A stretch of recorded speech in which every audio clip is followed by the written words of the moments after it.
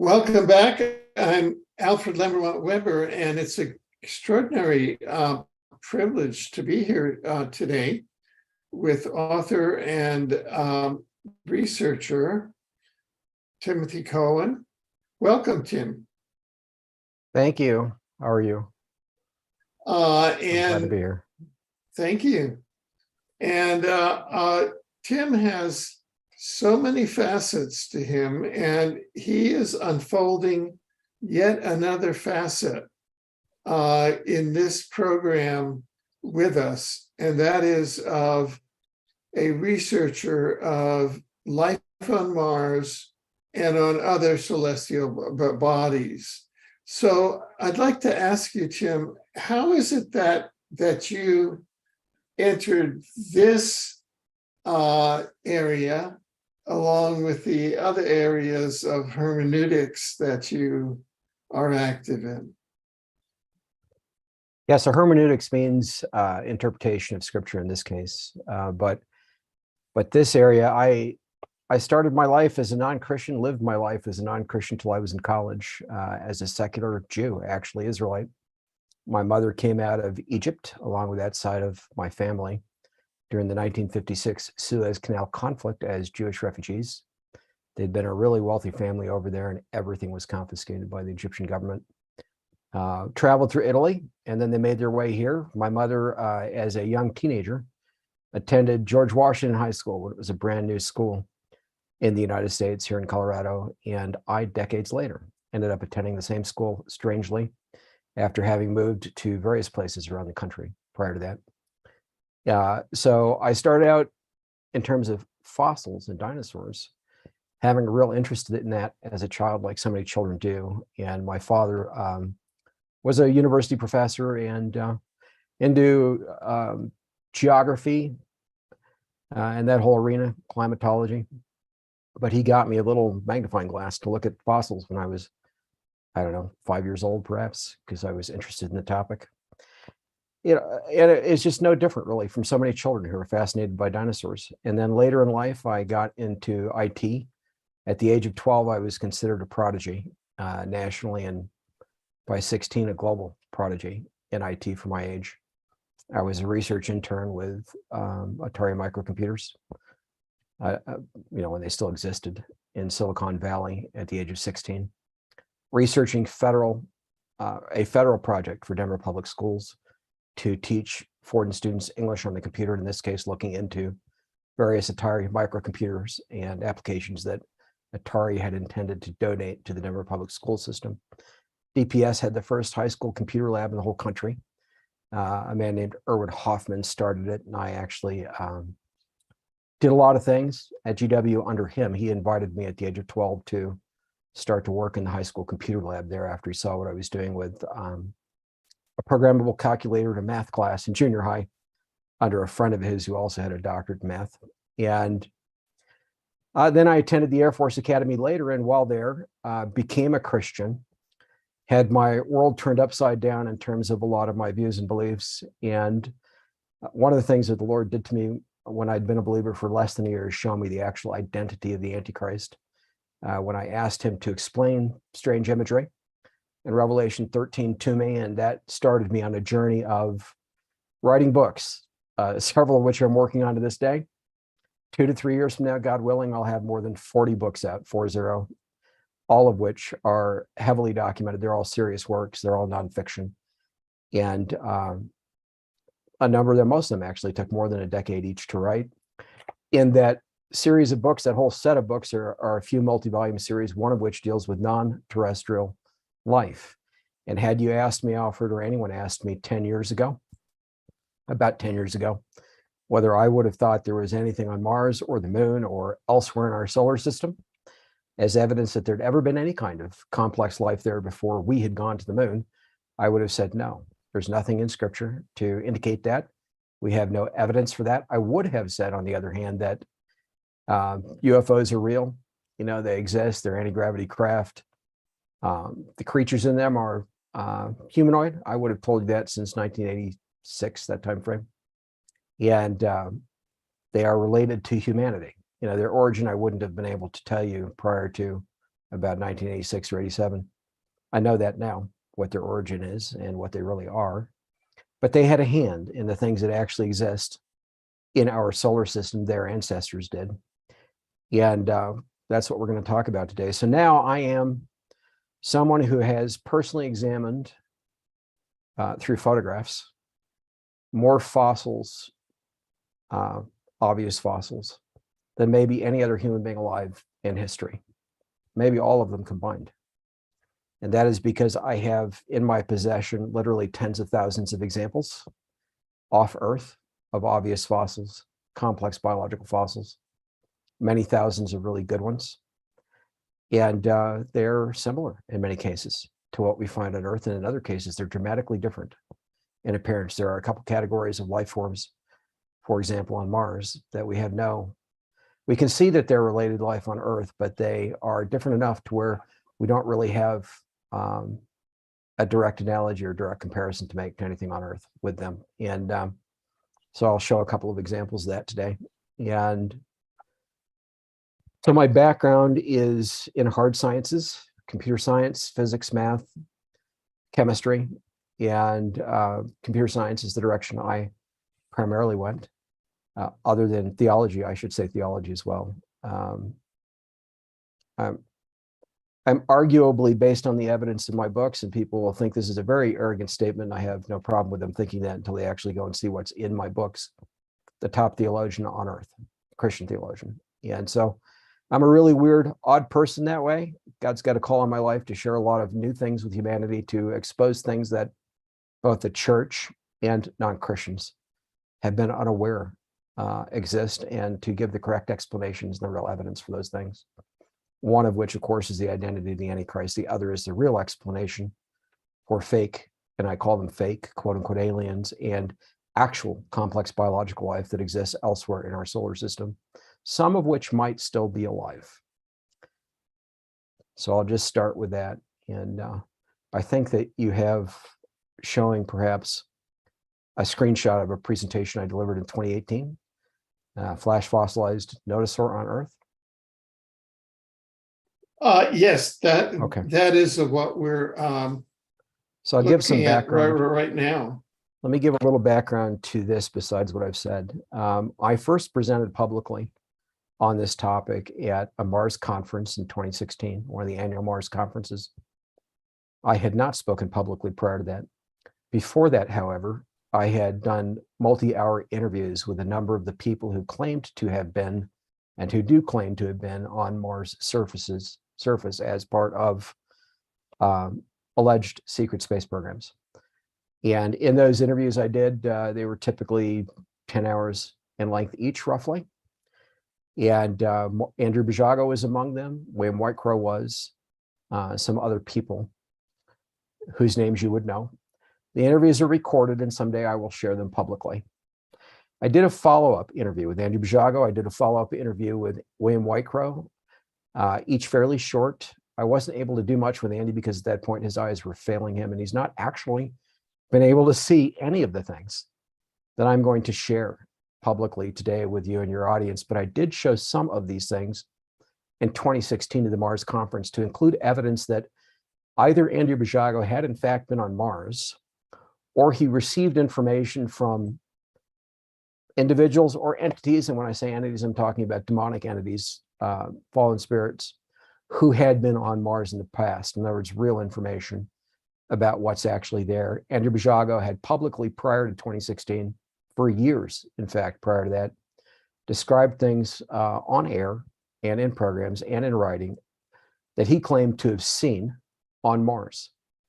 I personally found evidence of some of those things that are, very obvious evidence of some of those things which are not like what we see on Earth. They're different enough to where Andy either had seen those things or he received information from somewhere about those things, meaning he was on Mars or he had real information, either way. And I shared some of those photos of creatures, fossils that he described to me in the interviews I did with him, some of which he didn't describe to anybody else publicly, but they're in my recorded longer set of interviews with him. I'll show an example of that, which he calls a dump truck sized locust, basically.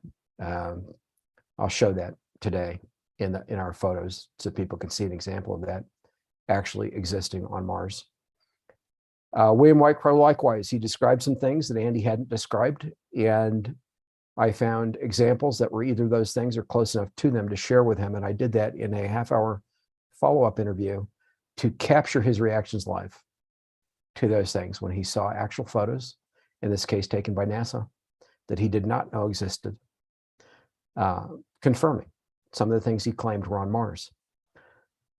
Apart from all of that, I have a vast array of evidence, including whole categories of different kinds of fossils on Mars and other bodies in our solar system that no one else has described or even known exist, unless they might be in a secret space program and have gone to those bodies, though they're not talking publicly if that's the case, obviously.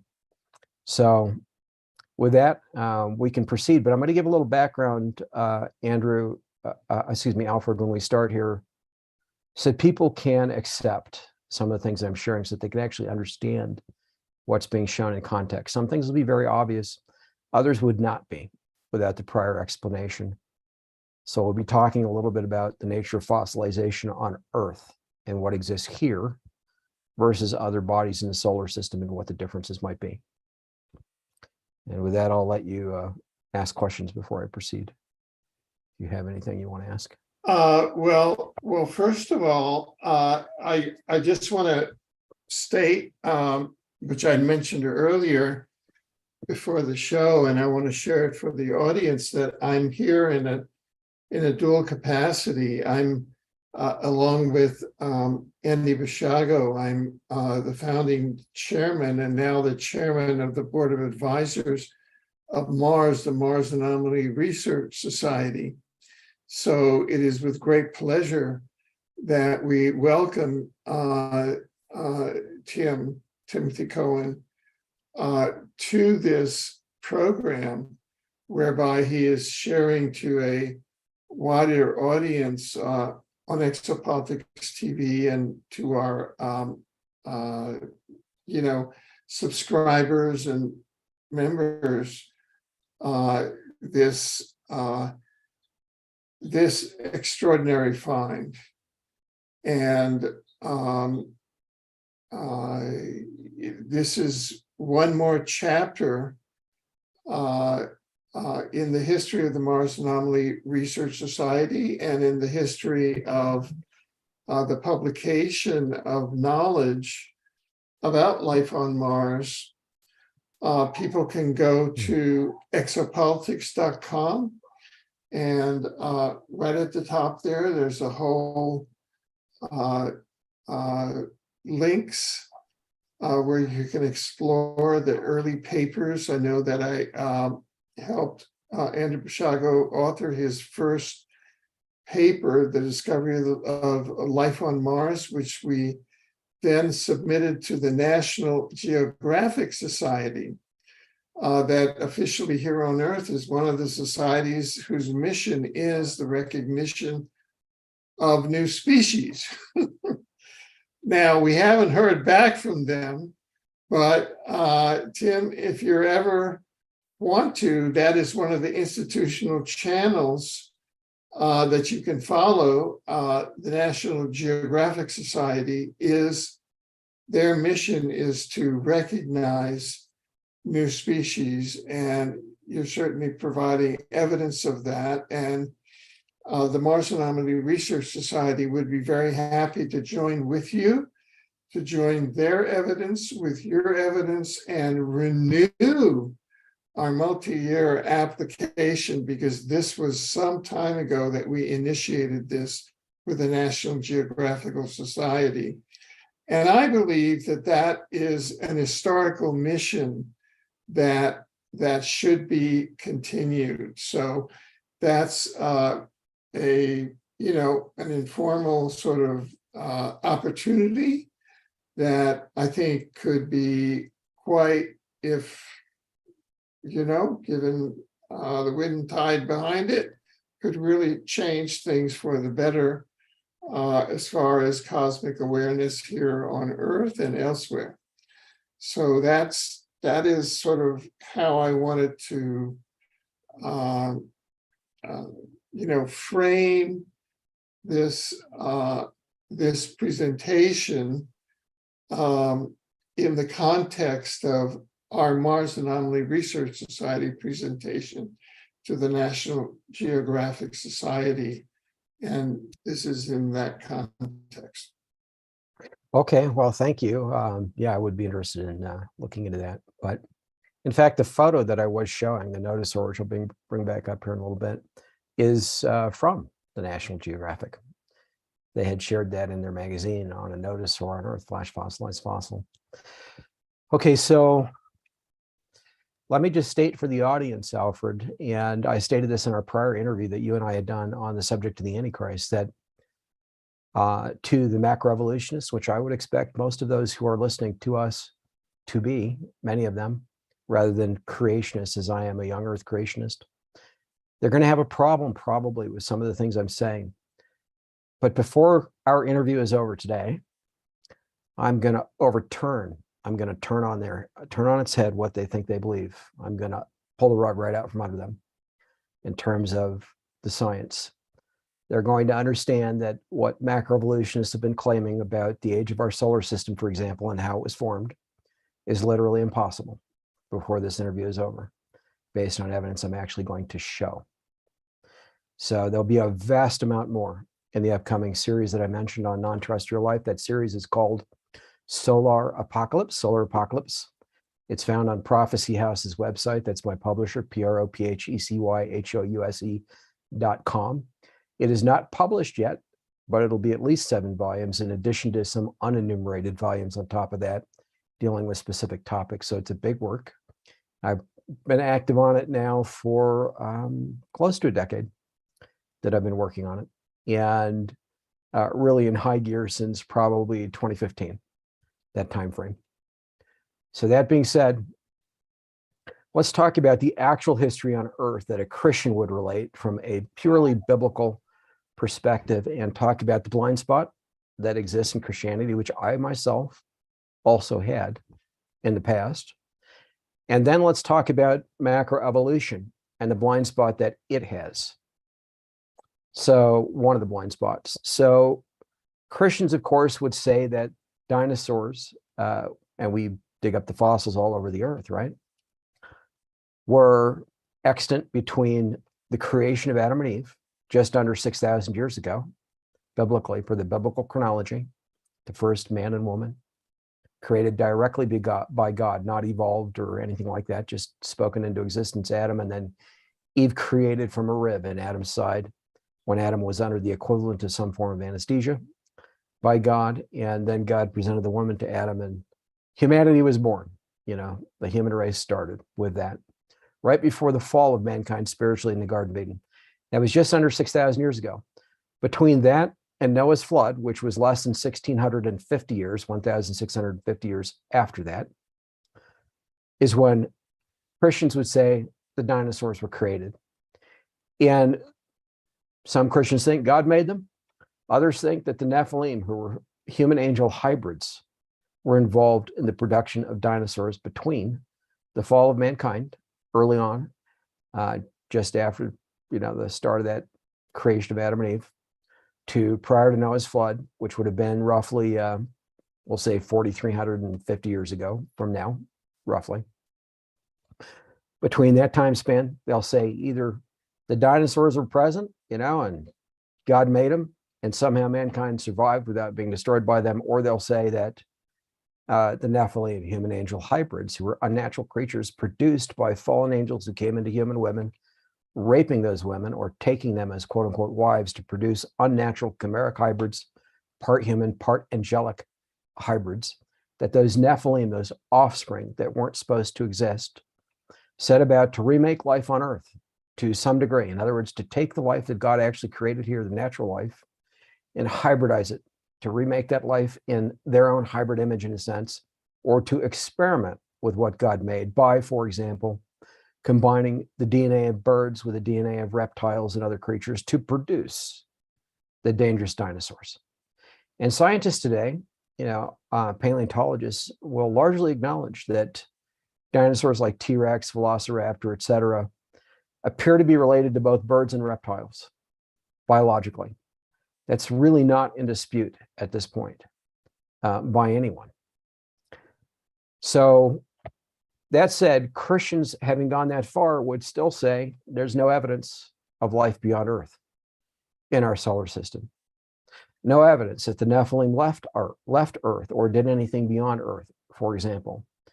We would say that the Nephilim, those who really understand Scripture, are disembodied, that the demons are disembodied Nephilim. In other words, demons capable of possessing human beings or other creatures on Earth, which wander the earth looking for bodies to possess. The demons we read about, for example, in the New Testament, are not quite the same as angels. They're part angel, but what they really are is the disembodied spirits of the Nephilim who were killed in Noah's flood thousands of years ago on Earth, when the flood wiped out all life on the planet except what was aboard Noah's Ark. And if you take a literal reading of Scripture and you believe that history was real, and of course I do, that these Nephilim were wiped out, they became the demons, and they exist in that form on Earth. And if they possess a human being or another creature in that sense, that human or that creature might, for whatever period the possession continues, be called a Nephil. A secondary Nephil, if you wanted to go that far. So that's where I started in my understanding of Scripture. What the Lord showed me, however, in the last decade, roughly, is that, in fact, the Nephilim were busy all over our solar system. They had left the Earth, some of them, and they were transporting these chimeric hybrids, not just putting them here on Earth as dangerous dinosaurs, but literally seeding them all across the solar system. In addition to that, our solar system was more habitable prior to Noah's flood, just like the Earth was, than today. Our moon had an ocean, a liquid water ocean, and a breathable, oxygenated atmosphere that would have been quite thick, not necessarily dense, but quite thick compared to Earth's. And in the last few years, macroevolutionary astrophysicists have come out, some of them, and said, there seems to be evidence that the moon once had a liquid water ocean, and suggesting that it might have existed for perhaps 100,000 to 200,000 years, roughly. They're seeing things on the moon that suggest to them that there is evidence that once the moon had an atmosphere and an ocean. They're not seeing what I see yet. That time will come. But that's our moon. We can see that one side of our moon is more pockmarked than the other. It was struck by debris, comets and asteroids, and it's more pockmarked, and it shielded the Earth to an extent. Macroevolutionists will claim that happened billions of years ago when the moon was struck. They'll deny that Noah's flood happened only thousands of years ago on Earth. Then we can look at Mars, and we can see that Mars was once a habitable Earth-like planet, and it has retained some of its atmosphere. Some would say thicker than others. Andrew Bajada would say it was breathable. It's breathable even now, based on experiences he claims to have had on Mars. NASA would claim that the atmosphere is thin and not breathable, that there's some oxygen remaining, that it's mostly carbon dioxide, et cetera, that the surface of the planet gets very cold at night, and at its highs can reach the upper 60s to low 70s Fahrenheit during the daytime in the hottest places on Mars every day. That's NASA's claim, in essence. The truth is somewhere in between, and I'll come back to that. Then we have evidence of debris, a debris field, more than one actually in our solar system, but a massive one between Mars and Jupiter, suggesting there had been a past planetary body, or at least one, that no longer exists. It was destroyed, blown up. That's what I would say. Others might say that that debris is just comets and asteroids that formed from gases and never managed to coalesce further into planetoids or planetary bodies. That's what they would claim.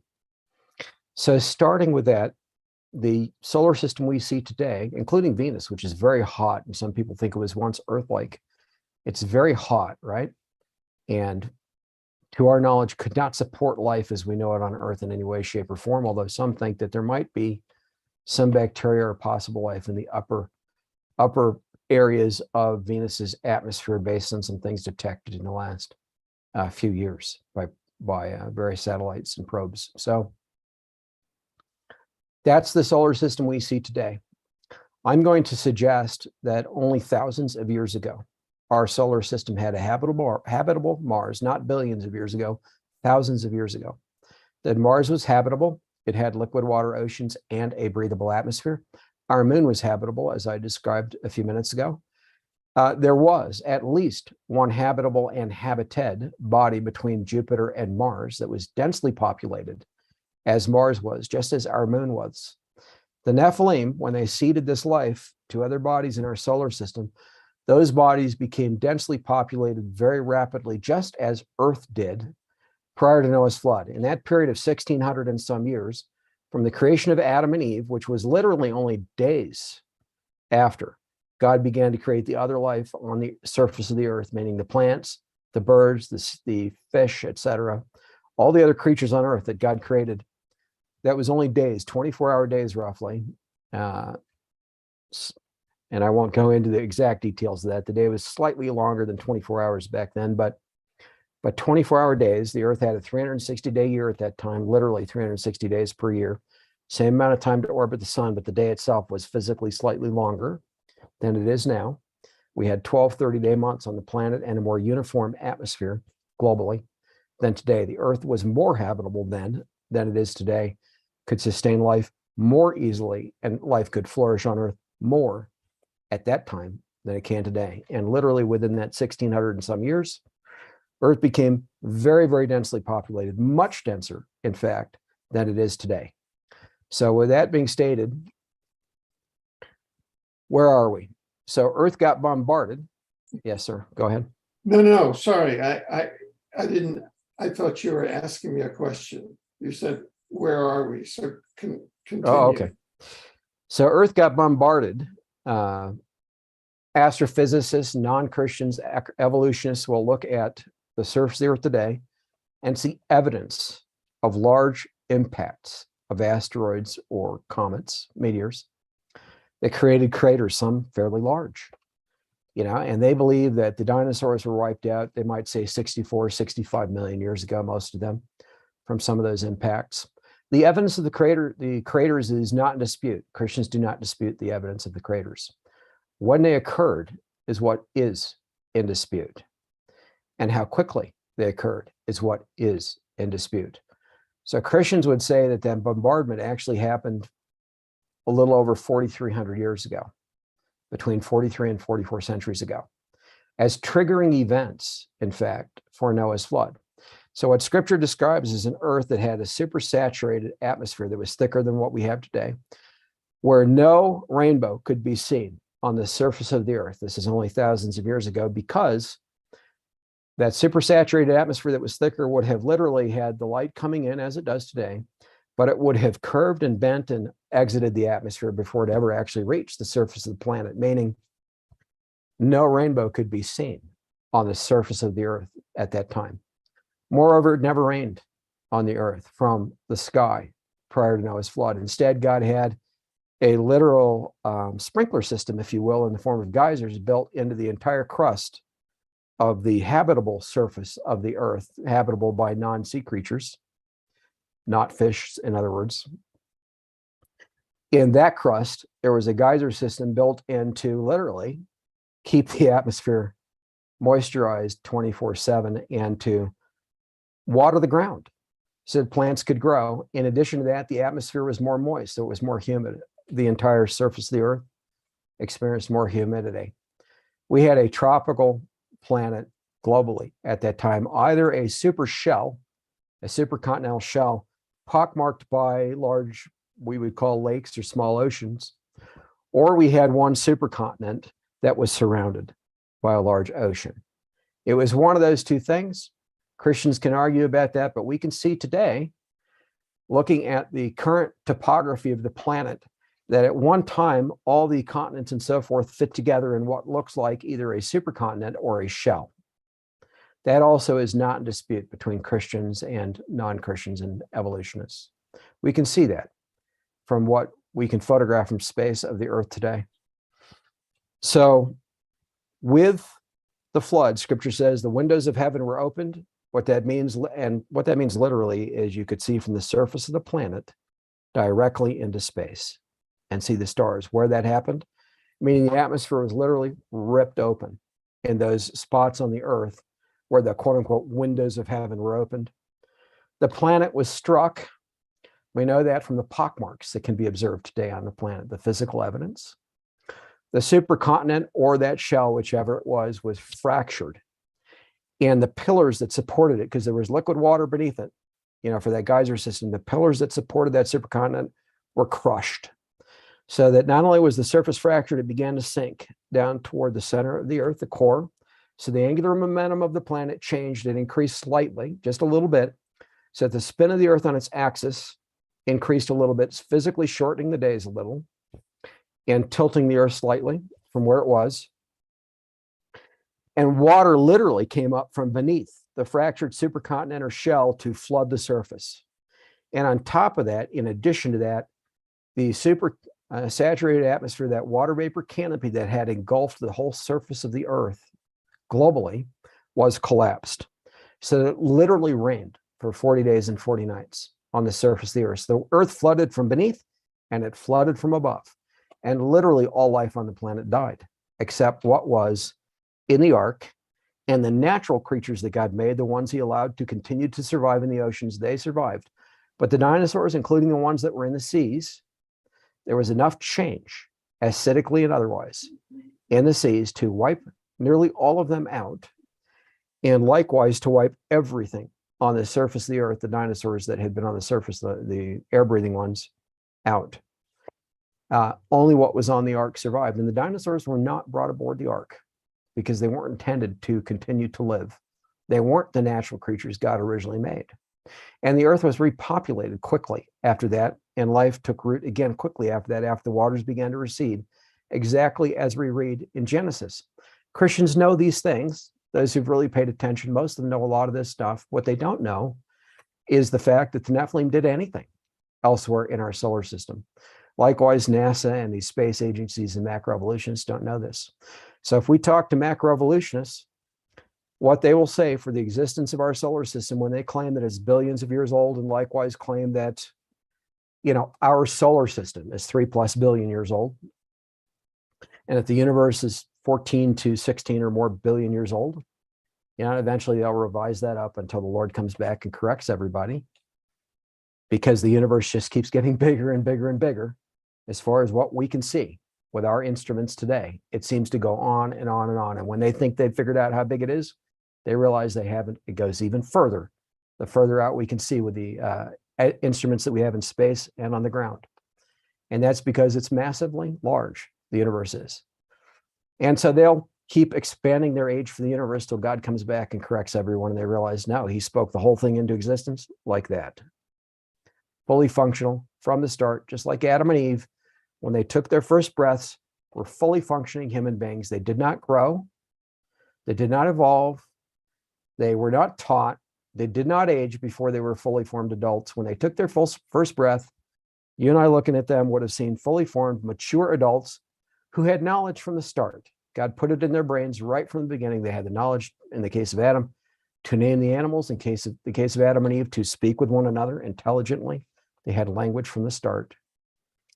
They were ready to reproduce in the natural way that we do today from the beginning when they took their first breaths. They would have appeared to be decades old, each of them, to us, when in fact they were 0 days old when they took their first breath.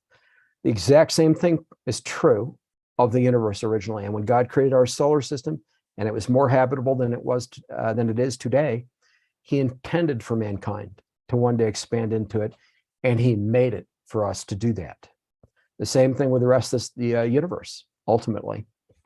But we screwed it up through rebellion against God, and of course, the fallen angels screwed it up by interacting with humanity, by producing the Nephilim. The Nephilim further screwed it up by seeding things that were dangerous to humanity, both on Earth and off Earth. And so that's where I want to start. Let's talk about fossils and how old they really are. Yeah. So when okay. Okay. I feel, for the sake of our multi-dimensional listening audience, that we create just a bit of a space for them, because a creationist perspective is so seldom heard on the air. And even speaking for the Mars Anomaly Research Society, our, for example, application to the National Geographic Society would be in an evolutionist perspective, not in a creationist perspective. So I just wanted to say that. But I do have one question. For example, are you saying then that even the anthropological and the archaeological record of so many human civilizations is only so many thousand years old, according to the creationist perspective? I mean, I'm not talking about geological. I would call the creationist perspective Deus ex machina, God and the machine, because you're saying that the universe is just a big machine that God comes and creates from nothing and creates it in a certain status because there's no evolution from a big bang, which is the other way, right? And so I would call yours, rather than Big Bang, I would call it Deus ex machina, just to. Okay, so yes, I am saying that they've all existed within the last 6,000 years. They all had their start and their end within that time period. And do you honestly believe that what you've stated is consistent with the archaeological record, number one, the carbon dating process, number two? So when we talk about carbon dating, we're talking about the ratio of carbon-12 to carbon-14, and there are multiple dating methods that creationists address. In fact, we address all of them. And you'll find lots of creationists who have PhDs in the hard sciences who deal with dating methods directly. So in the case of carbon-12 to carbon-14, let's talk about how it's created. When solar radiation reaches the surface of the Earth, the ratio of carbon-12 to carbon-14 is physically changed. And we have an idea of the rate at which certain radiation reaches the surface of the planet, and therefore the rate at which carbon-12 to carbon-14 is both produced and changed. Before Noah's flood, because that radiation was literally not reaching the surface of the Earth, everything suddenly, like it's a hard wall, literally everything, Alfred, right before Noah's flood, from the point of the flood earlier, appears to be very old. And that's because there's an assumption on the part of those who are using the carbon dating method. They're assuming that what was true 4,000 years ago, in terms of the rate of the change of that ratio of carbon-12 to carbon-14, was true 5,000 years ago. And the reason they're assuming that is they think Earth's atmosphere was like it was, that 5,000 years ago, it was the same as it was 4,000 years ago.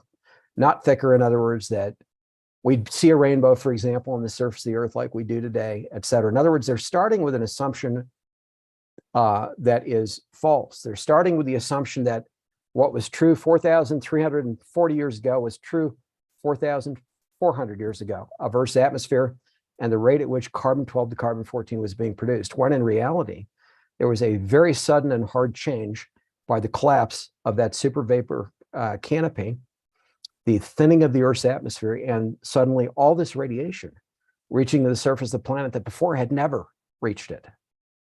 So in other words, the dating method is actually pretty accurate, going back just to the point of the flood. Anything prior to that looks very old, and the dating method is literally nonsense. It's unusable. When we talk, for example, about Egypt, we see all these pyramids today, right? Like the pyramids at Giza. You can actually go to the top of some of those pyramids, the very top, and you will find seashells encrusted between the rocks, the stones. What's the explanation for that?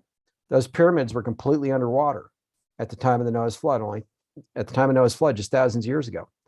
But in addition to that, there are even more pyramids than are exposed that we know about on the Earth today, still buried beneath the sands, and also in some cases buried in the oceans just off the coasts of Egypt and other places around the world.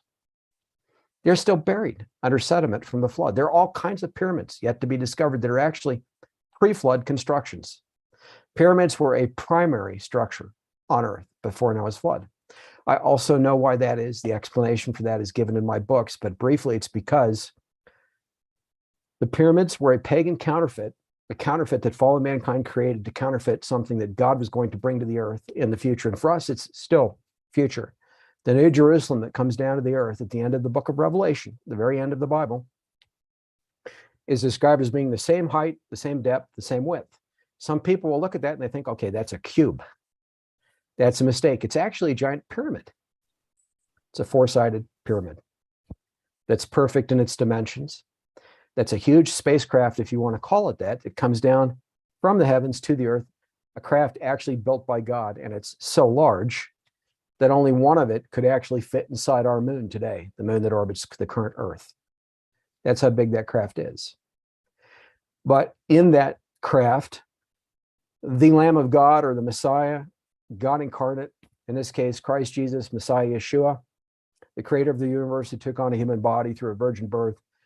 He is the God-man, the actual God-man, the creator of the universe. He will dwell in that New Jerusalem among his saints, meaning Christians who've been resurrected or translated, who have their eternal bodies at that time in history. That's more than 1,000 years from now. His servants who are alive, not dead, in eternal bodies, will be with him, not as disembodied spirits, but physically like you and I have flesh and bone, able to reproduce just like we can today, except eternal bodies that will never die, never grow old, never grow sick, never be hungry, never be thirsty, never have any kind of deprivation, etc. Never sin, without a sin nature, but perfect, living forever with God who made us in eternal bodies. And we will go into and out of that New Jerusalem, that giant pyramidal city. That is the real thing that the pyramids of the pagans and the non-Christians throughout history have counterfeited. So for example, in Egypt, they take their pharaoh, their god king, stick him at death in the middle of that pyramid, embalmed to try to somehow preserve the body for a long period of time, kill his servants and bury them with him, along with their treasures for the so-called afterlife. Sometimes with, we'll call them grooves or passageways in the pyramid facing the stars to face Orion or some other location, for the spirits ostensibly to ascend, this pagan counterfeit of the real thing that God is bringing just a little more than a millennium from now. So that being said, there's all kinds of things to be discovered beneath the sand still, including technology from before Noah's flood. The earth had, through the Nephilim, technology capable of traversing not just our solar system, but interstellar travel. And in secret space programs, governments, including the United States government, have some of that technology today, acquired in a similar manner to prior to the flood, originally starting with the fallen angels given to the Nephilim, who then shared some of it with mankind who worshiped them as false gods. So humans were taken to other planetary bodies as well, not just humanoids produced from us as unnatural chimeric hybrids, but enslaved and pagan humans. So there may very well be breakaway civilizations beyond Earth. That is a real possibility that should not be discounted, but they would be saved if they're human in the same way that we are today through belief in the real God. So that's a little background. Yeah. No, right. I have one question, and then we can go going through to get back to the life on Mars, etc.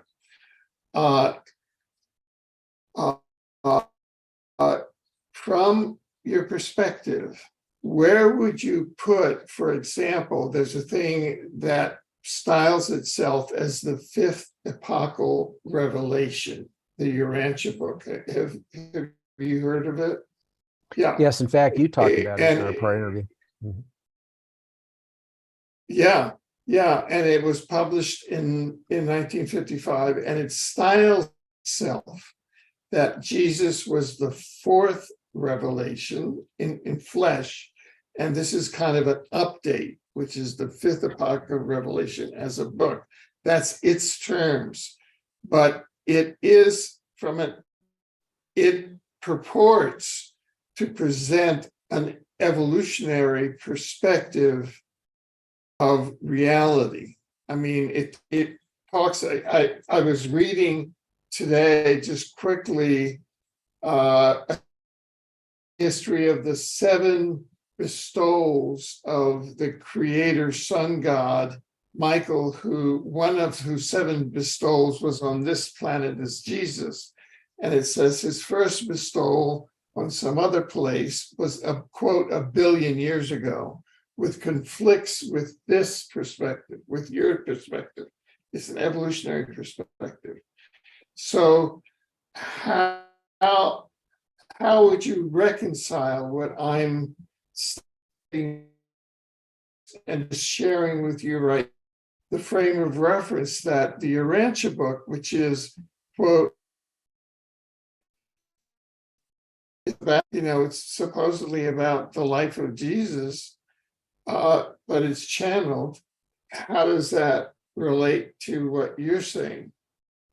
Okay, I have to give a little bit of theological background, and I apologize for that in order to properly answer your question, because I need to get into the nature of angels and demons just a little bit more to answer that question. Okay. So, Christians talk about God the Father, God the Word, God the Son as Father, Word, Son, comprising God, the one God who lives. He's not 3 gods, he's one God. He's Father, Word, and Holy Spirit. Holy Spirit, God sustains the entire universe by his Spirit as a physical thing that he sustains supernaturally, that he spoke into existence. The Word is the mind of God, took on a human body. That's who Jesus, Yeshua, actually is. That's why he's the creator of the universe, not some angel or something like that. And in that body in which the Word dwells among us as flesh and is returning in the same body in which he rose from the grave, he has the Holy Spirit without measure. So when we become Christians and we give our lives to God through Christ, God fills us with his Spirit. We get a measure, if you will, of the Holy Spirit, a measure of God who dwells in us. That's not quite the same thing as what happened with the Messiah, with Jesus. He has the Spirit of God without measure because he's God. He's literally the God who created the universe. He is omnipresent at the same time that he could dwell among us. He can be across the entire universe observing it at the same time. So that being stated, Satan is among the most powerful group of angels God ever made. They were called the cherubim. That's plural. So Satan was a cherub, but he was not only in that group of the most powerful angels God ever made. He was the messianic cherub. He was the anointed cherub before he transgressed against God. He was in the role of a Messiah to the rest of the angels in God's creation before he transgressed. Scripture tells us he was the anointed cherub, the messianic cherub. So he transgressed, and 1/3 of the angels in heaven transgressed with him. Satan wanted to be God. He was jealous of God. He wanted to put his own throne above the physical universe, above the stars God made. He literally went insane. He was a created being. Eternal and powerful, yes, that's how God made him, but nonetheless a peon compared to the real God, the creator of the universe. A nothing by comparison, if you want to put it that way. Nevertheless, he deceived 1/3 of the angels, some other cherubim, and then just regular angels, 1/3 of them. So a small group of those fallen angels came into human women right after God made life on earth and produced the Nephilim to then do what they did that I've already described, and including to become the demons, the ones who died on earth. Demons, the ones who died off earth in that bombardment that struck earth. There was other things that happened in our solar system that wiped out most, not all, of the Nephilim at that time throughout the whole solar system. That being said, Christians will talk about a counterfeit of the Father, the Word, and the Holy Spirit, a counterfeit of God. And they will call that Satan, that top angel I'm talking about, who is also known as Lucifer. Or day star is another translation for this fallen angel, this top fallen angel.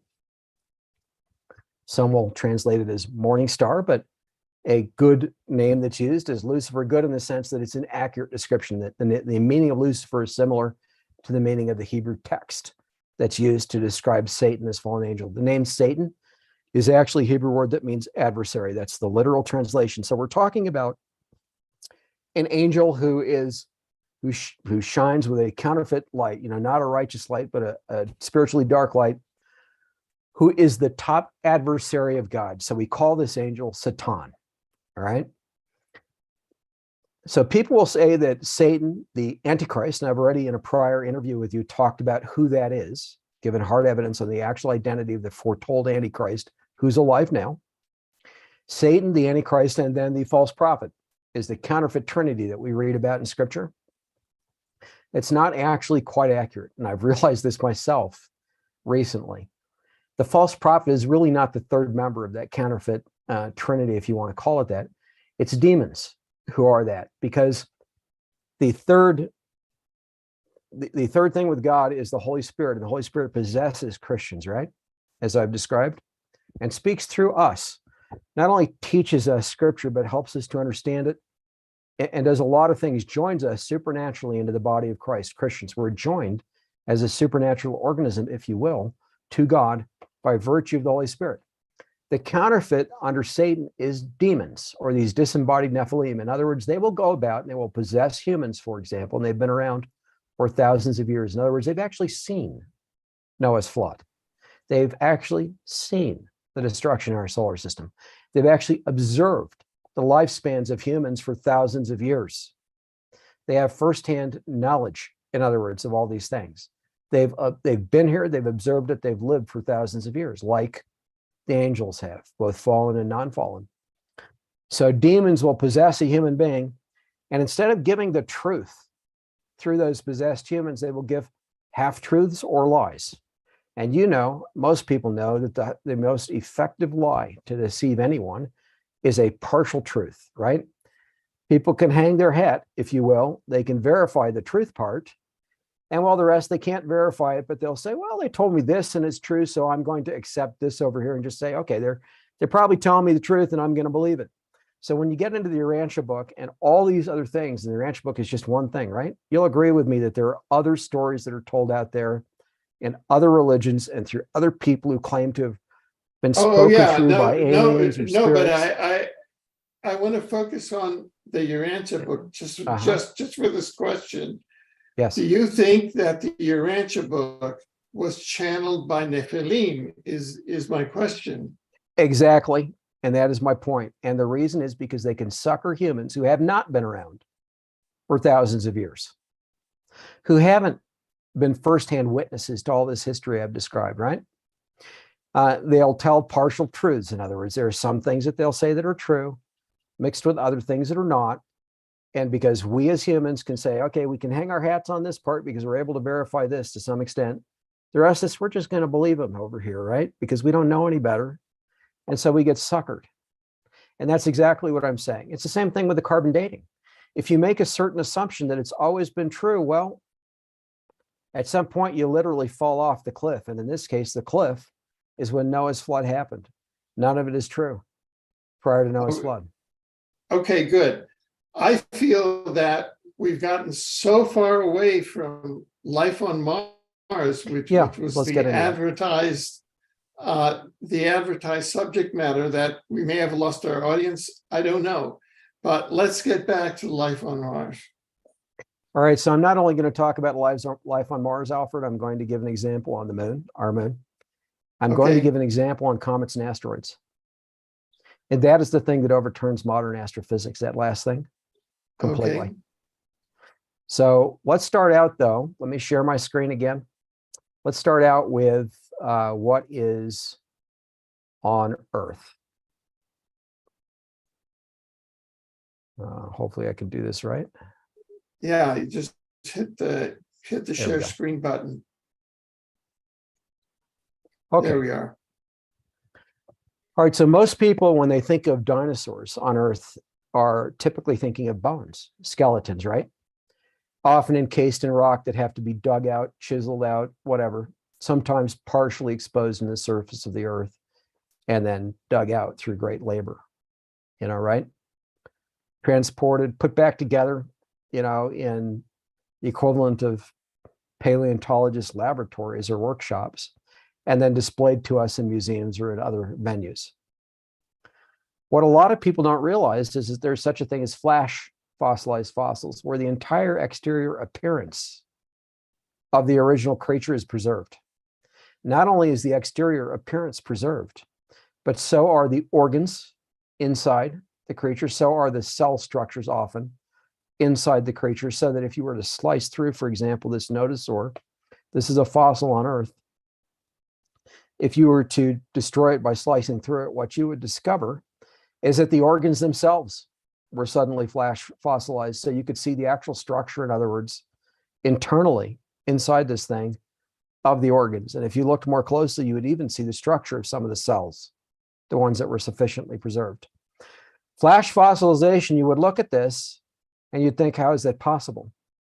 And what we know today, and what we've known, in fact, for multiple decades, since the early 1980s at the latest, is that you can take a whole creature, a big one like a dinosaur, such as this one. You can actually fossilize the entire creature in a period of hours to days, a month tops, so quickly that there isn't time for the flesh and so forth to decay or it be eaten away to just bones before it fossilizes. We see this today, and this was shown by the National Geographic. This nodosaur was found in Canada a number of years ago. It took a man 7 years to chisel what you see at a rock right here. This thing is about 30 feet long, I think, roughly, if I remember right. And so the head that you're seeing is actually more than a foot in length. I think it's about 3 feet long, the head that you're looking at right there on the left. That nodosaur, that whole thing fossilized in less than a month, probably fossilized within days. We know the chemical process by which that occurs today. And it's a combination of, it requires bacterial activity. So you have to have a lot of microbacteria for something like this to happen.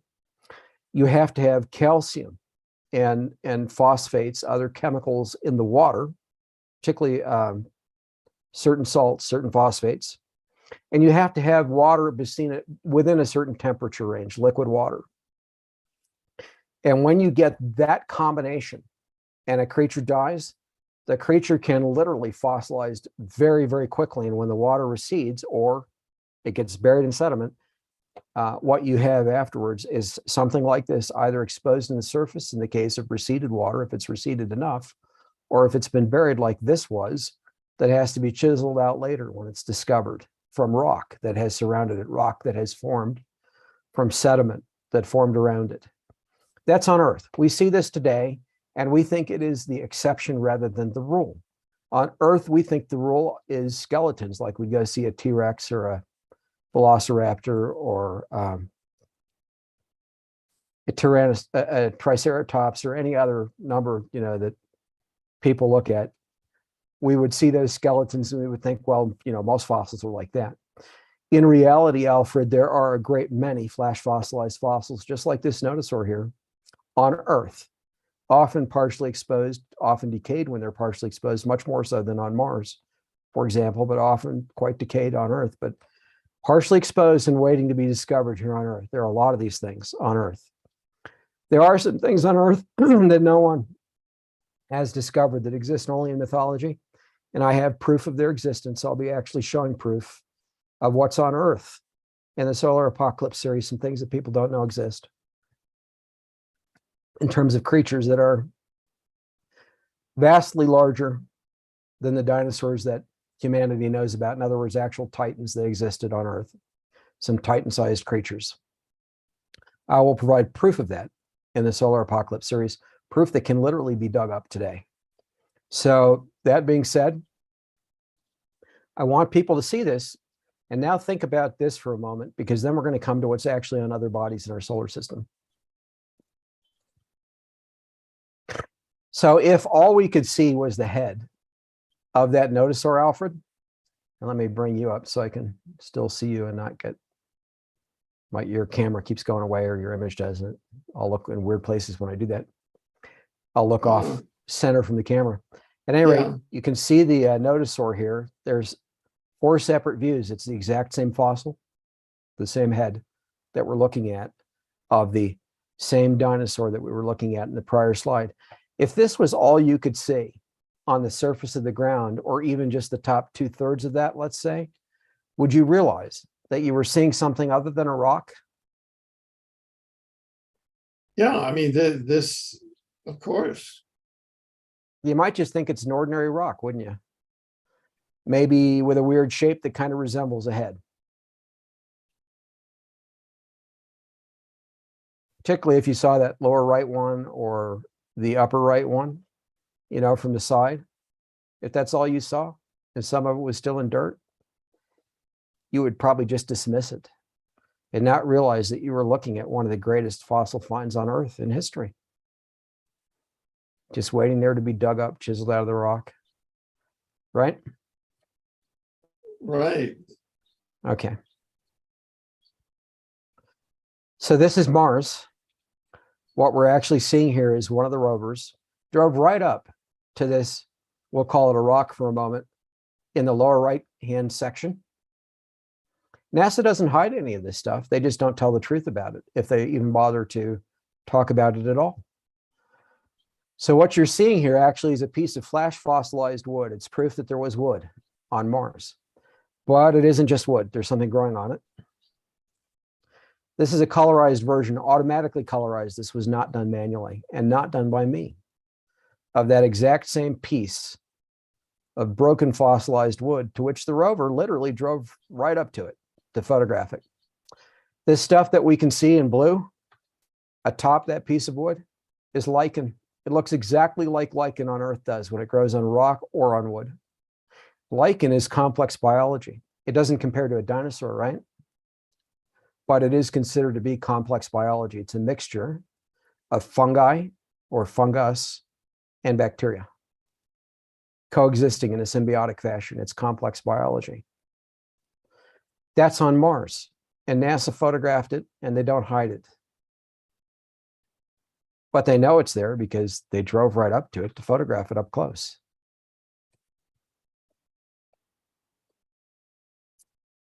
This is something anybody can pull up on the internet. Just Google Mars iguana. You're looking at a flash fossilized iguana completely exposed on the surface of Mars. You see this, Alfred? Oh, yeah. Well, that's, yeah. NASA took 4 photographs of this. This is one angle. You can see the back leg. The tail has some other things stuck onto it, some other fossils. That's why the tail looks a little weird. The head looks normal, just like an iguana, but it's turned to stone. And you can see the space, by the way, in that back right leg between the leg and the ground under it. That creature fossilized in water that then quickly dissipated from Mars' surface right after this thing turned to stone. It was not buried in sediment, though there were some other fossils around it. Nobody had to go dig that out. That's a completely exposed creature on Mars' surface that looks almost identical to iguanas on Earth today. You can find these photos by just Googling Mars iguana. Yeah, NASA doesn't talk about this. And if anybody gets them to talk about it, they'll just try to call it a rock. They'll lie. That iguana is even more obvious than the nodosaur that I just showed, if all you could see was the head of the nodosaur, right?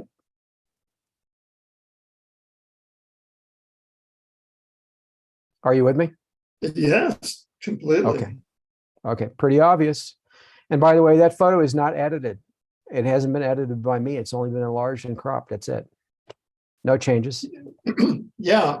Right. There's, I'm just saying, on our end, from the Mars Anomaly Research Society, we have a Facebook group, and in the category of Mars anomalies, photographs are posted there, and there are many anomalies that are posted there as well. So you Yes, and some of may them enjoy. are very good. Yep. Yeah, That's true. yeah. And some of them are very, very good, including this iguana was not found by me. I'm not the first person to see this. I did find it on my own, but others had Yeah. actually found this one before me. So it's Yeah. likely that somebody has shared this one on the Mars, the Mars Anomaly Research Society web Facebook page in the past. It's probably there.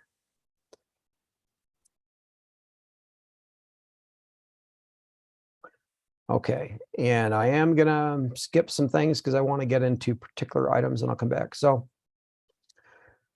this is on Mars. This is one that perplexed me for quite a while till I realized what I was looking at.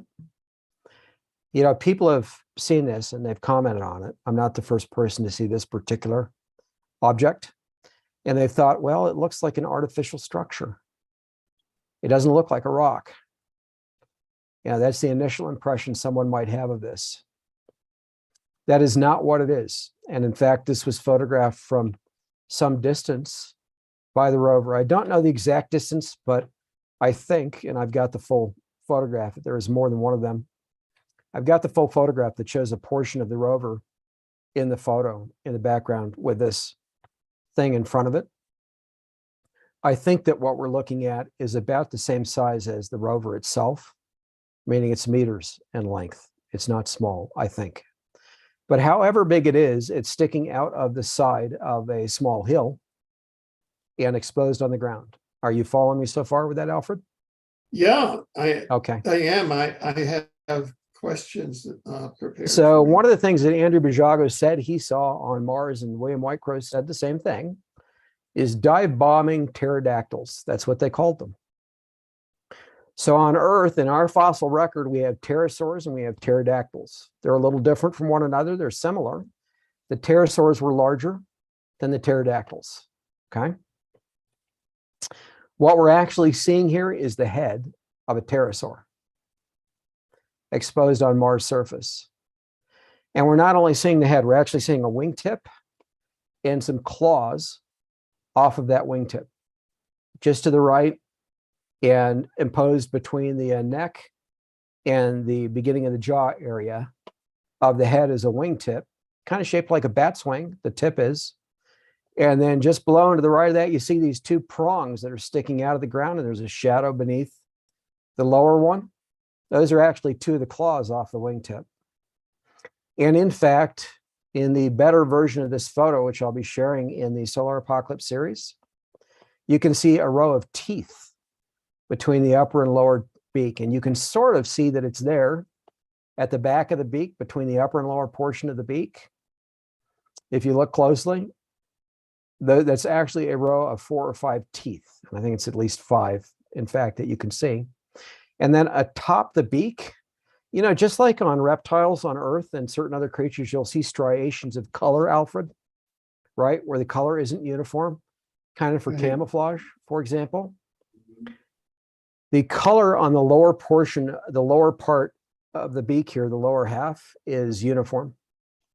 The pointed beak, it's not striated. But the top half of the beak is striated. We're not looking at a rock here, in other words. We're looking at a flash fossilized head of a pterosaur where the striations, the colors, the tonations are preserved in the fossil of this dead pterosaur's head. And if we could go to Mars today and dig that thing up, we'd find the entire creature right there under the ground. Right, Preserved. right. Now, I have a couple of questions. Mm-hmm. You mentioned God's judgment around Mars. Could you elaborate on all the causal connections that you know, what's the background? How does Mars differ from Earth in your version of things? So life was created, yeah. People talk about panspermia today.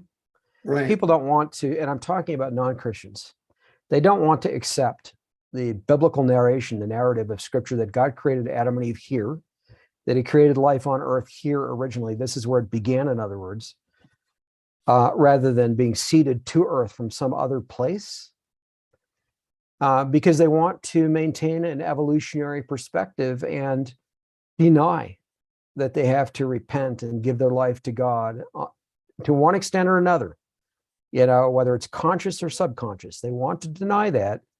They want some other explanation for how life, you know, exists here on Earth. So they'll go with evolution. Then you've got a lot of these people who are into quote unquote aliens today who are realizing that macroevolution doesn't actually work. You can go listen, for example, to the Ancient Aliens television series, and I've watched the whole thing. in detail. I've paid close attention to it, and I've documented things and addressed things in it in my solar apocalypse series. So there's literally nothing that they address in it that I don't in turn address from scripture and what's really true and with real evidence. That being said, they'll frequently in that series bring up the fact that evolution on Earth doesn't really work. And so they start to turn to people who are promoting this idea of panspermia. And then you get these groups who are saying, well, maybe it came from Mars, right?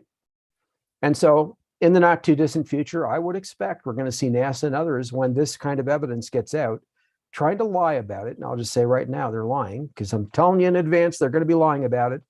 And they're going to say, well, this is evidence that there was life on Mars.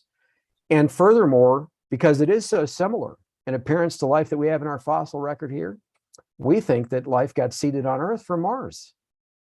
That's what we think. That's what they're going to claim. Wait for it, it'll happen. So that being said, we had these things that got put out there in our solar system by the Nephilim that weren't supposed to exist on Earth or out there. They literally spoiled our solar system so that it would be dangerous for mankind to expand into it. And it wasn't just about spoiling it, Alfred, and I can't get into a lot of detail about this, but one of the goals that Satan and the fallen angels had, and the Nephilim and the demons under them, is not just to remake life on Earth in their image by hybridizing it and ultimately supplanting the life that God made here. In other words, to produce bigger, badder, faster creatures kind of thing, to experiment en masse and see what they could do with it, and then to replace the original life God made with this other stuff. They wanted to become the quote unquote gods over their own worlds with these chimeras, these chimeric hybrids that they produced. And they pursued that on Mars. They pursued it on our moon. They pursued it, I believe, on Venus, though I can't prove it on Venus. They pursued it on other planetary bodies, and I can prove that, in our solar system. So what did God do? Because we couldn't go there with a solar system being like that in the future. It'd be too dangerous to us, just like life on Earth was becoming too dangerous before the flood due to dangerous dinosaurs like the T-Rex, the Tyrannosaurus, et cetera, the Velociraptor, yada, yada, et cetera, becoming too dangerous to us and to the other creatures God made.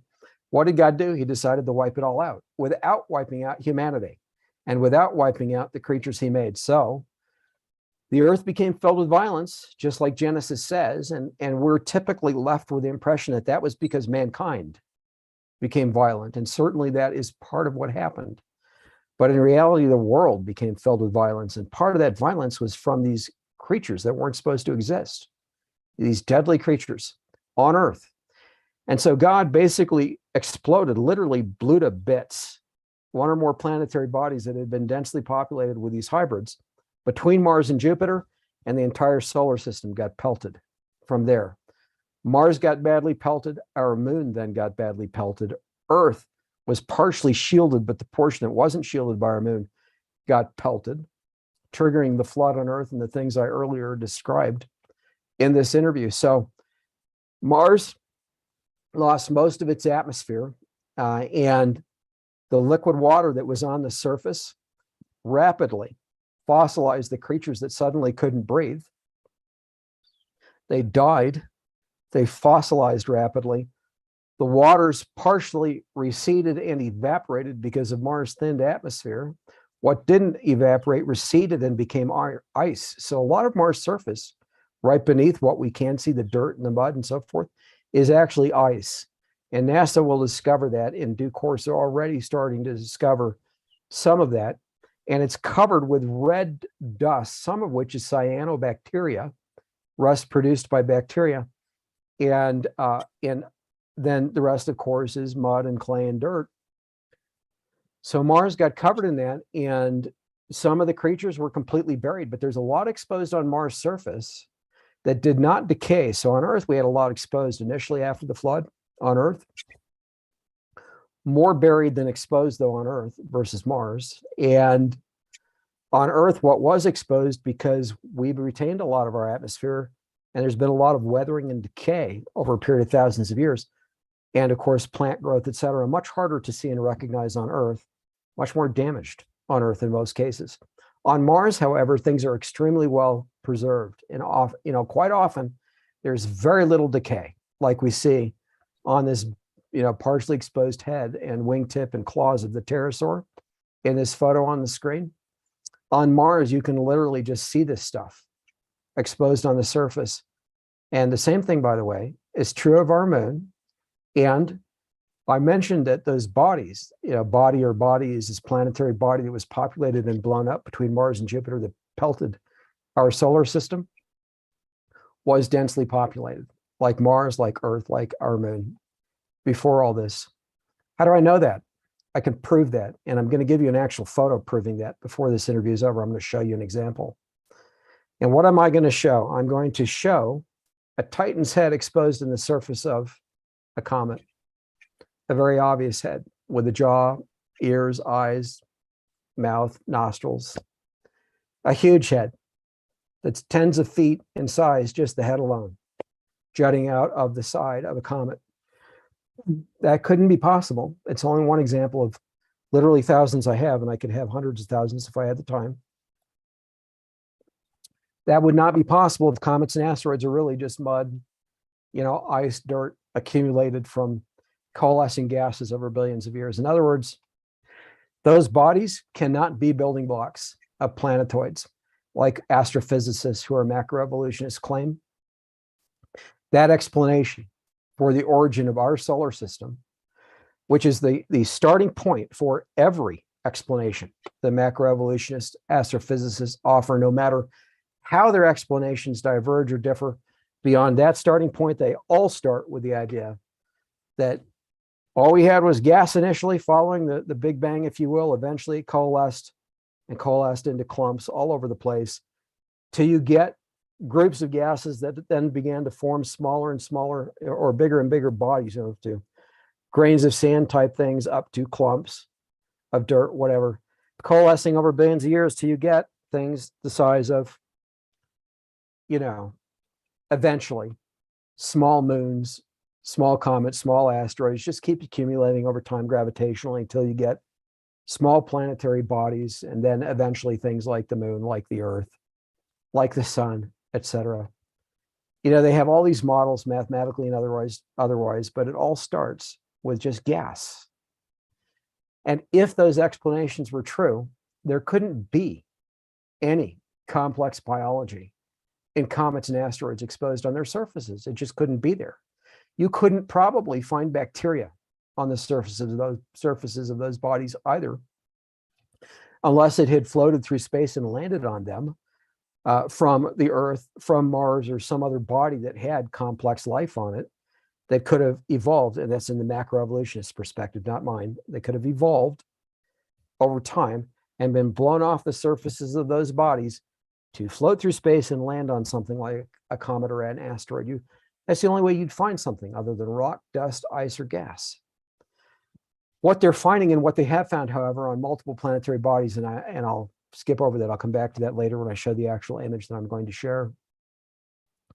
They're actually all filled with complex biology exposed on their surfaces, every single one of them, photographed by NASA, by the European Space Agency, by JAXA, the Japanese Space Agency. All three space agencies at this point have photographed multiple comets and asteroids in our solar system, in a number of instances up close. And so we have hundreds of thousands of photos of these objects at this point, and in all of them, and the space agencies are not talking about this, and in a number of instances they're mentally blind to what they're seeing, but in all of them, complex biology is exposed on the surface, including bodies of entire creatures laying there on the surface of these objects in some cases. Full corpses exposed. So how is that possible? I'll come back to that in a while. Let's continue with what's on Mars.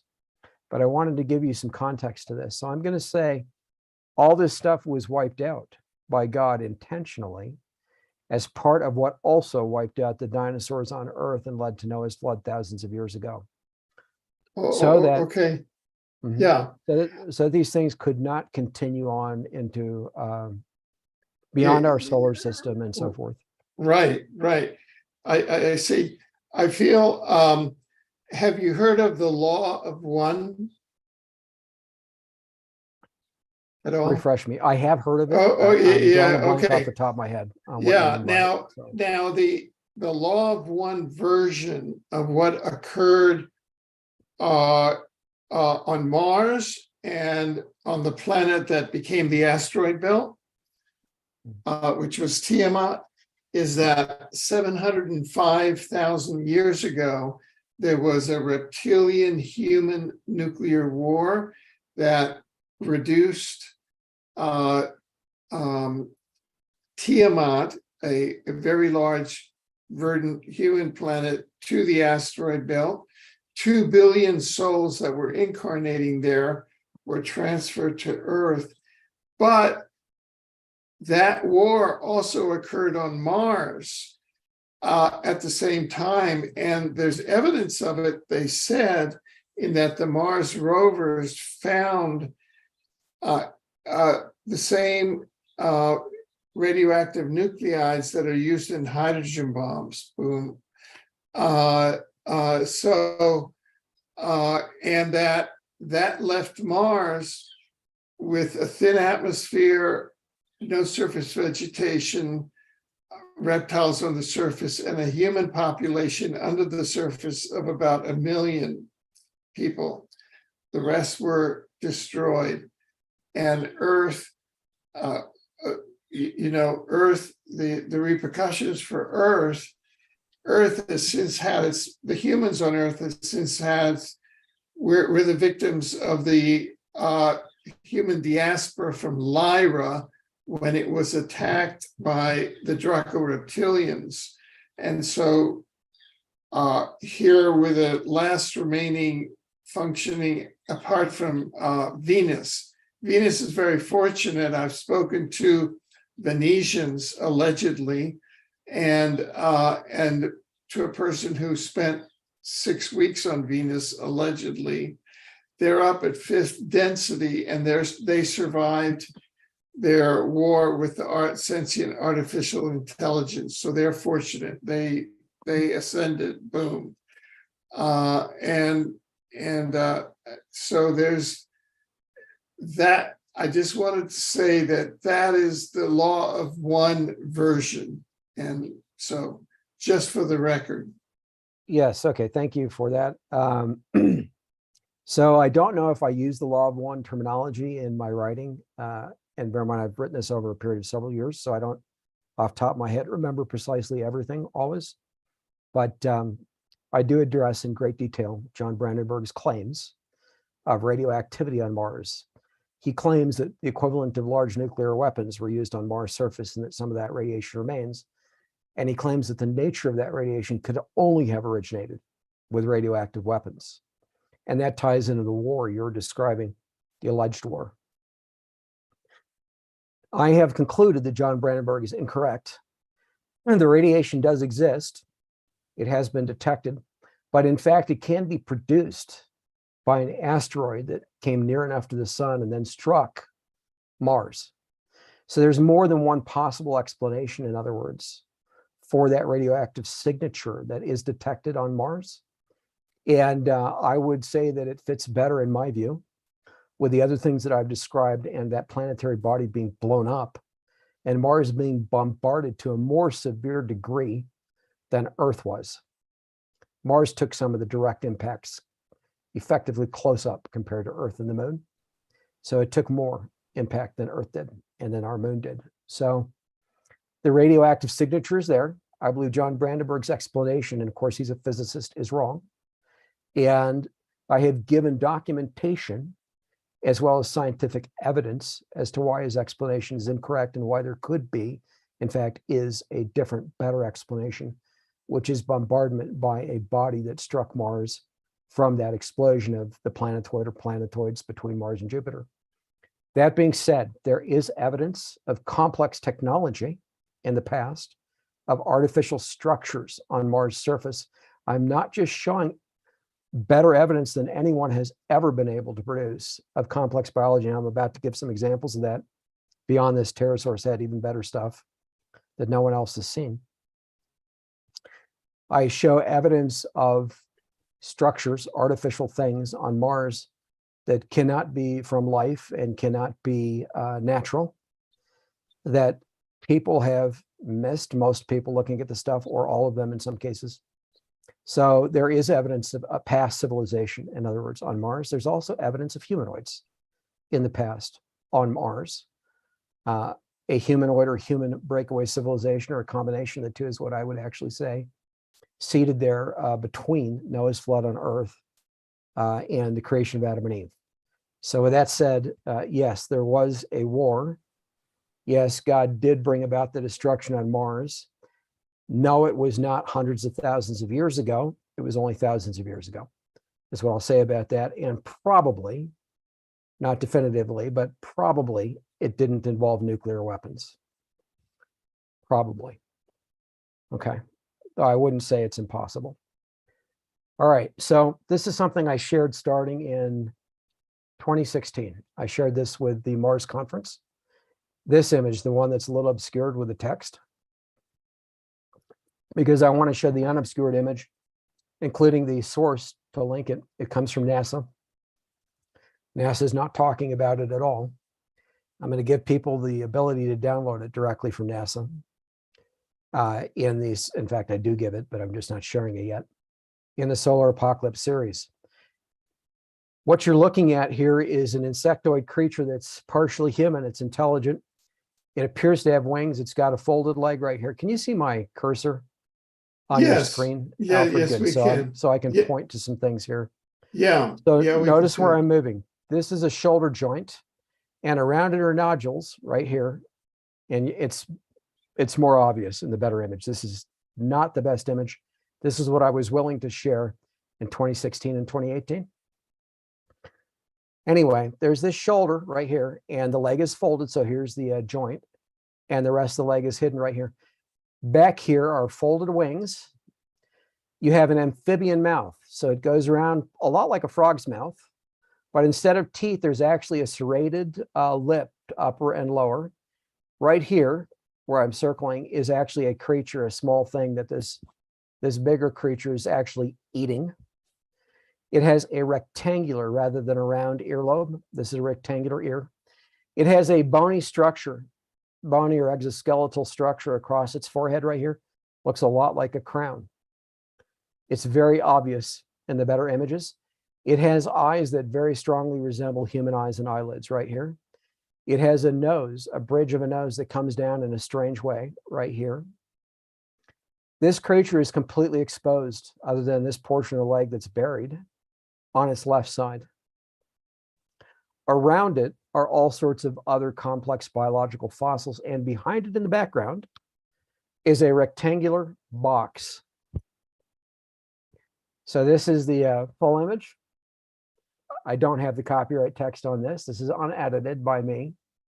This is from NASA. I won't say where it exists or anything like that, so NASA can't take it down. But even if they try, I've preserved the whole image, just so everybody knows. In the background here is a box. Can you see where I'm circling it? Yes.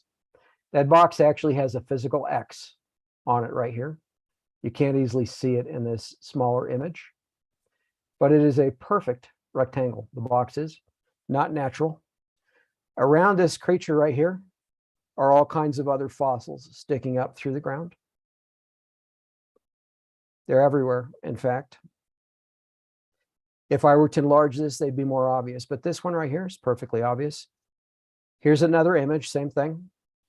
Again, I'm going to present better versions of this in the book, but you can see the nodules again around the shoulder, the folded leg, the amphibian-like mouth, and the lips are really quite incredible. You can't see it easily in this image, but you have vertical serrations around the lip, upper and lower, instead of teeth, as if it was designed with this thick, hard lip to chew.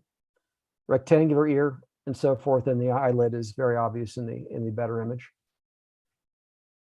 Okay, here's another one that I shared in 2016 and 2018 with the copyright text across it. This is a fully exposed head. There's the ear. It has this incredible ornate neck line at the base of its neck. Each of these is actually a round nodule. There's a few of them, 1, 2, 3, 4, 5, 6 that are exposed in a curved area around the neckline. The ear, the eye is closed. This is the eyelid. The nose, the bridge of the nose. This is the head right here. It's almost ant-like in shape. I interviewed Tony Rodriguez because of his description of some of the things that he'd seen about this. He didn't give me a perfect description of this, but I did a 10-hour roughly interview segment with him as well. I already had this. What is the scale? What is the scale of that head? That head is very far in the background from the rover.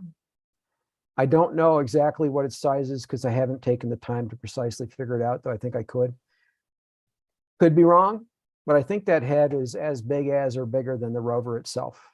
It's pretty big. And off of it are mandibles right here, 2 of them off the nose. I call them mandibles, but if you see the better resolution of this, and I will share it in the book, it's got a woven pattern, kind of like a braid. If you saw a girl with a braided hair, right? The pattern on each of these mandibles is actually braided, and you can see it in the higher resolution image of this head. This is another fossilized head back here, partially exposed. There's another one right here, and that's the nose right there. You can't easily see that in the image that I'm sharing here. Here's the same thing with the copyright text a bit further away. You can see this when it's not as blown up, it's a little less fuzzy. Here's another head. Okay, so this head is not looking straight up, right? It's horizontal on the surface of Mars, just as this is horizontal on the surface of Mars, right?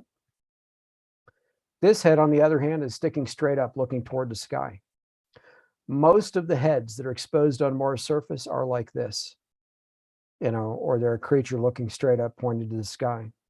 There's a reason for that, and that is when the catastrophe occurred on Mars, and the same thing happened on our moon and so forth.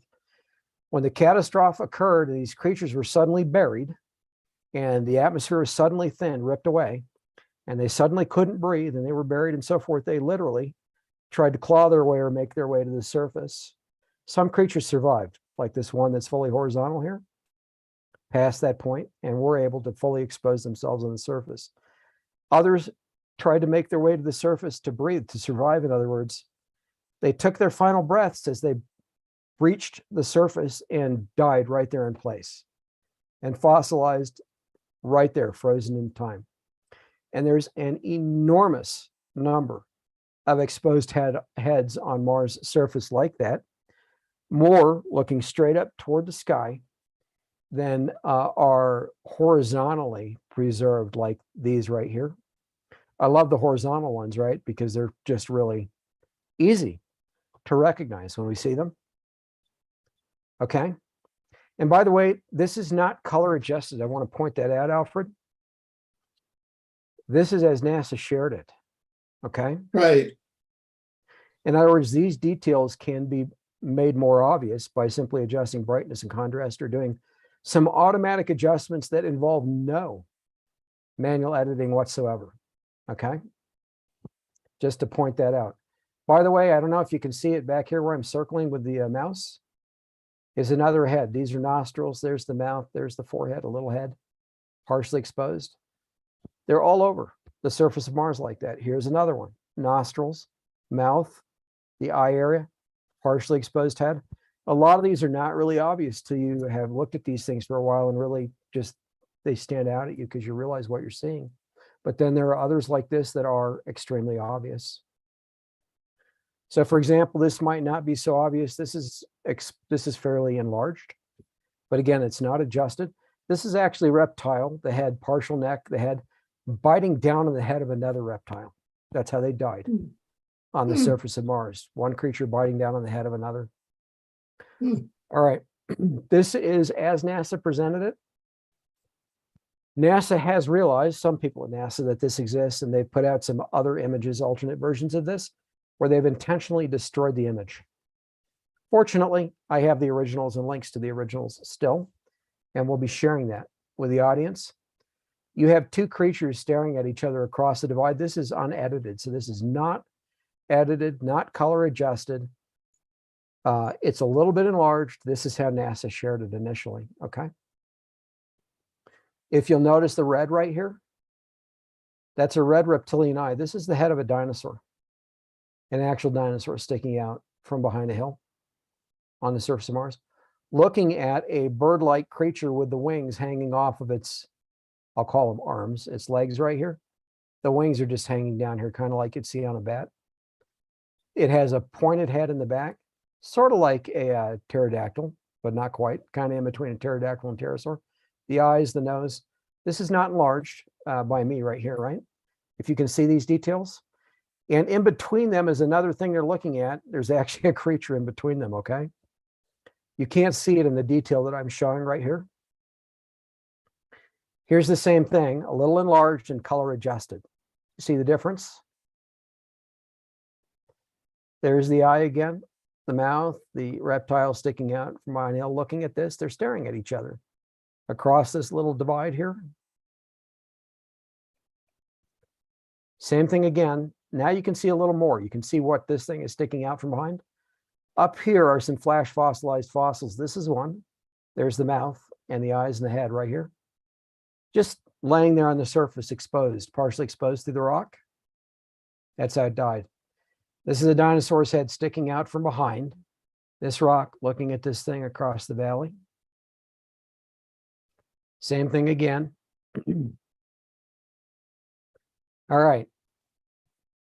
There are other examples where legs, including knees, are exposed and creatures are fully exposed on the surface of Mars, sometimes scurrying across the surface.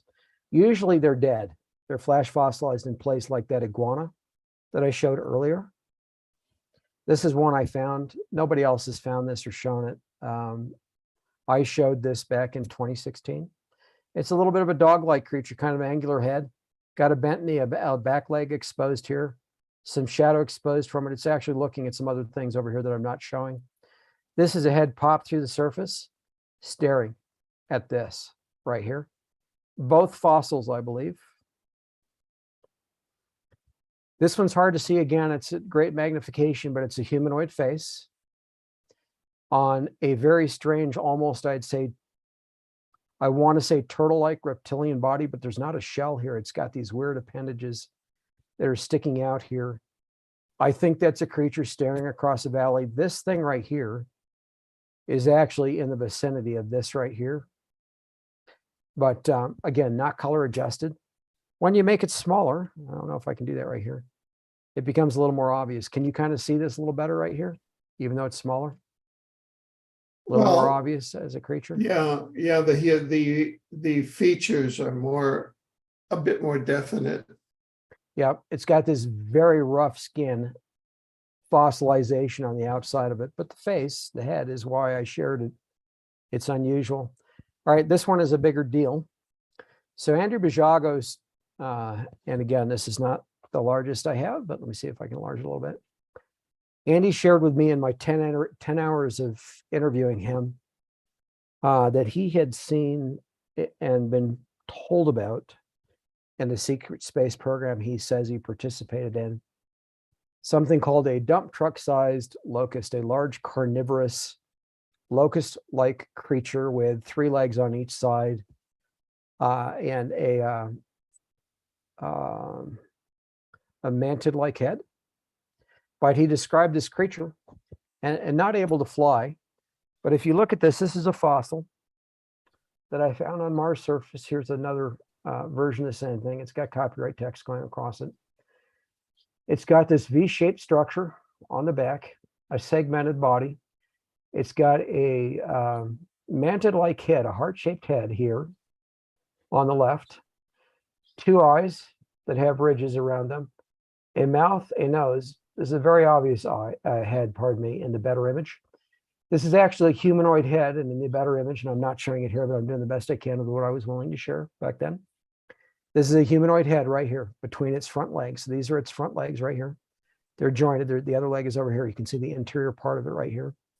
So you got 3 fully exposed legs that are segmented on the side of this, the back legs, the middle, and the front upper, okay?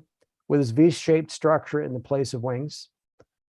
The main body segment and the rest of it going to the head up here. This is the creature that Andy described to me in detail in my 10 hours of interviews with him that I've not publicly shared. I wanted to show this to him at the Mars conference in 2016, but at that point he couldn't make it and his eyes were too deteriorated to see it. Right. But the key takeaway here is he told me about this in my interviewing him before he knew anything about me. He didn't know that I had any of these photos at all. He knew nothing whatsoever about me, but he was willing to be interviewed by me. And so that's where I started with him. Right. Isn't that interesting? Yeah. So that's mutual verification. It's proof that he was on Mars and saw this thing, or he was in a program where they told him about this thing, or a demon saw this thing in the past on Mars and described it to him or through him. It's one of those three things. People can make up their own mind on that. Of course, I have a lot to say about it. In the Solar Apocalypse series, I have an entire volume that deals with the people who claim to have been part of the secret space programs, the ones who are alleged to be most credible, including Andy, going through my evidence and the reasons I think specific individuals are credible or not credible. And then, of course, letting people make up their own minds based on the evidence I'm able to present in all cases. So this is where I talk about Andy in 2016, for example. So, all right. I won't say too much about this, but I'll point out a couple of things. This is probably hard to see it on people's screens very clearly, but so a rover, I believe it was a Spirit rover off the top of my head, took a series of images of what you're seeing here in the background in black and white grayscale. Right. And this is actually a tail coming off of this thing right here. It's a very obvious tail.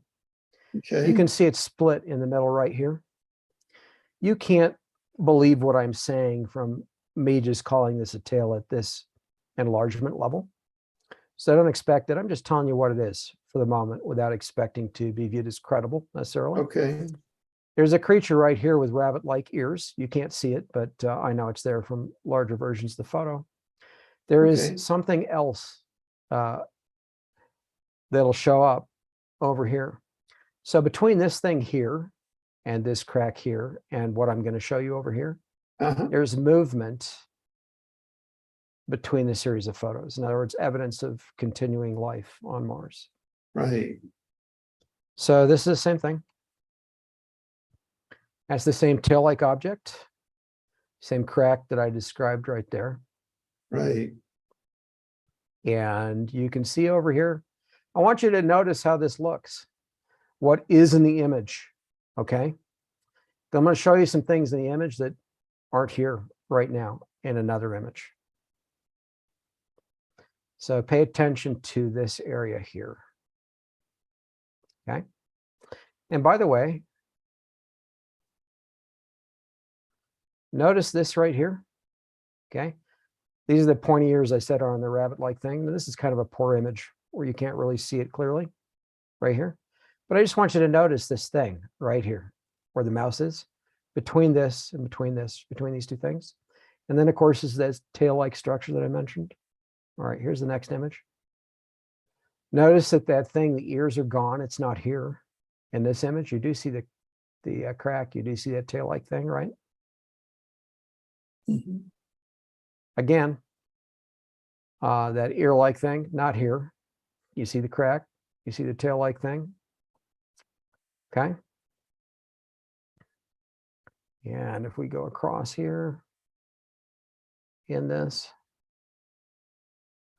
kind of want you to see what's in all of this here.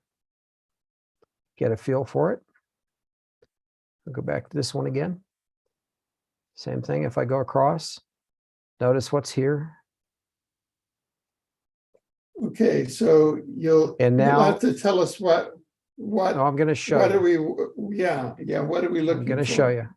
You notice the crack is not so obvious here. Suddenly, right here. Yeah. Here's the tail-like thing. Okay. Yeah. Notice what you see here. It looks a little different. This is actually a nostrils, mouth, eyes of another thing. I don't see. really care about that. It's not actually a good example, but I'm pointing out. I see. So all around here are fossils. So you're saying that Are those living creatures or fossilized creatures?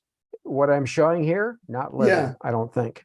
I'm going to Okay. show you, however, something that is moving in the midst of these things. I see. So notice this thing right here. Mhm. Not a great image. Let me show you what that looks like, that thing, in a better image, and then I'll come back to this. I call it the photo bomber, for lack of a better term. I think I got it in here. I'll be shocked if I didn't include it in here. Well, that would not be cool. All right. Well, somehow it's not in my images. So anyway, you'll have to look at it like this. I apologize. I don't have the better version of it in this image to show you. Anyway, there's something here. I just want you to see it's right here. Yeah. Oh, yeah. It's gone. Hmm. Now it's right here. Okay. And you see this ear-like thing again? Yeah. Okay. So let's take a closer look at this. I'm going to make this smaller so that you can see more perspective. There's the thing with the ears. Here's the thing I showed you a minute ago. The thing with the ears, not here. Right. The thing I showed you a minute ago, over here instead of over here. Yeah. You see, it was here. Now it's here. Right. Okay, so here, here, here, here. That's not its only movement. Here it is again, the thing with the ears.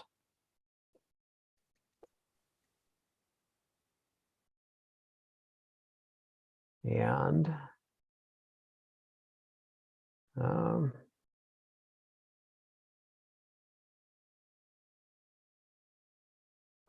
so these are the two rock-like things again that you were looking at a minute ago. Nothing right here with them, right? These two things here, and you can see what is and isn't in the background here, are the same two as these right here. Right. And as these right here. With these right here, you can see that thing right there. Right. And again, with these right here, instead of that thing being over here, now it's over here. Over here. Right. Right. I see that. And I wish I had the larger version of this to show you. But for whatever reason, I don't have it in this series of slides. So my apologies on that. At any rate, I wanted you simply to see that there's some change between these images, this series of images, particularly with this thing, and ostensibly with that thing that appears to have ears showing up over here or not at different points, right? And then that thing, this thing right here, we've seen it here and we've seen it here, right? We've seen it in both places. And then in this image, it's not in any of those places. It's not here, it's not here, and it's not here. It's gone in this image. It's totally missing, right? It's not here and it isn't here. So it's not there at all. Now it's over here. Again, over here. Now it's over here. You see that? And up here, it's completely absent from the image. It's not here, and it's not here. So all that is to say, between that series of photos by this rover, and this is part of the rover here in the foreground, so you can see these things over here. It's not that far away. Something moved into and out of the photo, right? Right. There's not enough wind on Mars, according to NASA, for anything to have been blown into the photo like that with any kind of serious mass. It is suggesting that a creature of some sort, and it is a creature of some sort with a shell on its back, actually. And unfortunately, I don't have the better photo of it in this series to show you. I don't know how I had that oversight, but I did. But anyway, it's moving in and out of the photo. That suggests to me that there probably is ongoing life on Mars' surface, right? So now you see it, then you see it, then you don't, between those images that I shared. All right, this is a pretty significant image. Are you seeing this right here? Yes. That's not photographed on the ground. It is on Mars' surface, but it is so large that it could only be seen from space. Whoa. How large do you suppose that is, Alfred? Well, it's saying that it's 34 miles long. Oh, here. well, okay, yeah. I'm shooting myself in the foot by even asking, right? Because I said how long it is. All right. It is. It's 34 miles in length, roughly. That's just the exposed portion right here, okay? And There is, mhm. yeah, you're not What looking at it. No, sorry. Go ahead. You're not looking at a series of dunes. It is not possible for any combination of geologic activity to produce a series of dunes or ice structures or mountains or anything else with this patterning that grows from smaller and integrated to larger and integrated in a scale-like pattern like you'd see on a scaly creature, like on a reptile, okay? The only thing that can produce this sort of a pattern is life. That's my opinion. I'm going to state that scientifically without going into the evidence for that. Those who know anything about biology and about life on Earth and about actual geologic processes in nature, who have that combination of knowledge, would back up what I'm saying and tell you that nature cannot produce this through geologic processes, okay? What you're seeing right here. And of course, as I said, that's just the exposed portion. This is ice around it that's smooth. What's around it is ice. Each of these things that you're seeing right here, when you're talking about something that's about 34 miles in length, these are the size of mountains. Are you getting that? Even these smaller ones are the size of decent sized hills or mountains. These tiny little scales, okay?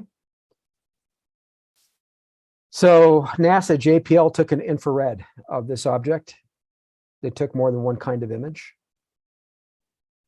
This is the whole thing right here. In other words, this is the portion that you just saw. This is what's exposed through ice. This is the infrared of it. You can see it goes further over here, right? And a little bit of it back here. This is what's buried under the ice. The overall length is maybe 70, 75 miles in length, perhaps, roughly. Almost twice as large as what's exposed in the ice, exposed to the surface. Now, is that a fossil, obviously, then?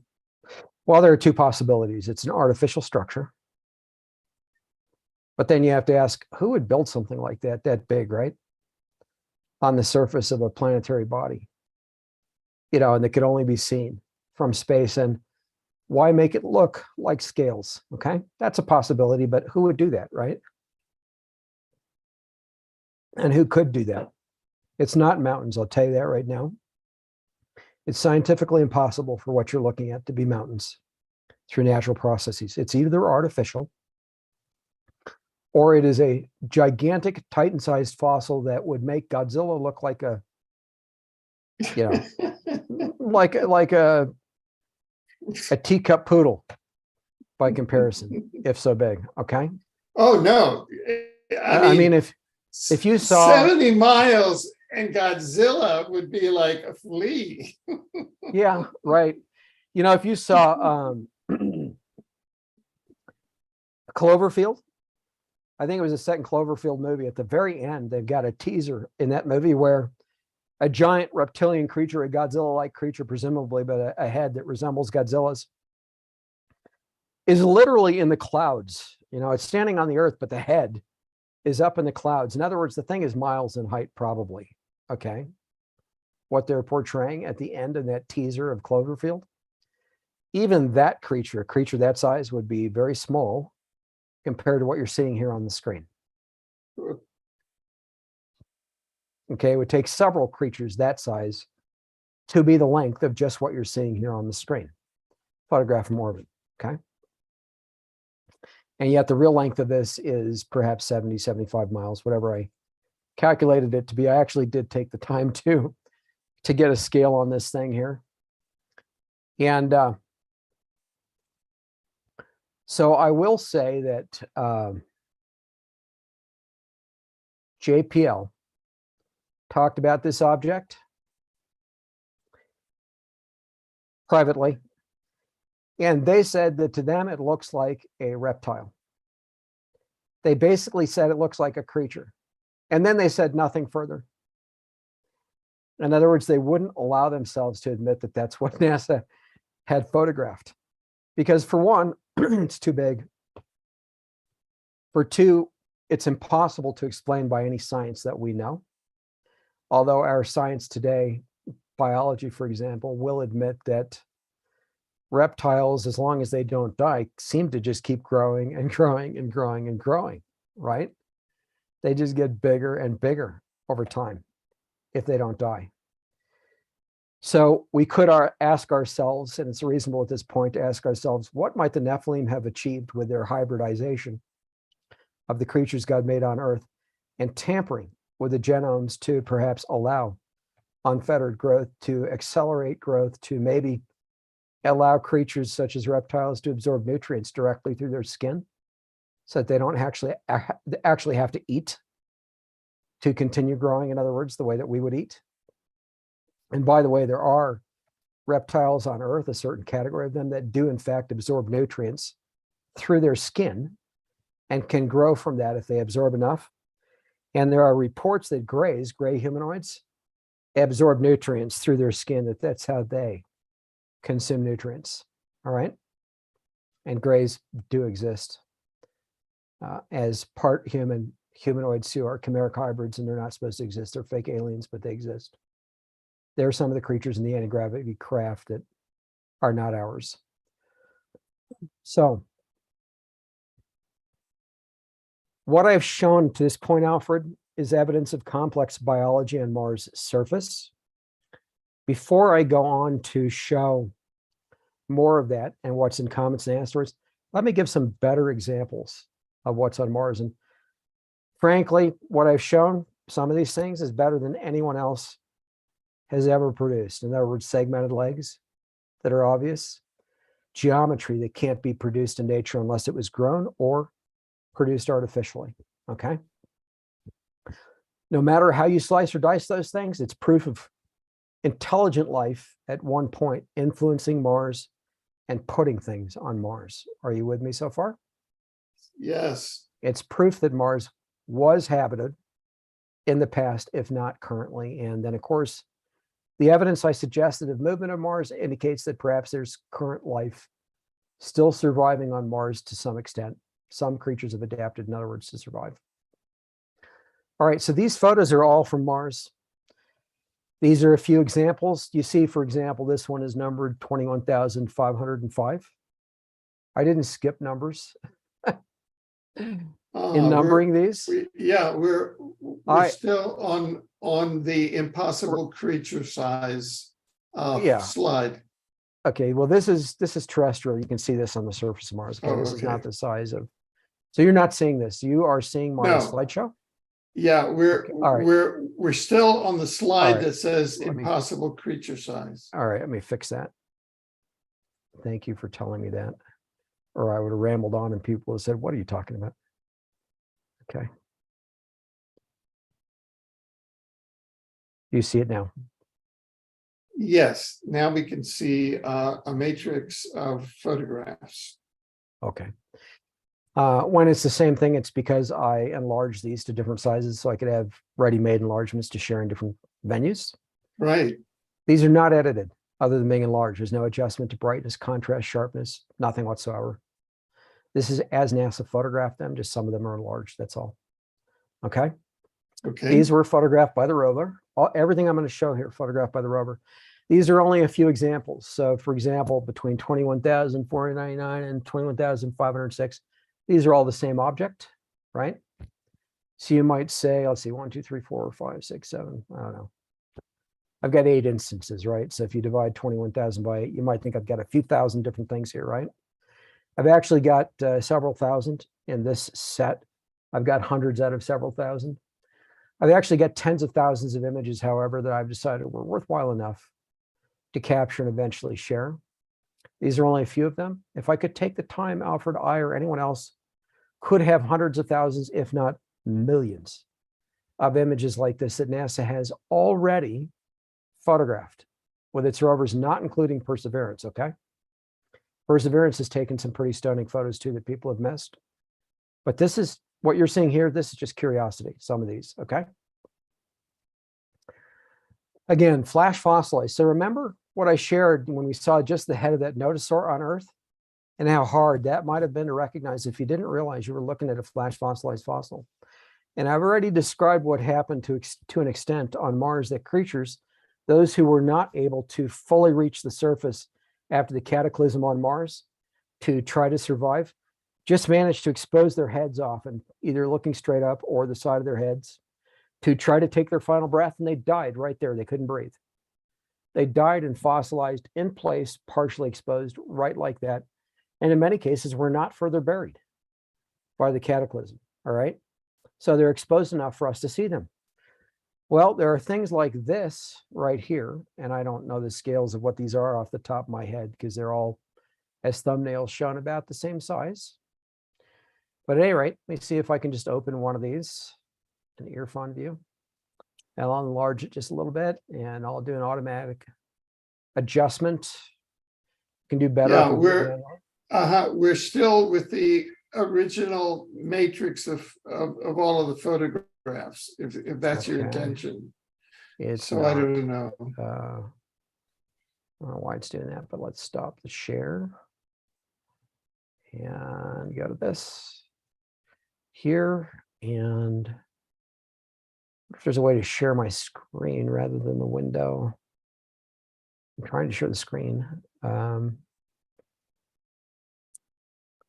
Okay. All right. I understand. Let me try sharing this. Now, do you see it? Yes.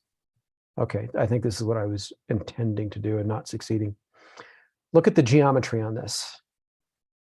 There's symmetry left and right. You're looking at the right side of a head. This is the eye area, nose area. This would be a nostril. But look at the perfect symmetry left and right here. The eye area is raised here. Same thing here. Rectangular back here and going to the back of the head. This is a partially exposed head. Fairly angular, more angular than most heads that we'd see of a creature on Earth, unless it were, say, an insect, right? This is a good-sized head. I have several hundred examples of highly angular, perfectly symmetrical heads like this exposed on Mars' surface. On this one, the mouth is closed, so you can't make any details at all out for the interior of the mouth. There are others where the mouth is open, where you can literally see the tongue. Sometimes you can see the teeth. Sometimes you can see the back of the mouth area to the throat, where it's then fossilized and encased in stone. Sometimes you can see the eyes to the point where there are lids, there are visible eye whites, there are visible pupils. The sclera is preserved. So one point I want to make, when we were looking at that flash fossilized nodosaur on Earth, you could see in that National Geographic photo that it was brownish and greenish, the color on the outside, right? It was chiseled out of stone that was not that color. In other words, the exterior pigmentation of the scales and skin of that nodosaur had actually been preserved as part of the fossil on Earth. The same thing has happened on Mars. On Mars, many of the flash fossilized creatures, their exterior appearance, not only the shape, but the colors also were preserved. Like we saw the striations across the beak of that pterosaur's head that I pointed out earlier, right? Some of them are very rock-like in coloration, like this one that we have on the screen. Others are extremely colorful. And I'll get to some colorful examples in a bit, but I want to show some just examples of symmetry that can't happen in nature in just a plain old rock.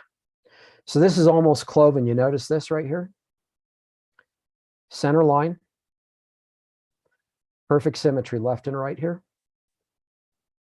I don't actually know what this is a fossil of, but it goes back in a triangular fashion here. You get symmetry that's not natural for a plain old rock, per se. Something like that.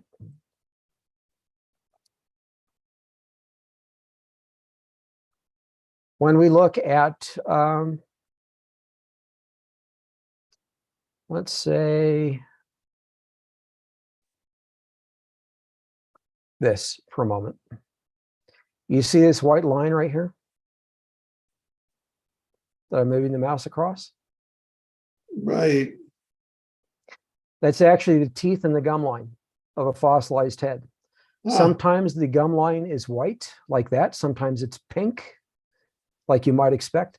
Sometimes it's dark, like you might see on a darkened lip. I'll show you some examples. So this one here, it's white. This is unadjusted, not sharpened or anything else. This is how NASA photographed it from a distance. That's just an automatic adjustment. right. This is the eye area, the nose, the mouth area, the upper or the lower jaw, the upper jaw area, part of the head sticking out of the side of the ground right here. At least as obvious, I would say, as that notosaurus head, if that's all you could have seen. Not a great example. I would call that one an average example. I particularly like this one, but I have better examples. This one I'm about to show you.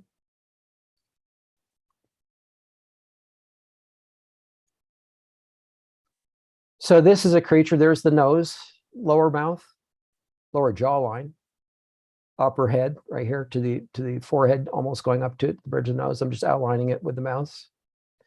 You'll notice the lips are dark right here. The mouth on this one is actually opened. That's not adjusted. There's adjust a little bit. You can see it sticking up out of the ground right here. There's the nostril area right here. Right. Okay. Here are some different enlargements of the same thing. As I flip through it, people's brains might allow them to see it a little more easily. Right. This is one with a beak right here and an eye.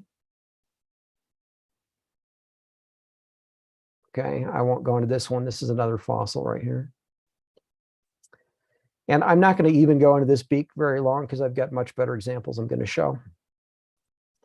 But you can sort of see the beak structure right here. That's the center line. The eye area, the back of the head, and the top of the head right here. Part of the head from the left side. Not a great example. I'm going to show good ones, though. I just want to give you an idea for a moment of just average things before I show some of the better ones, so people can get an idea of what's average on Mars. When they really start to look, these things are all over the place. So this is an average one. Let me auto adjust it. Eye area, nose area, lower mouth area, part of a head, partially exposed through the surface. You'll notice the color of this is different from what's around it, right? That's unadjusted. It's not edited by me or anyone else. That's the actual color. It's different from what's around it because it's a head. And it's in the shape of a head, partially exposed. Very average, not a great example. Here's a pretty shocking example.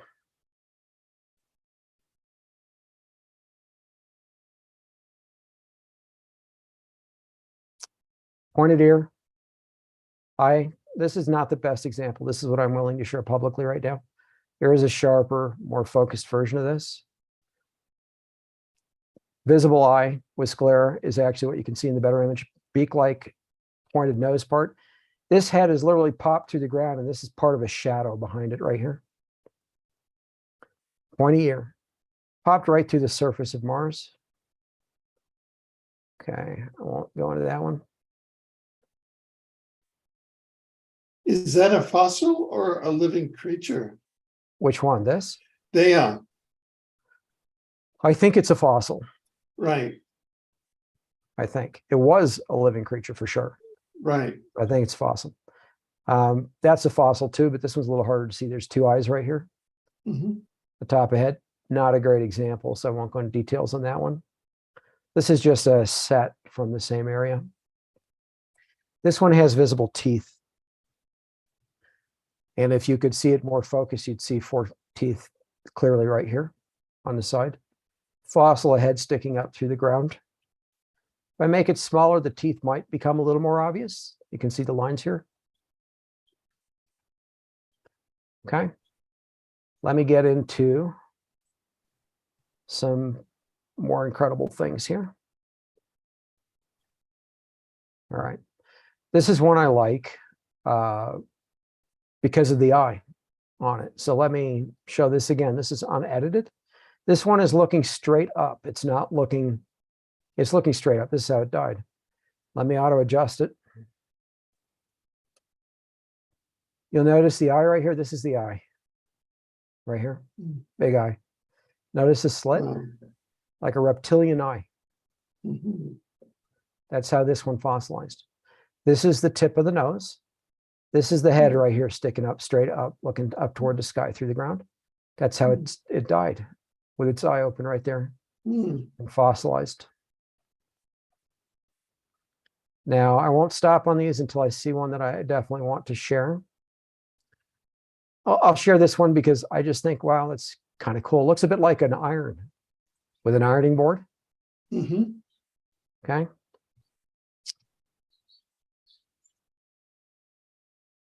Sticking straight up through the ground. This part appears to be flat. Looks just like an iron from an ironing board in terms of the outline almost right here.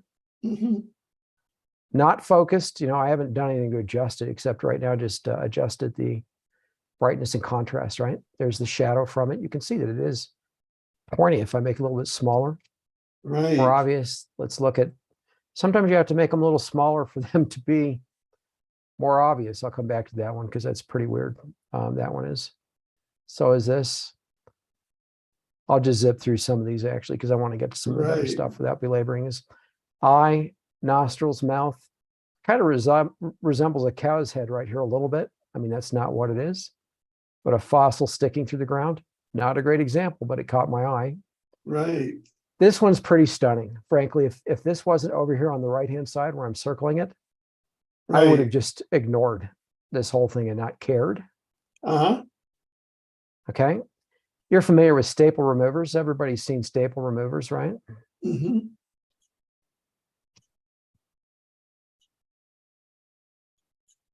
Take a look at this. Just like you'd see on the end of a staple remover almost. Perfect rectangle right here. With a cavity right here. And maybe a fang or something pointy right here, maybe, because the curve continues smoothly on down to here below what I'm going to call the jawline. I think this is a head. Not a great example of a head. And I think this is the nose. This is an example of a very angular, strange front of the head. It's either the front or the back of the head, I think. But whatever this is, it is not a natural rock. So you can call it artificial if you want. I don't care. You can call it possibly the end of a very strange head, which is what I think it is. I don't care. If you agree it's either one of those things, it's proof of complex biological life on Mars at some point. By itself. That geometry can't be natural in terms of it's not producible through natural geologic processes. It is producible through growing life if you have the right combination of genes. All right, this is a cow-like head sticking through the surface of Mars. Let me auto adjust this and I'll enlarge it. You can see the mouth line closed, the lower jaw, the nostril. You can follow the shape here. There's the eye. The head goes on up, so I'm tracing the head right here. Unedited, other than just having adjusted the brightness or contrast a little bit. Let's look at different enlargements of it so you can see it at different enlargements. Just follow it as I zoomed in and out. Okay. That's the side profile of a head sticking through Mars' surface. And I have lots of examples of fully exposed creatures. I'm only going to share a few, and I will show some others. How do you correct for pareidolia? Well, you don't.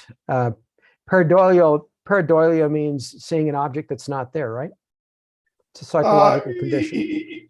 Yeah, seeing you know, seeing a head Imagining something where there's a rock. You're seeing, you know. There are certain things that can happen in nature with rocks And there are things that can't happen in nature with a rock. So for example, Right. when we saw that head of the nodosaur on Earth, if that's all you could have seen and it was exposed and they didn't actually have to chisel the thing out of rock for 7 years, if all you could have seen was that head, almost everybody would have said that's just a rock. You're seeing something if you think that's a head, right? And yet behind it was the fully preserved body of a creature. Right. I can show fully exposed far superior heads to that one on the surface of Mars, just sitting there exposed. Nobody has to dig them out. And I'm actually going to do that before we're done here. I'll give some examples of fully exposed fantastic heads. So let me just grab one. So this is a good head. Not perfect, it's average, but it is a good head. Let's auto adjust it. This one's mouth was a little bit open. The teeth are rotted away. That's part of the tongue. Lower mouth, upper jawline, the head sticking through the ground a little bit. You can zoom in and out of that. You can see it's different, obviously, from the background, right? Well, let me go back to that one. Okay. Another head, very poor example, this one. Sticking out of the surface of Mars. You can kind of see some of it right here, the eye area, the nose, lower mouth area. Not a good example at all, but I thought it was interesting to capture it. All right, this one is fabulous, but it's small right here. I showed you this one a bit earlier, Alfred, right? Right. That's extraordinary. This one is extraordinary, and here's why. When we auto adjust it, you're actually looking at a creature that popped its entire head to the surface. Lower mouth area, nostril area, eye area. There's the head area. 2 exposed legs. It's the shoulder area, bent leg, knee, one leg. There's the other one, bent right there. Trying to dig its way through the surface exactly as I described. That's where it died. I think it's dead. I think it's a fossil. But it got this exposed to the surface to the point where we can see clearly 2 leg-like structures with bent knees, right? And then the full head popped through the surface. I think that's pretty amazing. I like this one here even better than this one here. I like this one here even better than this one here. And I'm going to show you why in a moment. Let's look at this.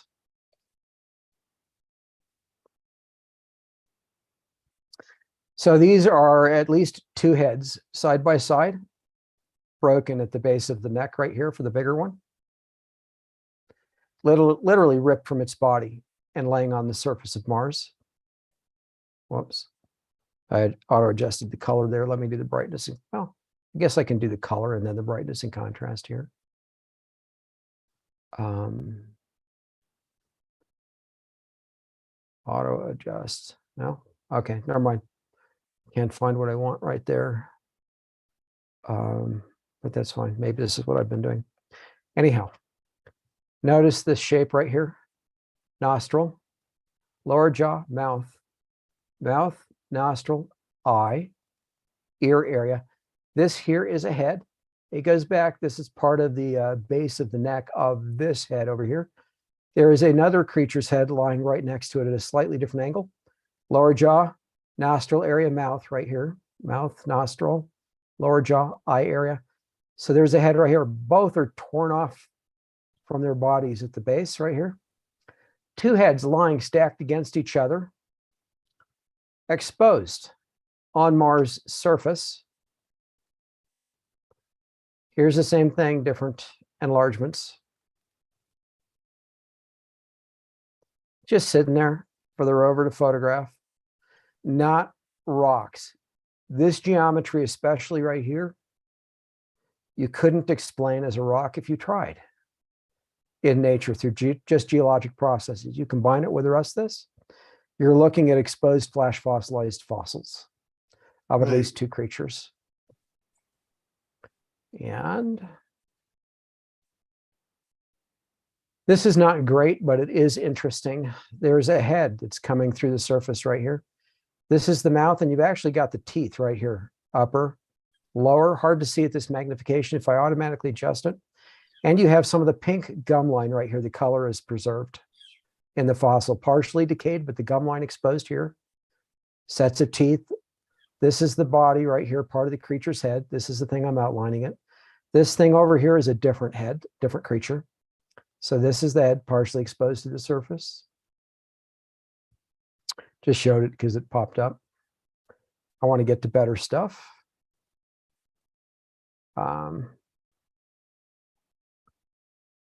So this is interesting. You might be tempted to think this is just an unusual pile of rocks, the way it's broken up here, right? Except it isn't. I've got something similar similar to this, exposed on the surface of an asteroid. Meaning this is a repeating fossil right here. That's the upper head, the lower part.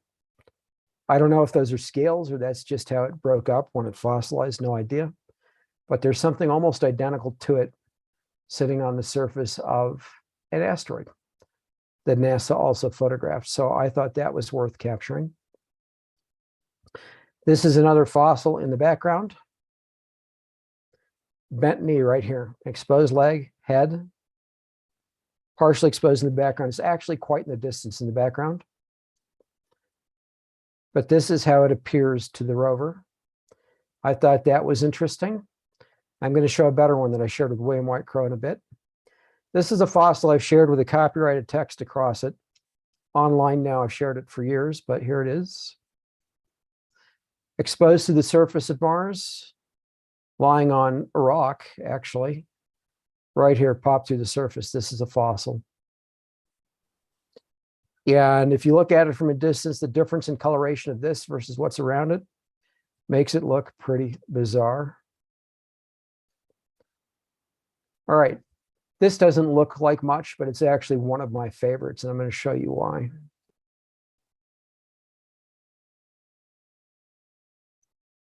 So notice the symmetry in this, Alfred, right here. Right. You've got left and right symmetry here. Perfect left and right symmetry. It is a fossil, or some people might argue artificial object. It's one of a class of highly angular fossilized heads on Mars surface. It's a class that's different from what we find on Earth. How do I know that this is a head and not an artificial object? Well, I'm going to prove it here in a moment. But for the moment, notice the symmetry here. And this plate that goes across the top, right? People could look at that, and if they really study, they could say, okay, maybe that's a carved object because of this symmetry here. They might look at this and say, well, that's kind of weird. I don't understand this break here, and where'd this chunk go right here, right?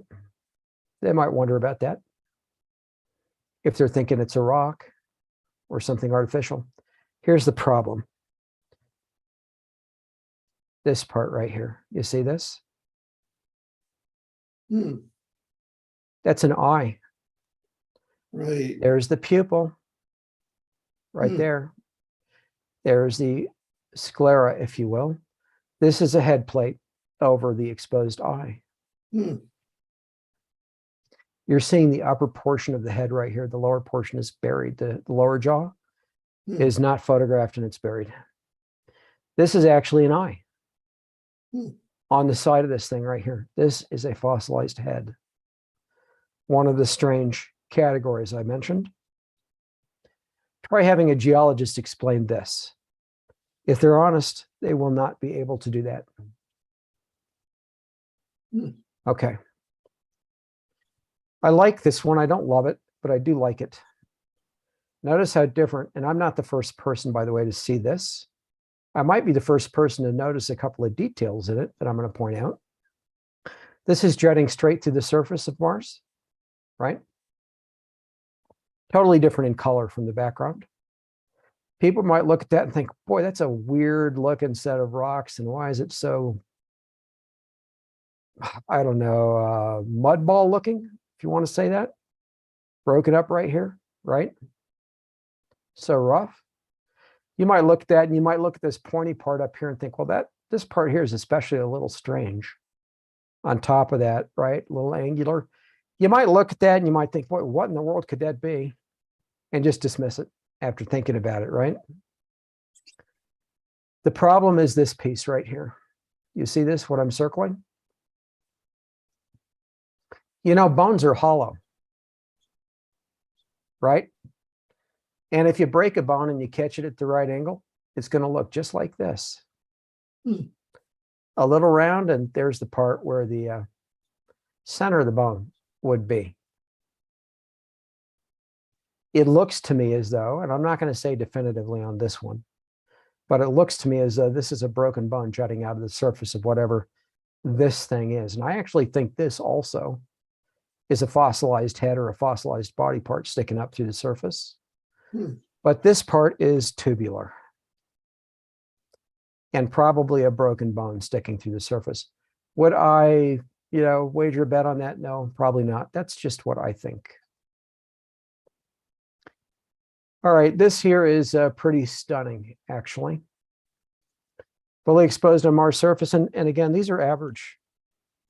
I do have better things that'll be in the books, and I'm going to show some better things before we're done here.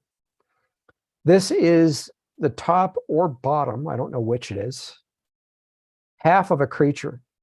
Half of it is missing, okay? It's all decayed and eaten away, maybe consumed and rotted away, whatever, worn away. Where I'm moving the mouse across, right? You wouldn't know what this is if all you could see is the part across which I'm moving my mouse. You can see that there's a line basically, right? That this is a formation of some sort, right? There's something about it that's unusual, right? But when you look at this left part over here, and this part is joined to this, right? It's worn away through this section here. This part right here is part of a head. And that's easy to prove when you enlarge it a little bit and change the color a little bit. Let's take a look at what happens when we just have a little bit better view. Notice this patterning here. You see this? Where I'm drawing the mouse right here? Right. This patterning right here. And it repeats, by the way, over here. You can't see most of it over here, but you can see this portion of it. In other words, what we see right here actually repeats over here. So the symmetry here tells us this is the top portion of a head or a lower portion. It's one or the other. And the other part is missing. And as we're looking at a carcass, mostly worn away, but enough of the head preserved right here to see that this isn't just a rock. It's some sort of a fossil.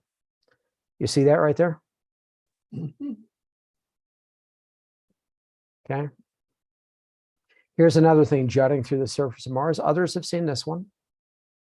I find this one intriguing. I don't know if it's an insect or what it is, but I think it's some sort of a fossilized structure, these things sticking through the surface.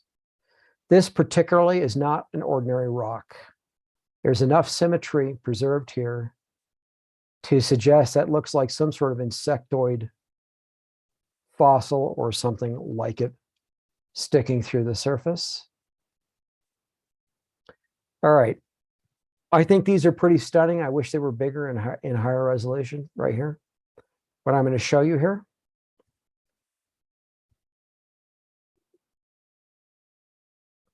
What you're seeing here, and that's not color adjusted. Let me adjust it just a little bit. Not great resolution because it's actually from a good distance. But these are the eye areas. What you see here is a pink tongue. The nose, the eyes, the tongue is sticking out. It's actually preserved. On this fossil, there's the head with the tongue. Do you have any concept of the scale on that one? I don't. I haven't taken the time to look. I do know where it is, and at some point I can try to figure that out. Right. This one right here is about the same scale as this one right here. I can tell you that. So if we didn't have this part right here, I wouldn't think a whole lot of this, but what you're actually looking at here is A shark-like head, shark-like in the sense that you've got serrated teeth, upper and lower right here, that are exposed in an open mouth in a fossilized head. So not very obvious unless you look closely. Okay.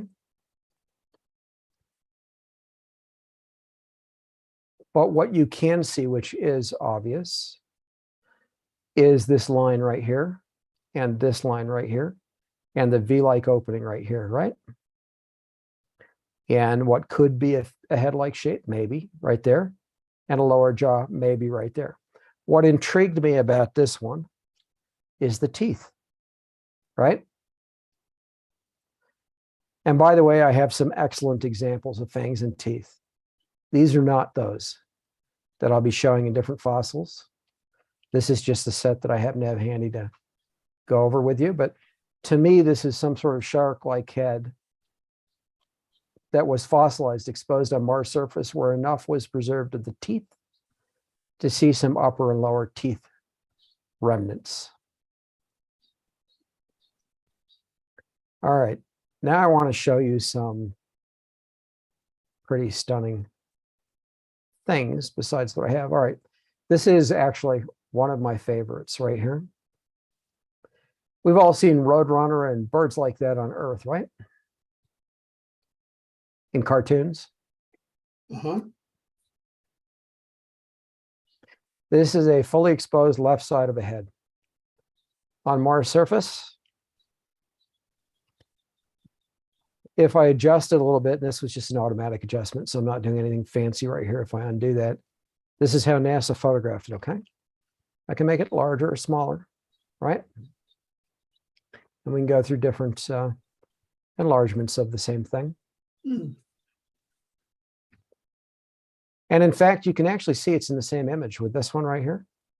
Right. They're adjacent to each other. You see how different their colors are?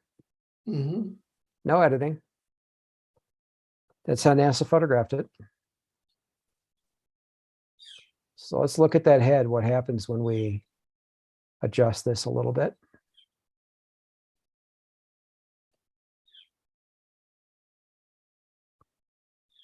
You're looking at a beak right here. This is the eye, the back of the head, a little bit like a pterodactyl, but this isn't a pterodactyl. The lower jaw is curved upward. The upper jaw is curved upward. You see the crease where the mouth is, right? The mouth is closed. The eye area, the back of the head, part of the neck. And when you look at it like this, it's fairly obvious that you're looking at a bird-like head, right?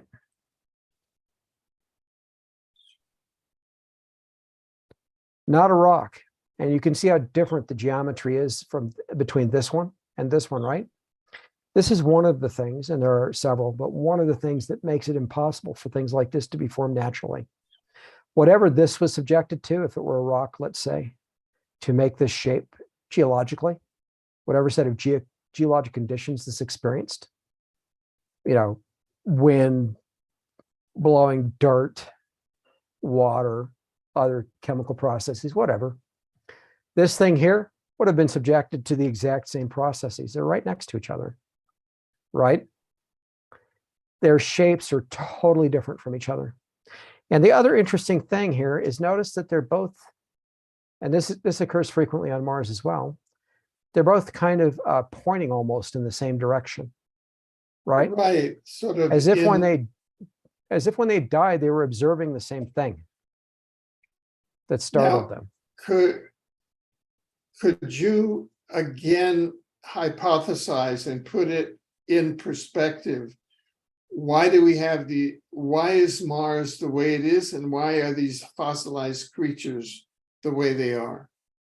Okay, let me show one other, then I'll answer your question, then I'll come back and show you a few others, and then I'm going to go past Mars to the moon and the comets and asteroids, so we don't neglect to get to those, because those are very important.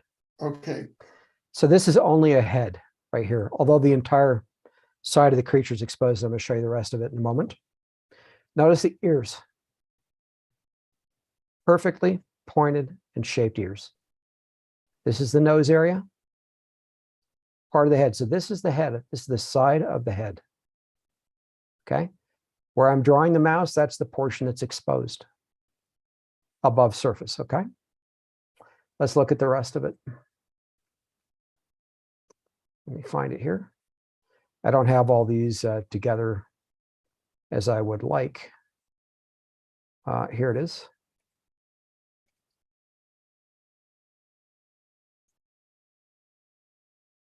Same thing. The auto adjust it. Same head we were just looking at. Here's the rest of the body right here. This is the front of the body, part of the chest. Going to the back, part of a leg gets cut off here.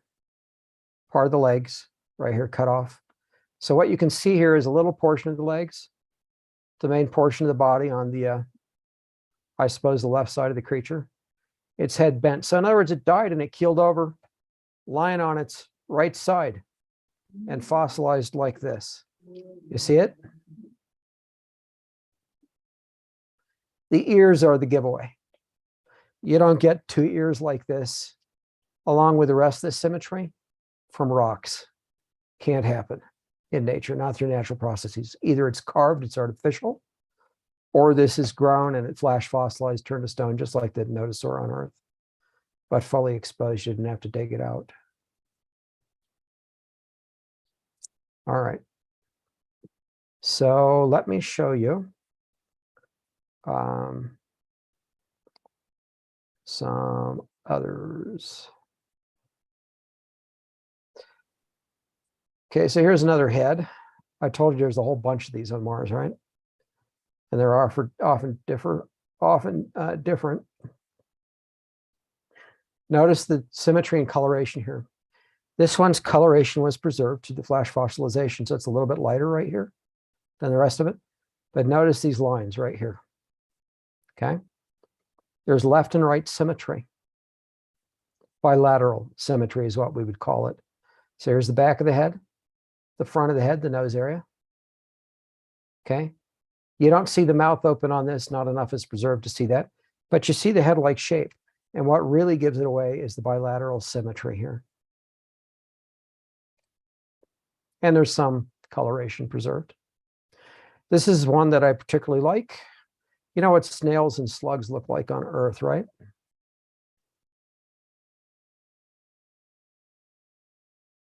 Okay, so this is a fully preserved portion of a creature.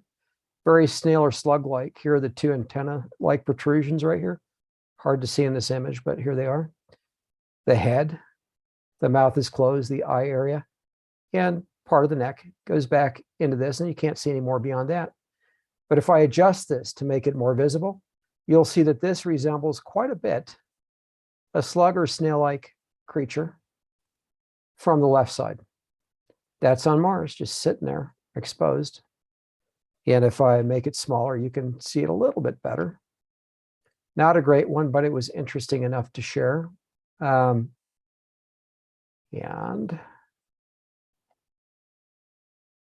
Okay. As I said, some things are incredibly colorful on Mars, right? This is like the striations on the beak of the pterosaur we saw.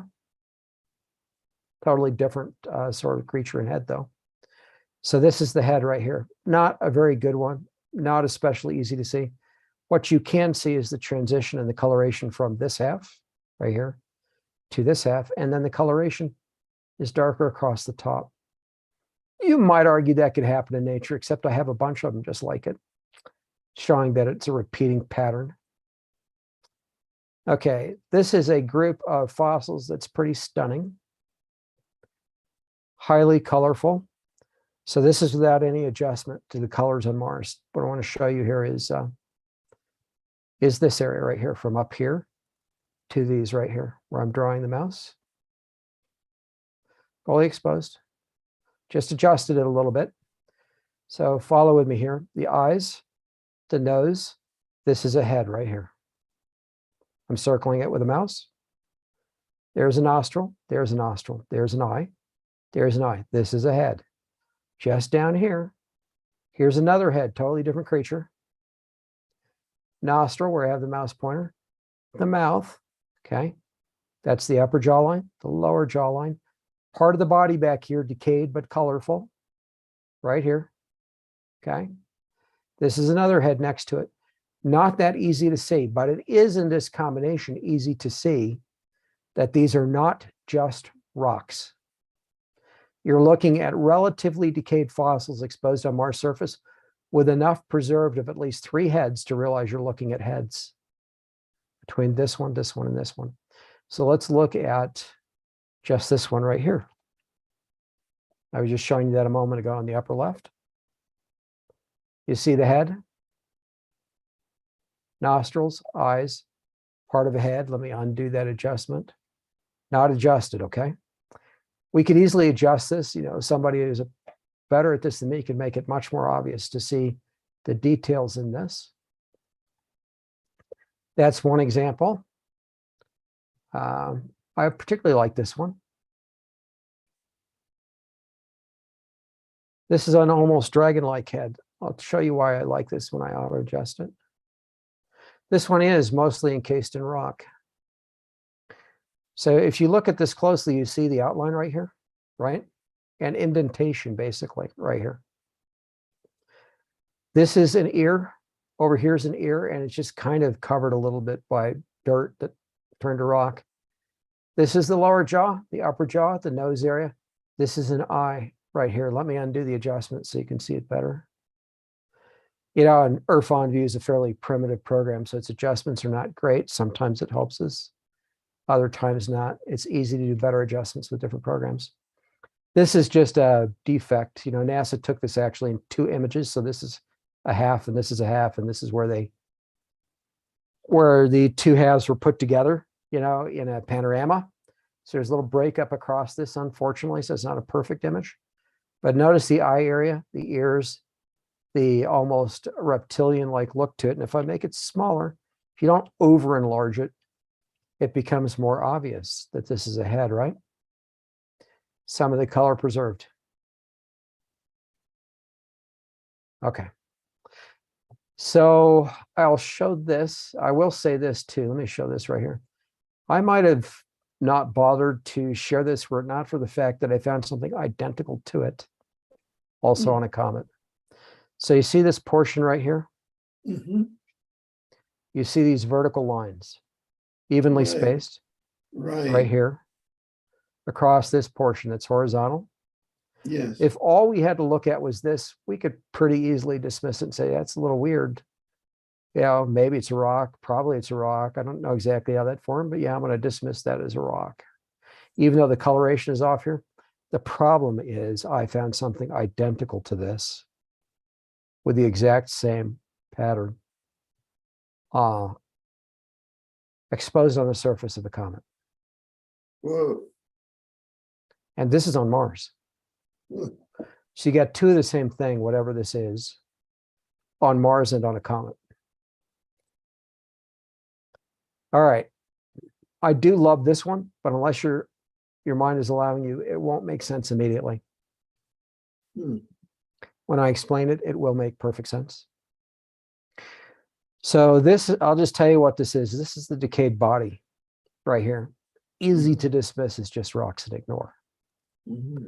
This might be a fossilized head jutting into it with the 2 eye areas. I don't know. Wouldn't ever hang my head on it.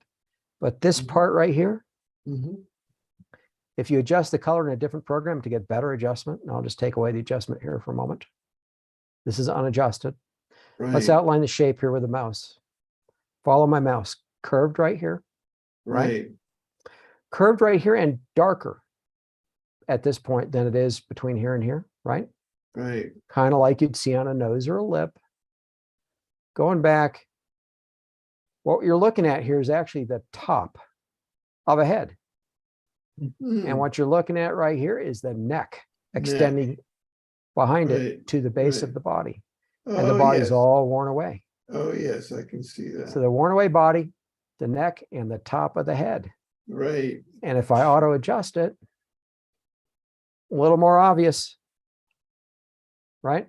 Right. Yeah. Not a rock. When you get a pattern like that, not a rock. And if you make it a little darker here, small enough to where it's not obscuring the patterns, you can see the 2 nostrils here and here. Right, right, And that's one of the amazing things about these, right? When you first notice these, your mind might let you go past it, but when you think, could that be a head? As soon as you start wondering, okay, if it is a head, then it should have eyes, nostrils, ears, right? If you look in the general area where you might expect those things to be, if it were like a terrestrial creature, quite often you'll find that that's exactly where they are, and they are actually there, even though they weren't right, obvious initially. Not a right, rock. If it was just a rock, you'd look for it and it wouldn't be there. right. And certainly not where you're expecting it to be. So, all right. There are just a great many others everywhere. And I won't take too much more time on these because I do want to get to comets and asteroids. So what I want everyone to understand is what I'm sharing here. These are average examples, most of them, not all of them. I mean, this it's not greatly focused, but because of what's shown in it, it's not average. Okay. These two heads, side by side, not average, right? Let's look at this one here. This is another head that's looking straight up. The mouth is open on this one. So here's the mouth, it's open. Lower mouth, nose area, upper part of the head. And then you've got this strange thing coming down right here on the side. I don't know what that is, if that's another fossil. But it doesn't fit with the geometry of this. And certainly not with these things all being rocks. And if we make this a little bit smaller, you can sort of see the nostril right here, right? Mhm. The eye area right here. This might be some sort of antler thing, some sort of other fossil. I've got no idea actually what that is, but I don't know if it's part of the same fossil, but this part is a head with the open mouth. I liked it only because it's got this over here. I thought that made it interesting. There are a lot of better heads, you know, so some I show because I find them interesting personally, Mhm. and others because they're actually a pretty big deal. So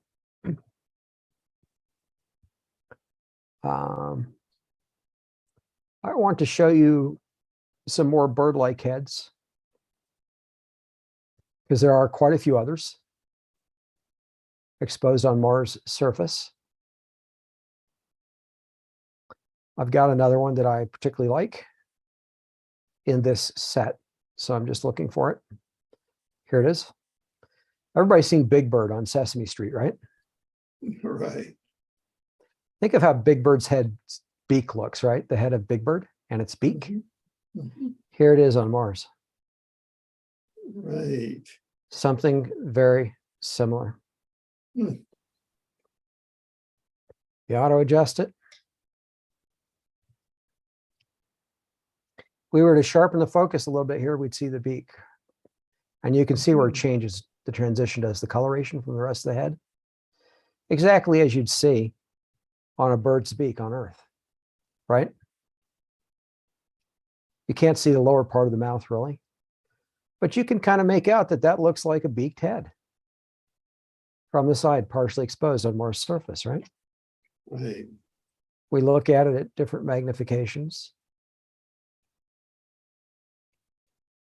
If it were just a rock, and I would not argue that it probably was, if this right here was the same color as the rest of all this, but it's just what you'd expect from a beak, right? And if you auto adjust it, it becomes more obvious that it's what you would expect from a beak, particularly if you sharpen it and enlarge it, which I haven't done.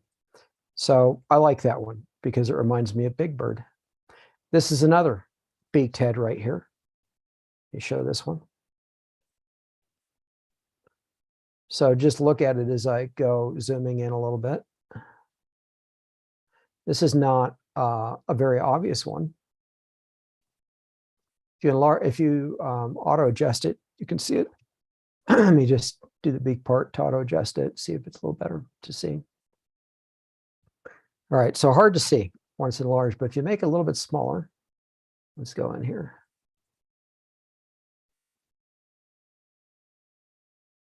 Anyway, it's part of a head from the side. It's not a great one, but I believe it's beaked. Right. And I like it because it's in the background with this one. Okay. Now, They're not far yeah. from each other. Now, I just want to get this straight. Are you saying that the Martian cataclysm was at the same time as the Great Flood on Earth? Immediately before it.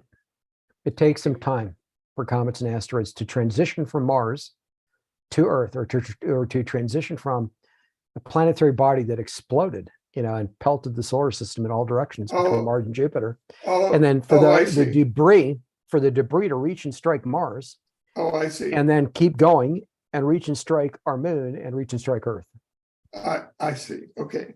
But it's so there was a so it was the and what caused, according to your view, what caused the pulverization of Tiamat, of that particular planet, of the God.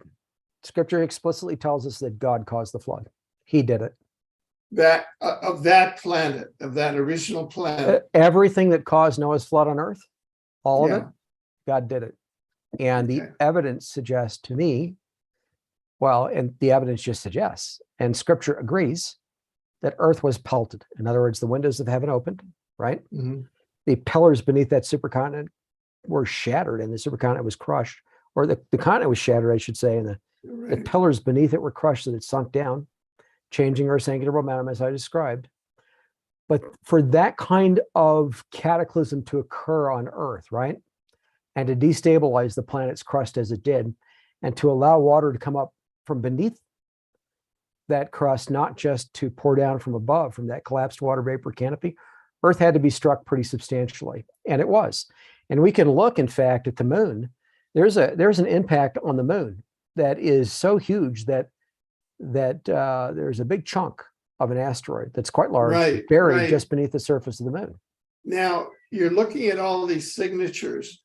What comparable signatures would you point to of the Great Flood on Earth?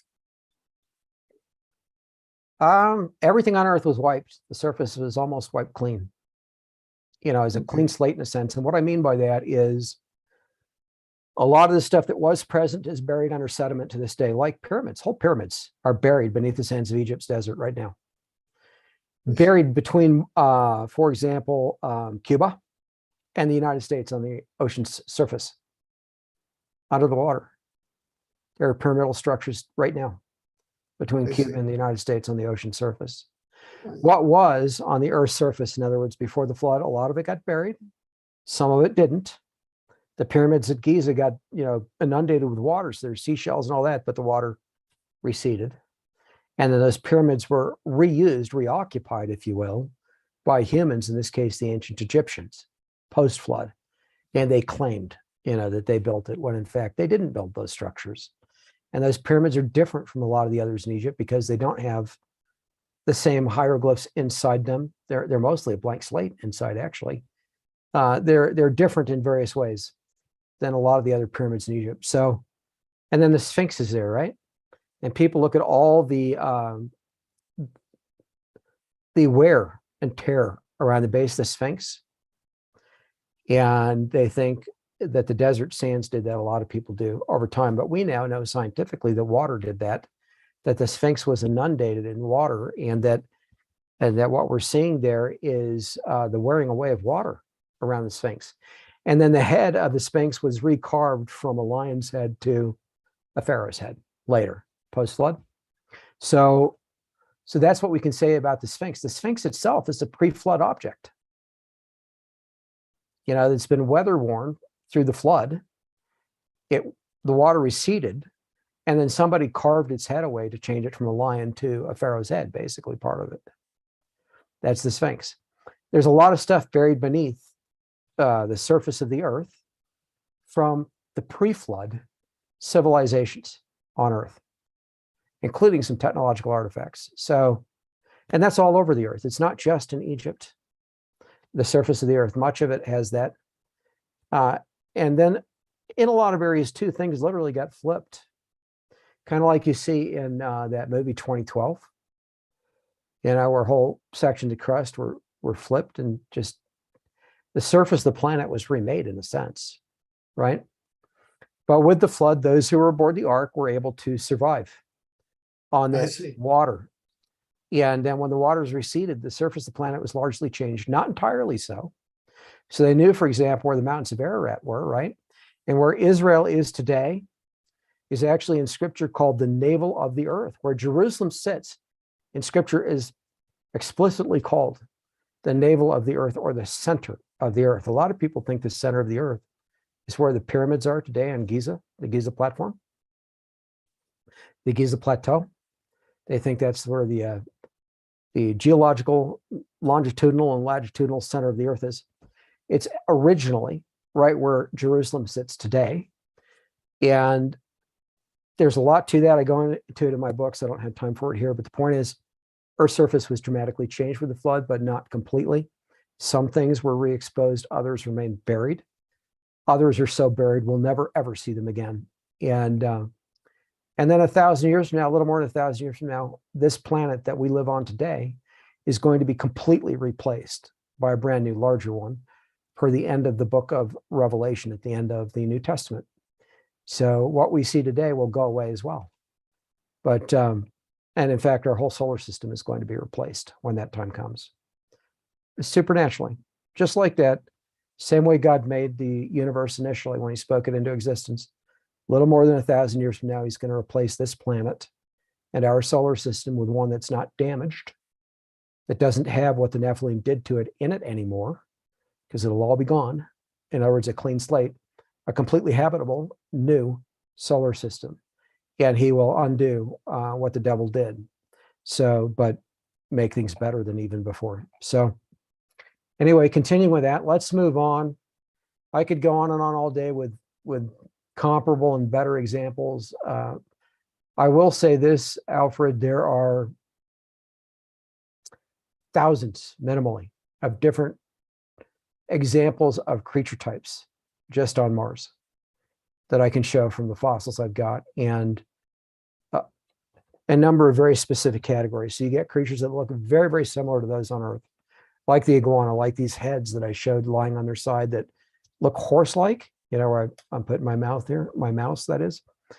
You get heads that look relatively terrestrial, you know, pointy ears that look relatively terrestrial. You have teeth and tongues and fangs and lips and jaws and legs and knees and all the rest, just like life on Earth. And then you get into a couple of different categories of fossils like these, like this one that I said, there's one identical to it on a comet's surface, or these highly angular and symmetrical ones like this right here, you know, with bilateral symmetry.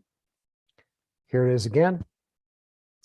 Or this one that's kind of flat that looks a bit like an iron for clothes, or this one that looks a bit like a staple remover at one end of the head or the object, or something like this that could be a terrestrial skeletal part. I just don't know what part of the skeleton it would be.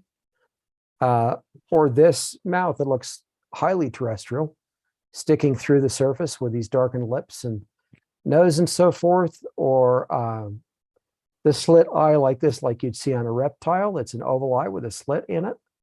The eye looks pretty terrestrial. Or the tongue on this little thing here that looks like a fairly terrestrial kind of tongue. Or the jagged teeth on this one that look like a bit like you'd see on a shark, perhaps. And I haven't shown a lot of these, but, or a row of teeth like this, right? Or a head with an ear like this and a thick neck that sticks to the surface, looks relatively terrestrial. But then you get into other things like this, highly different from anything we've seen on Earth. Highly angular, right? And I'm going to say that's a head. I know it's a head because I'll have a lot of others just like it that I found. And if people want to know, yes, I have multiple examples of identical fossils at different points on Mars photographed by the same and by different rovers. I will point that out as well. In other words, there's repetition of some of these creature types, these fossil types. I will point that out as well in the Solar Apocalypse series. So all that being said, I could go on literally for days with this, just on Mars, literally with thousands of examples, superior examples to these and comparable examples to these. But what I've shown here is more than enough to convince those knowledgeable, and there are a lot of people who aren't, who think they are, who are arrogant enough to say, that's not what Tim says it is. Well, you can listen to those people if you want. I'll tell you, they don't know science as much as they think they do. They aren't as knowledgeable as they think they do, as they think they are, about archaeology, paleontology, biology, data science, etc., as I am. I'm telling you, that's what these things are, and people who are actually knowledgeable in these fields, particularly a combination of them, will agree with me when they see these things. I've shown you enough proof. Certainly NASA would know these things are proof, though they won't admit it publicly. So that's just Mars. And I did recall, let's come back to this, and I need to come back to it anyway. Can you see my screen here with a slideshow again? Yes, it says the impossible creature Okay. size. So I did 34. in this show some pretty awesome examples, like this mandibled head, right? Right. I think that's an awesome example. This is one of my all-time favorites, but I have some others where you see the whole side of a creature with a jointed shoulder and the folded leg and the amphibian-like mouth. You can see it's a chimeric hybrid, in other words, Alfred. And the head on this thing, if you see the best examples I have, which I'll be showing in the books and giving people the ability to independently verify them in the Solar Apocalypse series, the head on this is staggeringly ornate, and it's bony, and it's perfect bilateral symmetry on this thing, on this bony, I call it a crown-like thing atop its head. But the forehead and the shape of this head suggests it's got a big brain potentially. It might be as intelligent as you and I when it was alive. This is not a dumb creature, most likely. And its eyes, serrated lips. So instead of teeth, it's eating with a serrated lip. And then ostensibly folded wings back here, surrounded by other creatures and, this box-like thing in the background, right? This is a pretty great head right here, and I'm not going to show that, but there are other fossils here that are actually pretty great in the background, like this thing right here, sticking up through the ground, but nothing compares to this right here. I love that one. And there are others. So I just want to remind people, those are there. So there's better stuff coming in the books, like this dinosaur's head here. I love this one. I really think it's impressive because of the red eye here, exactly like you'd see on some reptiles on Earth, where the coloration around their eye socket and their eyes is different. It might be bright red or some other bright color that differs from the rest of the head and face. You can see the angles on this. Let me point this out just for a moment here, Alfred. When people look at things like this, and they want to suggest, for example, somebody want to say that's just part of this hill, right? They want to say that's just rock sticking out from the side of the hill. Somebody who is ignorant, I'll call them ignorant, and might try to make that argument. Here's part of the problem with attempting to make that sort of an argument. When we look at this right here, you'll notice that this line is perpendicular, more or less, to the side of this hill-like structure right here, this line. This one's perpendicular to this. These are parallel right here, but they go in multiple lines that you would see curved here, perpendicular more or less here, nose-like structure here, perfect eye-like structure here, and the colors are adjusted there, so it kind of takes away from it a little bit. A little more obvious here with the colors not adjusted. And anyway, I just want to point out the angles of some of these things and the shapes do not work if you want to argue that geologic processes produced this right here. Likewise, the opening right up here where you've got, if I were to blow this up and trace this, you see this right here? It's actually shaped like a V almost, with the eyes right here and an almost rounded head. And it's breaking up a little bit because I'm enlarging it too much for this slide on this show. But right here is a fossil that's exposed in the surface.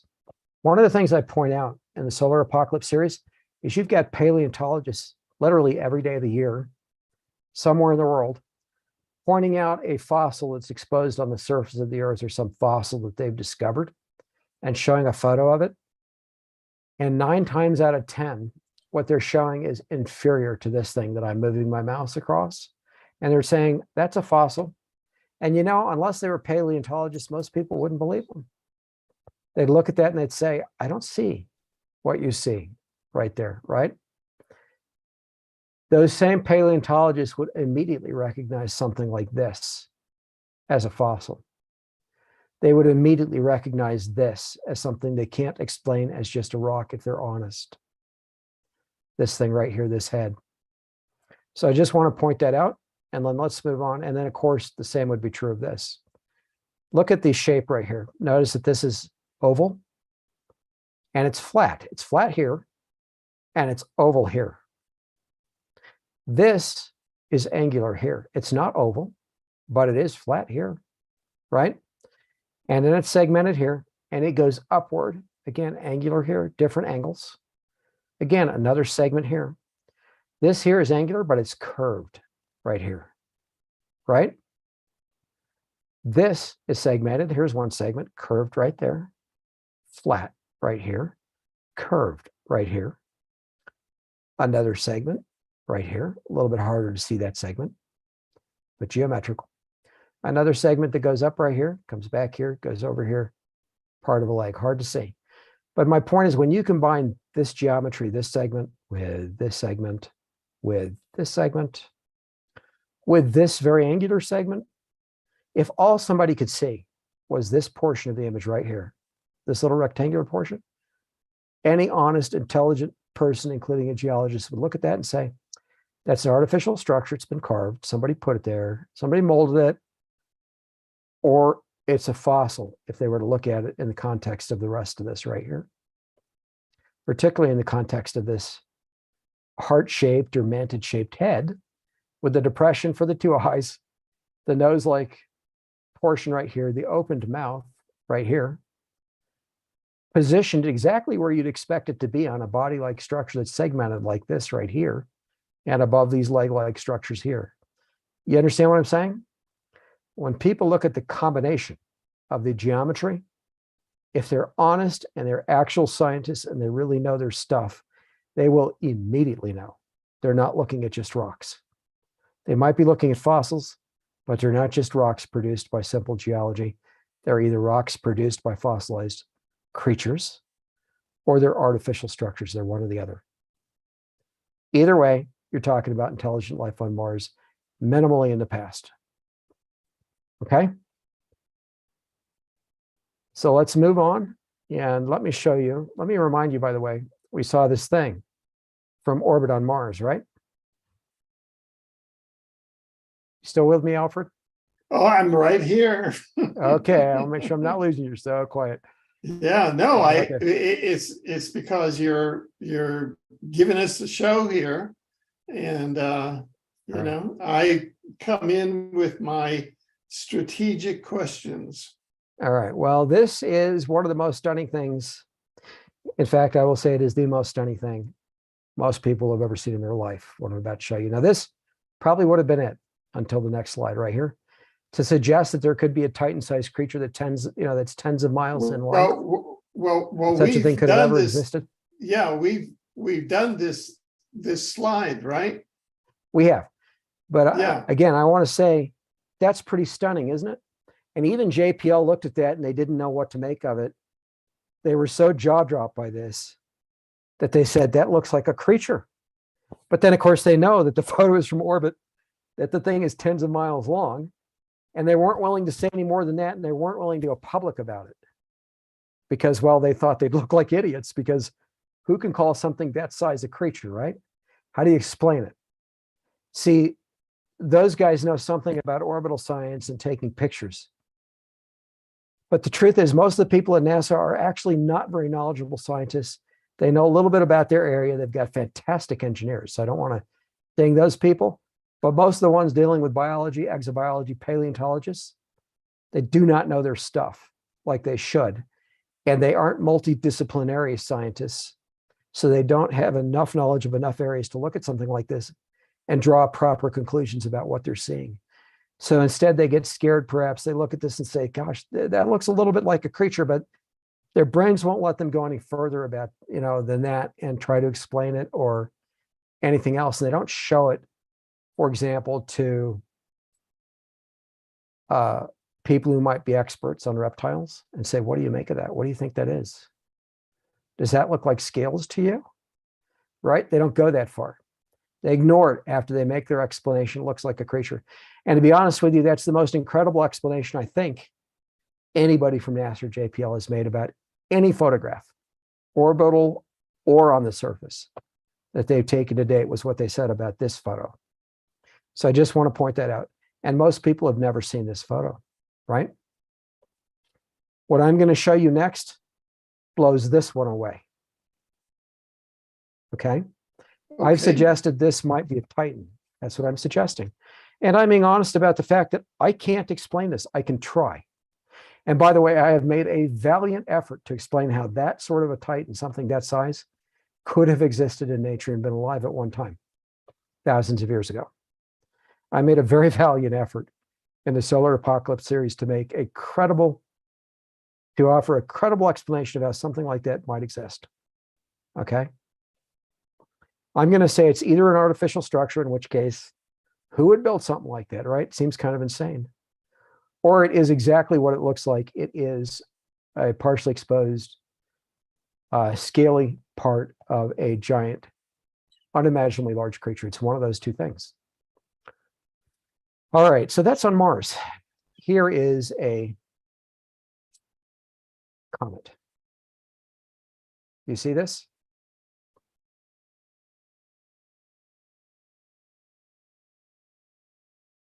Are you seeing this, Alfred? Well, I'm seeing in front of me, and Okay. Let me tell you what you're looking at. So everything around this, except for this part right here, is pretty dark, right? mm-hmm. This is unedited. This is natural light. It's unedited. This thing is completely different in color, right? Other than this over here. What you're seeing here is about 30 feet in length from here to here. Maybe 20 feet from here to here, 15 to 20 feet. This is the fossilized head of a reptile sticking through the surface of the comet. Lower mouth, there's the mouth right there. You can see the crease for the mouth. Right. Lower jaw, right? Flat face. There's the nose. There's one of the nostrils. Here's the eye right here. The pointy portion over the eye. So here's the eye, the nostril, the flat nose area, the mouth, the lower jaw, part of the neck, the ear area. The ear is reset. This is the ear area back here. Could be here, but I actually think that is what this is right here. But in any case, you're looking at a 30-foot sized head sticking through the surface of a comet. And that's how it died. Froze right there, died. This is another head. In fact, I have thousands of examples of exposed heads, some completely exposed carcasses lying on the surface of comets and asteroids. Legs, necks, teeth in some cases, nostrils. Some of them look exactly like you'd see on Earth, the same as I pointed out on Mars. Others look relatively different. We've never seen a creature on Earth with a head that's 30 feet in size, have we? How could you give a scenario of how that creature could have gotten onto a comet? Well, yes, I give the actual full explanation in the Solar Apocalypse series. And in fact, when I spoke in 2016 at the Mars Anomaly Research Society, I also gave the explanation there. So in other words, I've known the explanation for a long time. And I've known about flash fossilized fossils for longer than that. And I've known about this stuff for a long time. I only started to share this in 2018. 2018, in this presentation, is the first time I ever shared this. And that was privately to a small church. Today, this is the first time I'm sharing it publicly to a large audience. Oh, wow. Okay? I have thousands of examples like this. This is one. I love this one because the head is fully exposed on one side and you can make out all the body parts of the head, right? You can see the crease of the mouth. You can see the lower jaw, the flattened face. You can see the area of the nose, and you can even see the pointy structure right here, curved right here, pointed like a pyramid right here, the shadow for the nostril. You can see the eye is horizontal, right? So this is almost vertical. The eye is almost horizontal, like you'd expect on a creature's head. You got the pointy part for the eye right here on the left side. But by the way, and I don't think you can probably see it very easily on this photo. If you look in the background right here, you see where I'm drawing the circle? Right here. Right. That's the pointy part of the other eye from the other side. Okay. In other words, you can see that the structure for the other eye is in the background here, but there's too much shadowing to make it out. Then there's the rest of the head on this side right here. Okay. But this is unedited. There's zero adjustment from me or anybody else on this right here. That's the way it was photographed. And this was not taken by NASA, by the way. This photo was taken by the European Space Agency. Mm-hmm. So this is an ESA photo of one of the comets they photographed. That same comet has thousands of examples like this of exposed heads, necks that are even snakes, you know, almost snake-like creatures slithering out with their body exposed over the surface of the comet and the head exposed, and they just died right there and fossilized in place with a shadow under them. Even things like that photographed. In other words, they made their way to the surface like this creature did, to the surface of the comet, and just died right there. Died in place, frozen place. So the fossils that I talked about that are flash fossilized on Earth and on Mars, that's a particular kind of flash fossilization, and it's induced through chemicals and bacteria and water at specific temperature ranges. And it happens very rapidly, okay? Where those things are actually turned to stone like that notosaur on Earth was and had to be chiseled out. There are other kinds of fossils that I've not mentioned. We mentioned that type, and then we mentioned bones, right? Like we commonly see on Earth. And by the way, I am showing skeletons also on Mars, and not just the flash fossilized variety, which is all that I focused on in today's interview, but there are actually exposed skeletons on the surface of Mars, just like the skeletons in our museums on Earth of dinosaurs and other creatures. I skipped those because to me, I find flash fossilized fossils way more interesting, but I am going to show actual skeletons on Mars. And some people have found those. I'm not the only one to find some of those.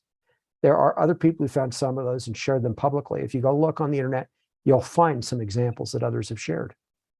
That being said, nobody has seen this photo before or had it pointed out until today, and that little church I shared it to in 2018. So here's the explanation. And by the way, let me say this one froze in place. It didn't flash fossilize. If you could take this thing off the comet and thaw it out without having the thing just disintegrate, right? Like something that's subjected to liquid nitrogen and then thawed, that's the kind of freezing that we're talking about, right? Where something is suddenly exposed to the cold of space and just freezes almost as instantly and as comparably as being suddenly plunged into liquid nitrogen would do to the thing. Does that make sense? Because space is at almost, it's close to absolute zero, right? Right. That's how quickly this thing froze in place. So if you could take that thing, dig it out, thaw it very slowly, you'd probably have flesh on your hands if it didn't just fracture and break apart. You know, something that had been so long frozen in space that it had been completely desiccated. In other words, all the moisture just sucked right out of it, you know, as it had been frozen in space and desiccated, exposed to the vacuum of space.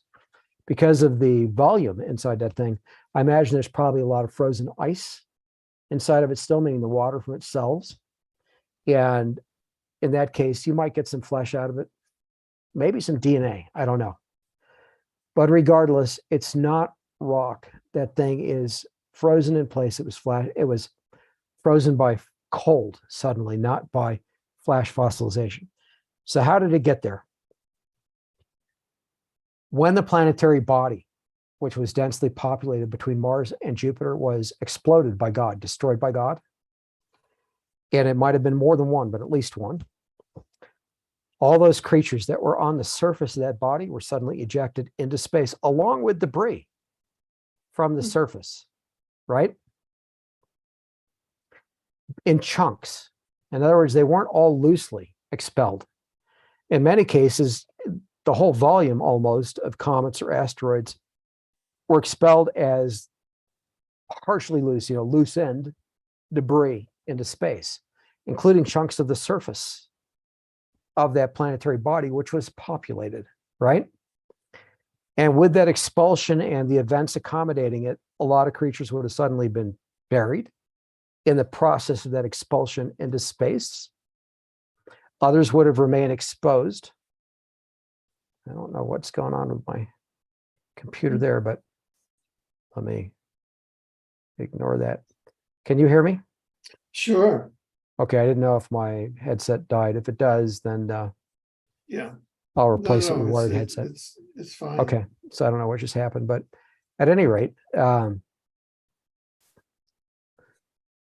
so basically you've got rock, mud, water, what is liquid water initially, creatures that are on the surface of that body as it's being detonated from inside, like exploded internally.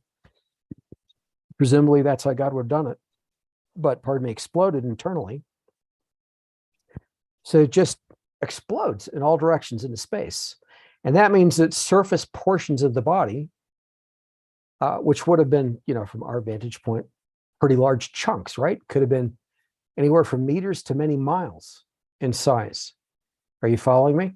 Yes. And on those, and in the middle of those would have been creatures that had been tumbled and mixed in with the debris, as well as creatures remaining on the surface of the debris, all ejected into space. And the stuff that was closest together would have, in fact, through gravity over time, clumped further together. Eventually. Would have taken thousands of years, maybe, hundreds of thousands of years probably to do that. I haven't done any math to prove that or to validate that. That's just what I think. But they probably would have clumped. Right. Well, okay. Well, you just jumped into another time frame because you said hundreds of thousands of years. No, hundreds and thousands, not hundreds of thousands, but okay. Hundreds to thousands. So I'm sorry I wasn't clear. Okay. Yeah. Okay. Forgive me. Sorry. Yeah, but in other words, these things would have all been ejected into space quickly. And these creatures not realizing, the ones who had survived to that point, because some would have, right? Because they'd have been injected as part of a chunk of the surface of the planetary body, ejected into space. Not realizing what would have happened, not being dead necessarily right away, would have tried to claw their way to the surface, whatever surface they thought they could reach. In the orientation they started in, some of them would have reached the surface of wherever they were at that point and suddenly been exposed to the vacuum of space. And like the water and the mud and the rock around them, both the liquid and solid parts, just instantly frozen right there. I mean, almost instantly, right? It takes a little bit of time for the heat from the surface of that planetary body to just be completely sucked out and to dissipate, right? Particularly the smaller one, the larger ones, I mean. But whatever creature, almost irrespective of their size, because they're not that huge, most of them, as soon as they would have reached the surface, would have just immediately frozen in place and died. They would have taken their last breath and died right there in whatever posture they reached the surface. So this one right here that we're seeing, the head, its lower body might have been digging, frantically fast enough, to get it as exposed as we're seeing it, but it would have died almost immediately. Okay. And just if you could imagine how horrible it would be for one of us to suddenly be immersed in liquid nitrogen, it's about like that. And the top part of us, in other words, if we were just partially dipped initially in the liquid nitrogen, like say our head and part of our neck, and the rest of our body were, at, I don't know, 33 degrees Fahrenheit, whatever, right? It would be a pretty miserable death and a pretty quick one, but our lower body might be doing something for a little bit of while, just long enough to expose that head a little bit more, in this case, to the vacuum of space. Now, I'm just I've given a better, more coherent explanation, a pretty detailed one in the Right. solar apocalypse series. But what I want to explain is that we had creatures ejected with debris, meaning the rock, the mud, the ice, the dirt, the bacteria into space. So on all of these bodies, they're going to be loaded with bacteria. The surface, particularly the fossils that are exposed, there'll be bacteria on their surface in many cases. And what all of these space agencies at this point have reported, meaning the European Space Agency, NASA, and JAXA, the Japanese Space Agency, every one of them that has said anything public at this point about the comets and asteroids that they have sampled, where they've done any kind of tests on them, they have all confirmed for each of those that there are organics present, complex organic chemicals have been identified, found on those objects. They've basically all but said they've found the same organics that are necessary for DNA on those objects without calling it DNA. And I've got the citations, the articles, the quotes from the personnel at those agencies in the books already stating those things. And so when we look at these, I'm going to show lots of examples of creatures exposed, fully exposed, more heads than creatures, many more heads than creatures, on multiple comets and asteroids. We're talking, at this point, I've got them for more than a dozen that have been photographed up close, and on each of them, a lot of exposed fossils and creatures. So one of the things that NASA said on Bennu, which was one of the more recent ones visited, one of the things that shocked NASA, and JAXA was similarly shocked when they went to Ryugu. One of the things that NASA said, and then before that JAXA, on those two different comets, is they were shocked by how rough and diverse the surfaces of those bodies were, that they weren't smooth like they'd expect from snowballs, mixed with some mud, right, and dirt equivalent to that. They weren't smooth at all. They were incredibly rough, incredibly diverse. And the other thing that they didn't talk a lot about, but they did mention in the case of NASA, is the incredible variety of colors, highly colorful, between the different objects. Can they explain any of that? Did they try? No. I can. The real explanation is that they're looking at all kinds of fossils, partially exposed, with their colors intact. You understand what I'm saying? And so they're also finding organics everywhere. And I'm going to show all kinds of examples of unambiguous heads and other body parts on these comets and asteroids. So here is the problem now for the whole scientific community, right? Obviously, I've created a problem for Christianity, most Christians, because they think, as I used to think, that there can't be anything out there beyond Earth. In our solar system, there can't be complex biology on Mars or our moon or some other body in our solar system, right? Let alone on comets and asteroids. That's not something that Christians in general have thought about or written about or contemplated. And I was completely like that before God started to show me these things. And that's the problem for Christianity. But it isn't really a problem because there's no contradiction, as I've explained with Scripture at all. I've explained when these things happened and basically loosely how they happened. Obviously, there's a whole other set of explanations in relation to anti-gravity craft, Nephilim, what they're really doing on Earth, the humanoids who claim to be aliens but are actually related to us genetically, biologically. All that stuff that comes up, and people who are interested in UFOs, UAPs. I don't like either of those acronyms. I like UGOs instead, unidentified gravitic objects, which is a better explanation because they can go in the sea, they can go in space, they can go in our atmosphere. They're not limited to air or space. At any rate, all that stuff, which I'm not addressing in this conversation today, I have addressed in detail, including the secret space program stuff in the Solar Apocalypse series. So I'm not leaving that out. I'm just not talking about it today. You with me? Yep. Okay. So Here's the issue for the non-Christian, and it's a bigger issue for the non-Christian because they can't explain any of this, period. Every old age solar system model that there is, which comes from macroevolutionary astrophysics, for example, every cosmological model, every cosmogony that is proposed by astrophysicists and we'll say non-Christians, those who don't literally believe the creation account in scripture. Every one of them starts in the same place, which is that we had gas after a big bang. You know, the big bang was not even the level of matter that we see today initially, but it became that very quickly. And then gas, you know, exploding out into the universe. And over time, massive amounts of time, the gas in clusters, you know, it clustered and it began to coalesce very gradually and more rapidly as the gravitational forces increased between molecules over a vast amount of time till they got close enough and close enough and close enough and close enough together. And on and on and on and on and on and on and on it goes, almost to infinity, it seems, till eventually you get little particles the size of dust. And then it builds up from there to what we might call the size of grains of sand, and then little dirt balls, and then the size of little rocks, but still incredibly loosely coalesced. And just building up from there almost ad infinitum till finally you get to something that has enough gravity to form a moonlet, you know, not orbiting anything per se, but that size. And that just keeps going and going and going and going to get something eventually the size of a sun and planetary bodies, and then bodies orbiting other bodies like moons, right?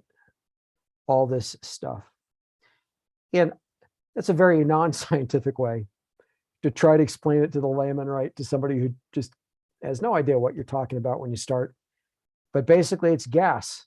And eventually you get mud balls that might have some moisture like ice, a combination of chemicals, primitive chemicals, right? They're even having a hard time, though they're trying to explain complex organic molecules, to which they've admitted at this point in all of these bodies, NASA, JAXA, ESA, have all admitted to complex organics being found in the surfaces of these comets and asteroids that have been closely examined and photographed at this point. They're not denying that. They are trying to offer explanations for how that could come from a so-called primordial soup that was initially just gases. They're stretching things horribly scientifically to try to come up with those explanations, which in reality do not work scientifically in most cases. They'll lie about that to the public, just like they've lied about macroevolution from the beginning, you know, ever since Charles Darwin, to try to hoodwink the public, because in general, the public doesn't know better. And many of these so-called scientists actually don't know better themselves. At any rate, it's part of the hoodwinking. But if they could get away with all that, let's assume for a moment that they could. Let's even assume for a moment that what they're saying were true. If it were, then the only thing we could ever find in comets and asteroids in this solar system would be mud, rock, ice, dirt, chemicals. You would never find probably bacteria, because if you ever found any microbe or bacteria and could prove that that's what you'd found, you would almost certainly have to argue that it floated across space for some unknown period of time, somehow landed on that body. Almost infinitely small mathematical odds of that, all basically impossible, but somehow it would have happened. And then you happen to land something in that exact spot and sampled that exact thing and happened to find it. Even more impossible, mathematically speaking. That's as far as you could ever go with it.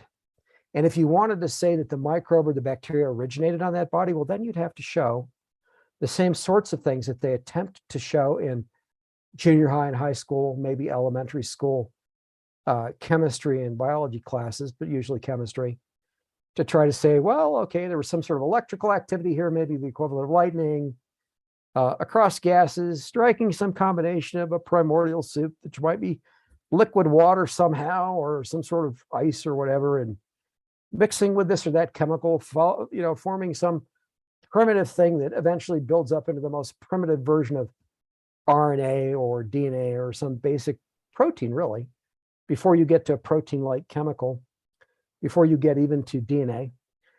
Try to say that somehow that could happen through natural processes on a comet or an asteroid, even the largest ones, do not have those processes on them.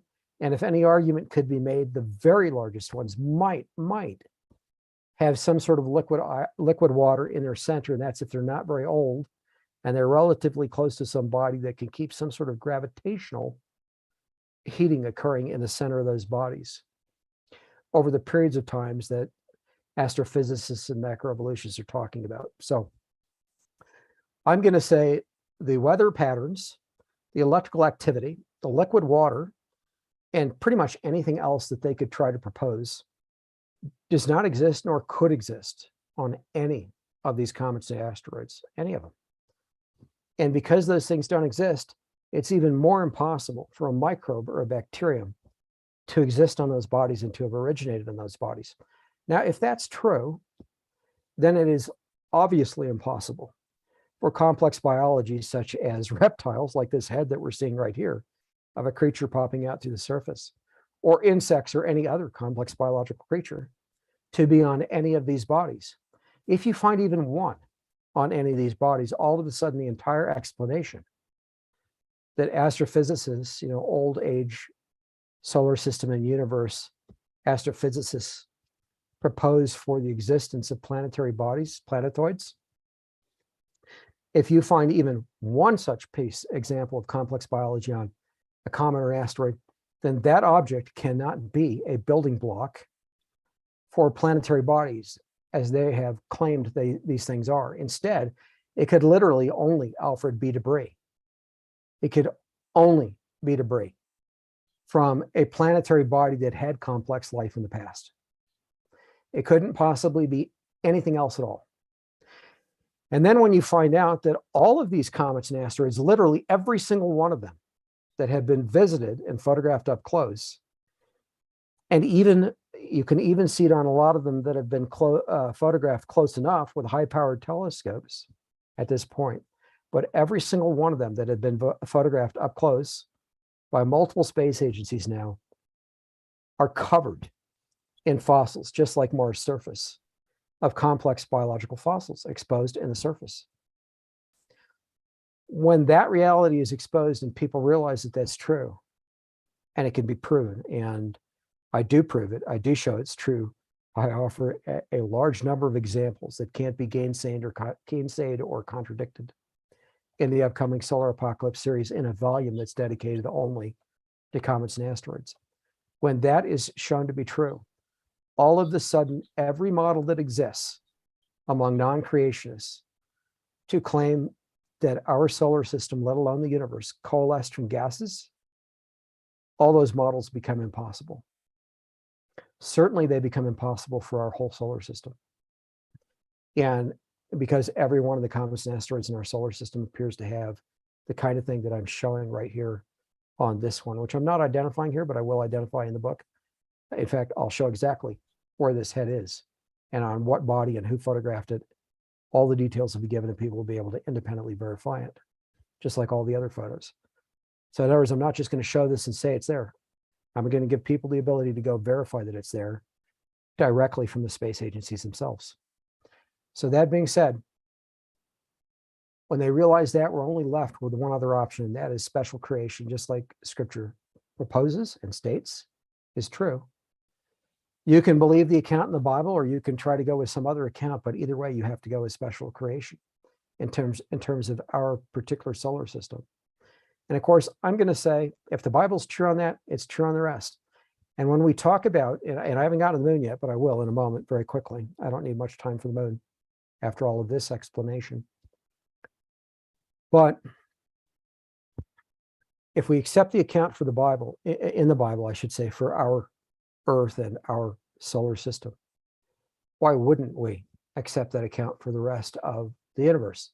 And when we talk about the so-called Big Bang, yeah, it's true that biblically, God spoke the universe into existence. It's true that biblically, the sequence in which certain objects were formed were contrary to anything that any kind of proposed explanation would allow from evolutionists. In other words, in the Bible, the sun, moon, and stars were created on the fourth day. They didn't exist prior to the earth. The earth existed first in the account in Genesis. There were 3 days in which this planet existed. You know, it was very much without form. It was like a ball in space, if you want, of matter, in which, to an extent, initially, in which this planetary body existed without life on it. There were 3 days in which it existed. And then on the 4th day, the moon was created to orbit this body, and the sun was put in place. It was created and put in place. And the stars of the universe gave their light. That sequence is ridiculous unless God did it that way intentionally and you believe God. That sequence wouldn't make sense in any model anyone could ever come up with to try to explain a natural origin for the solar system, let alone the universe, right? So here's what I'll say on that. There was no Big Bang at the beginning in that kind of a sequence biblically. Will there be at the end? In fact, yes, there will be the equivalent to that. Scripture tells us explicitly that there will come a time when God folds up the universe like a garment, as if it were a garment that he was wearing or a cloak or something like that. He draws the analogy of a garment that you can fold up in your hands. There will come a time in the future, the very distant future, presumably, but when God folds up the physical universe and makes a new one. You know, presumably he'll just recreate a brand new universe.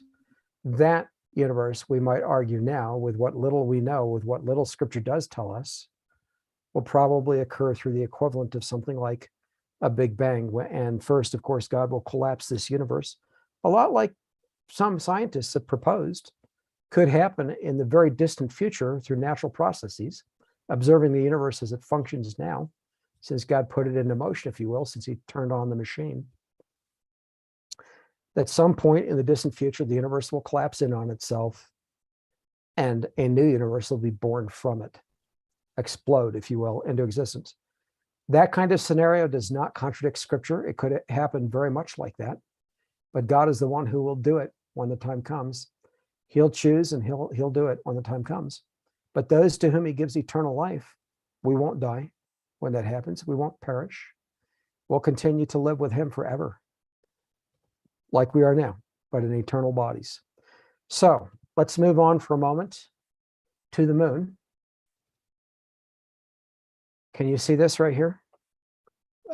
Yes, it's a very definite face. That's on the moon. And that's actually literally right next to some of the Apollo astronauts. In fact, I have photos, and by the way, that's not edited at all. You see the line in it, but that's not from editing. That's exactly as NASA released it. And I'll explain why the line is there in a moment. That's not edited. It's not adjusted for brightness or contrast. There is zero editing on that for me. The only thing that's occurred is it's been enlarged, nothing more. Okay, that's precisely as NASA released it. Does NASA know that that exists on the moon? Nope. If they did, they would have whitewashed it. They'd have edited it out of the photo. They don't know. And in fact, I have photos and video footage. And let me see if I gave a link where this can, well, I shared this on Gab and some other media. Let's see if I can and just bring that up by itself. You still see it? Yeah. Okay. That's not adjusted at all. I'll show you what it looks like if we auto adjust it in a moment. The Apollo astronauts walked close to this thing. Never said anything. There are other creatures like it in the same area that they walked the same set of photos, same day. That was one set of Apollo astronauts. I have photos and video footage of almost every Apollo astronaut from the multiple missions that walked the surface of the moon, walking among and even physically examining fossils on the surface of the moon. Not one of them to this day has said anything publicly about it. I have proof, and I'm going to give it to the public, including this photo. So what you're looking at here is a head and a shoulder and a fully exposed part of the lower portion of a leg, and a fully exposed paw. So if you and you probably can't see me right now, but if you were to put your arm up to your side at 90 degrees and take your palm and flip it away from your body, right? So at the top of your hand is facing your head rather than your palm. And put your fingers together and then stick your head and that same shoulder and that arm and that palm out of the ground, and just have your arm and that palm and that shoulder lying on the ground as if you were just kind of digging your way out of the dirt, and the right side of your head sticking out of the ground. That's exactly what you're seeing here from a creature on its side profile. And you can see right here, and it'll be more obvious when I auto adjust it. This is unadjusted. Now with the gray ash even covering it a little bit. Here's the mouth, the nose area, and you can see the nostrils actually. There's one. There's another one. A little hard to make out. The chin area. This is the eye area right here. The ear area back here. Here's the shoulder. Right here's the shoulder, this area. Maybe a little part of the neck or the chest right there where the pointer is. Here's the lower part of the leg. Bent at the elbow here. The elbow is hidden right back here. It's buried under the ground. You can't see the elbow. Okay. So it goes like this. The elbow is still buried right here. And then here is the paw. And notice how many claws there are, or pads to the paw. 1, 2, 3, 4, 5. Same as on Earth for most creatures, right? If you were to see like a paw of a lion or a bear or whatever. And notice they get bigger and smaller, just like on Earth. There's the biggest one, and they get progressively smaller till you get to the smallest one, just like on Earth.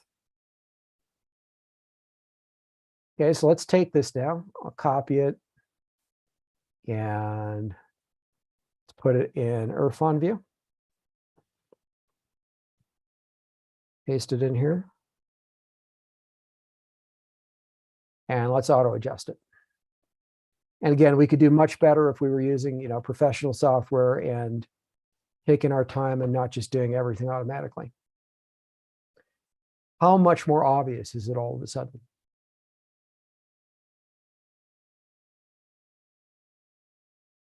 You see what I'm saying? Oh, yeah. This one image is proof of complex biological life on the moon. The fact that it was photographed among Apollo astronauts by Apollo astronauts is proof of a NASA conspiracy and cover-up. The fact that there are all kinds of others around it, which I'm not showing here, and I haven't shown publicly yet, is proof of a NASA cover-up. The fact that I can show astronauts examining fossils, including large ones. Okay, this is not a big one. This one is probably not bigger than you and me. The fact that there are big ones that they examined, as well as ones this size and smaller, including they walked among and crushed with their boots, because I've got photos of that too, where they crushed desiccated ones, before and after photos, right? The fact that that stuff exists and I can show it from NASA photos and give people the ability to go independently verify it, proof of a complete cover-up in relation to our moon. And so this is, and so what you're saying, I mean, just to summarize it for everybody, is that we had a solar system catastrophe where the planet, some people say it's Tiamat, exploded. There was a solar system catastrophe. The planet was pulverized into the asteroid belt. And from there, all of that debris came into Mars, came into Earth's moon, came into the Earth, which caused the flood. And we're looking at the fossil of a creature, that what occurred to that creature on the moon during that solar system catastrophe. Yes, and there could be some living life on the moon still. I have proof of that as well in the upcoming solar apocalypse series. So let me tell you a little bit more. Oh yeah, I mean, there are people, I mean, just to state it, there are people that say that the moon is an artificial satellite and is one of the control points for mind control on Earth. There's a Saturn moon complex. These are conspiracy theories or theories. I'm just kind of raising them. All right, well, let me say a few things. One is, biblically, it's a natural body. As far as we know, God didn't tell us any differently. Is it possible that it could be something artificial that God put there, like he's going to make the New Jerusalem, right? That's a giant craft, a city built by God himself, according to scripture. A pyramid so large that the moon would just be big enough to compass it, okay? A gigantic, gigantic city that's essentially roughly 1,200 miles in each dimension. One giant pyramid, okay? You can imagine a pyramid 1,200 miles by 1,200 miles by 1,200 miles, roughly. Don't quote me on that. You can look up the dimensions in the book of Revelation, but very huge. So if God can build that, you know, and for him it's easy, and bring it to brand new Earth that he speaks into existence along with a new solar system just a little over 1,000 years from now, could he put an artificial moon around the Earth to orbit the planet for whatever purpose? Of course he could. No problem. Easy for him to do. Is it artificial? I don't have a reason to believe that that's the case. I am aware of the claims. So I'll just say that about it. I do have reason to believe, however, that there may be extant life under the surface of the moon. And that comes in multiple forms. But before I go into that, let me just make a couple points about this photo that's displayed. You know, NASA takes photos, and in this case, the Apollo astronauts did, and then they stitch them together, right, to get larger panoramas, okay? In the case of this image, where these lines are, part of that is the stitching that NASA did. And by the way, this image is directly from NASA. This isn't from some third-party site. This one is straight from NASA. And this is exactly how NASA released it as part of a larger image, okay? With the Apollo astronauts in it, et cetera. So our moon, I said, had a liquid water ocean and an atmosphere. It wasn't gray when it had that, any more than the Earth is gray from space today. But that's what it had, and it was habitable. It might have been light blue. We don't know. We can't go back and see it right now. But whatever it was habitable. It had a liquid water ocean and, you know, this atmosphere that maybe humans with some help could have breathed. We don't know today.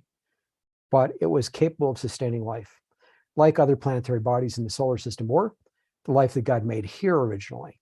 And this is a theory that I have, Alfred, and I can't go prove it. And it certainly would take me a lifetime to do it, and I'm not going to try. But I have the theory that in humanity and in the other creatures God made here on Earth, he put in the genomes the ability to adapt to different atmospheric conditions, to different gravitational conditions, not immediately. So in other words, if you and I were to be dropped off on the pre-flood moon or the pre-flood Mars, as they were, without some transition period, biologically, I should say, some natural adaptation allowed to occur through a gradual transition. If we were to just suddenly be stuck there, yeah, we probably would have died, and it probably would have happened pretty quickly. But I have this idea that genetically, we probably have in us from God from the start, the genes necessary so that if those were suddenly expressed, triggered and then expressed by the right conditions, we could have survived on the moon as God made it habitable, could have survived on Mars as God made it habitable, etc. before the destruction occurred.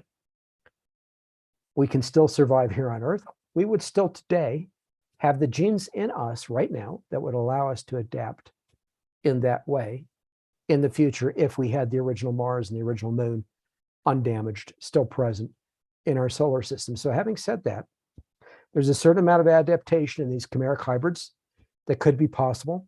They could have been genetically modified to not need to breathe an oxygenated atmosphere. A lot of different possibilities that way, just using what we humans already know to be biological fact among creatures that God made here on Earth. Those things we can scientifically speculate reasonably could be possible genetically.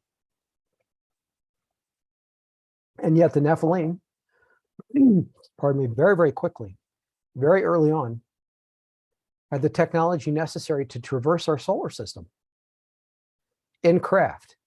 This is how they seeded other bodies in our solar system, and they've been doing it ever since in those craft, meaning traversing the Earth, our solar system, potentially beyond it, with interstellar capability.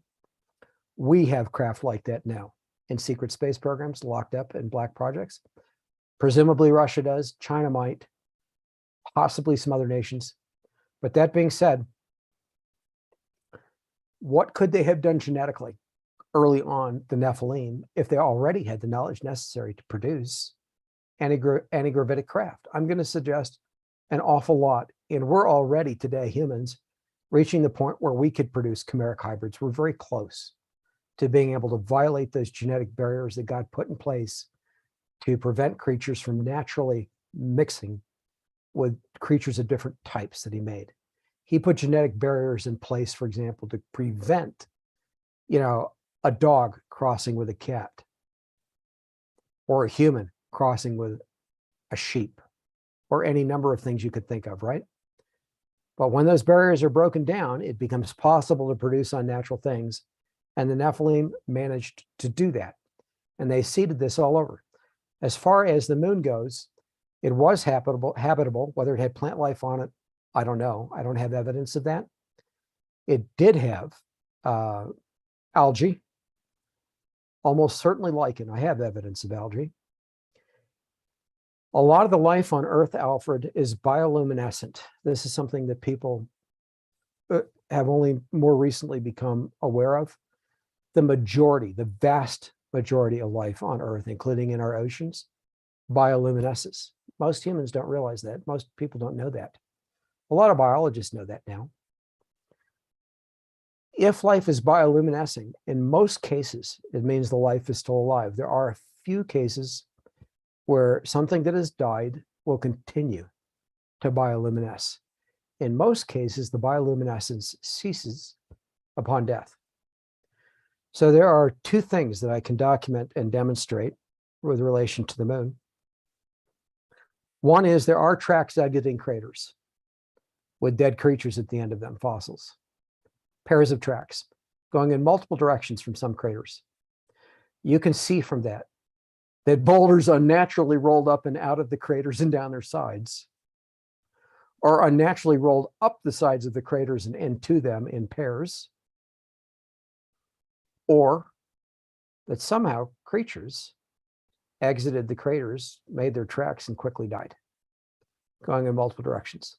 There's evidence for that on the moon. Does that mean there's something surviving subsurface in the moon? I'll come back to that. The second thing is there are craters, multiple craters on the moon, particularly the deeper ones, where there are glowing white objects next to dark objects, which, without looking at them too closely, have the outlines of creatures. When you do look at them closely, and we do have that ability with a lot of the photos NASA has taken from orbit, the full resolution photos, you can see that what you appear to be looking at is bioluminescing reptiles. Whether they're alive or dead, I don't know.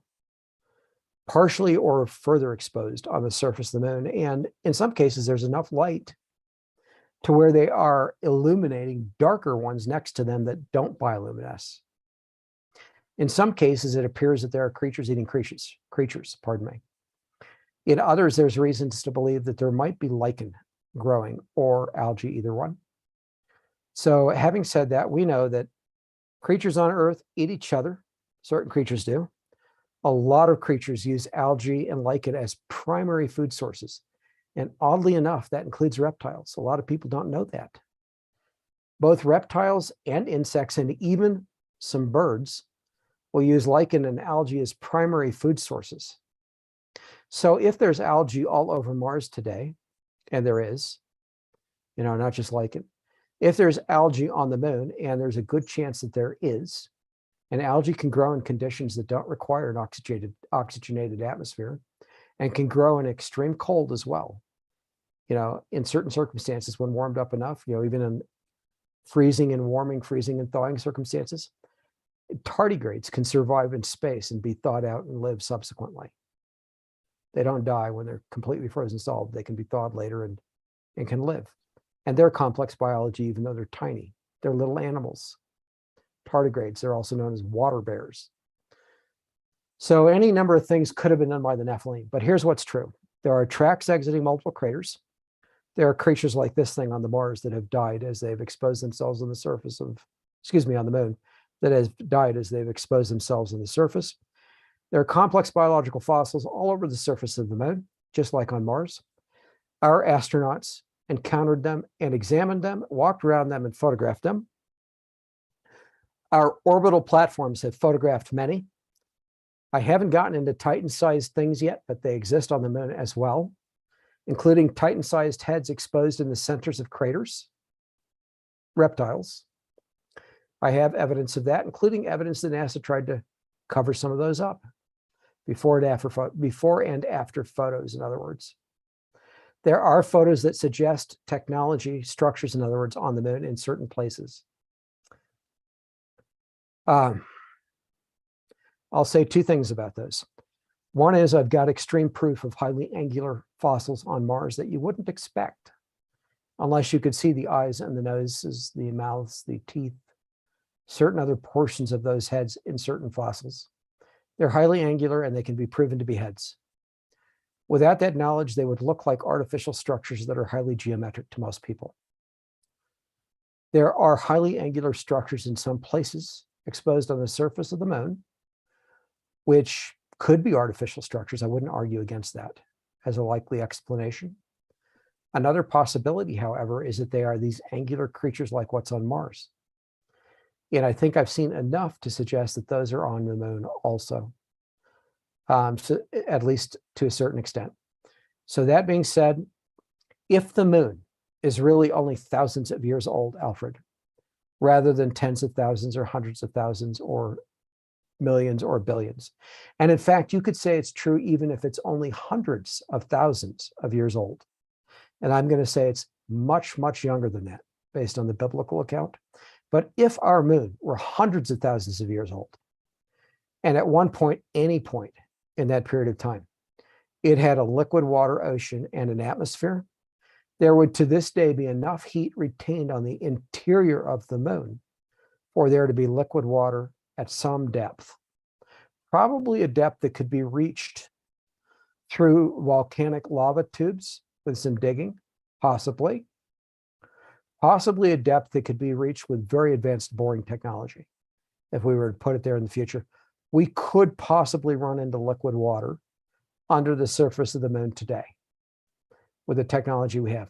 The reason that would be possible, the reason there could even be active volcanism still on the moon, and there is evidence to suggest even now that there might be possibly in recent history, what even macroevolutionists would call recent history, some active volcanism on the moon, including lava tubes and so forth.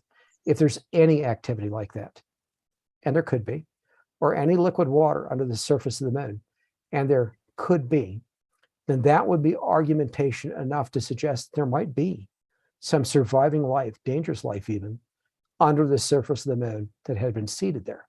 So how was the moon destroyed? I've mentioned it was bombarded, right? Unlike Mars and unlike the Earth, the moon suffered complete catastrophe to its atmosphere. It was totally ripped away rapidly.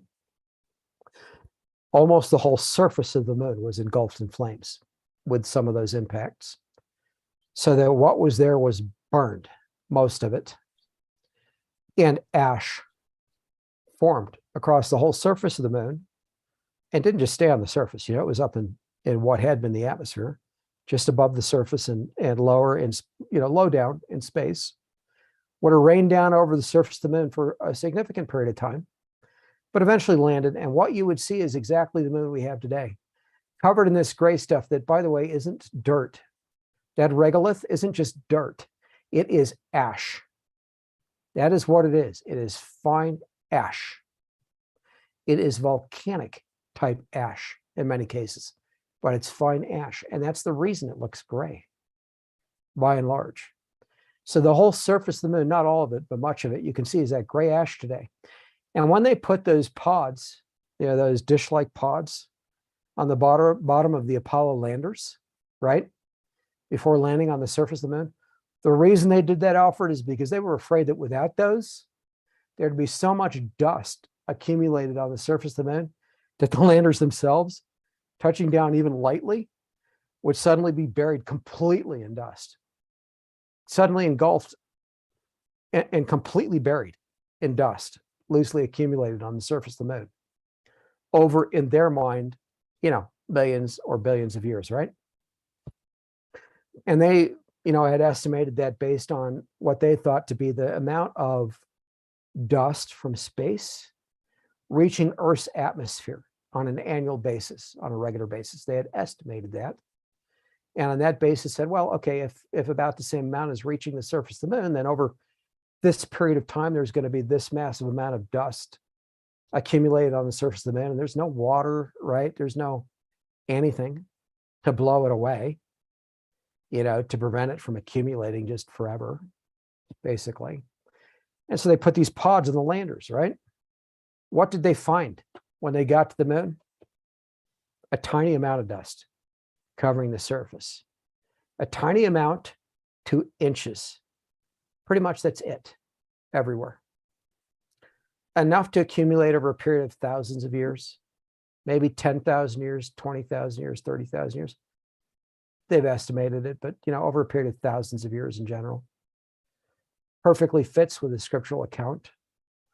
Does not fit with the idea of an old moon, or with their estimates at least, for the accumulation of dust coming from space to the Earth, which they use to estimate what might be on the moon. At any rate, so the moon's covered in ash.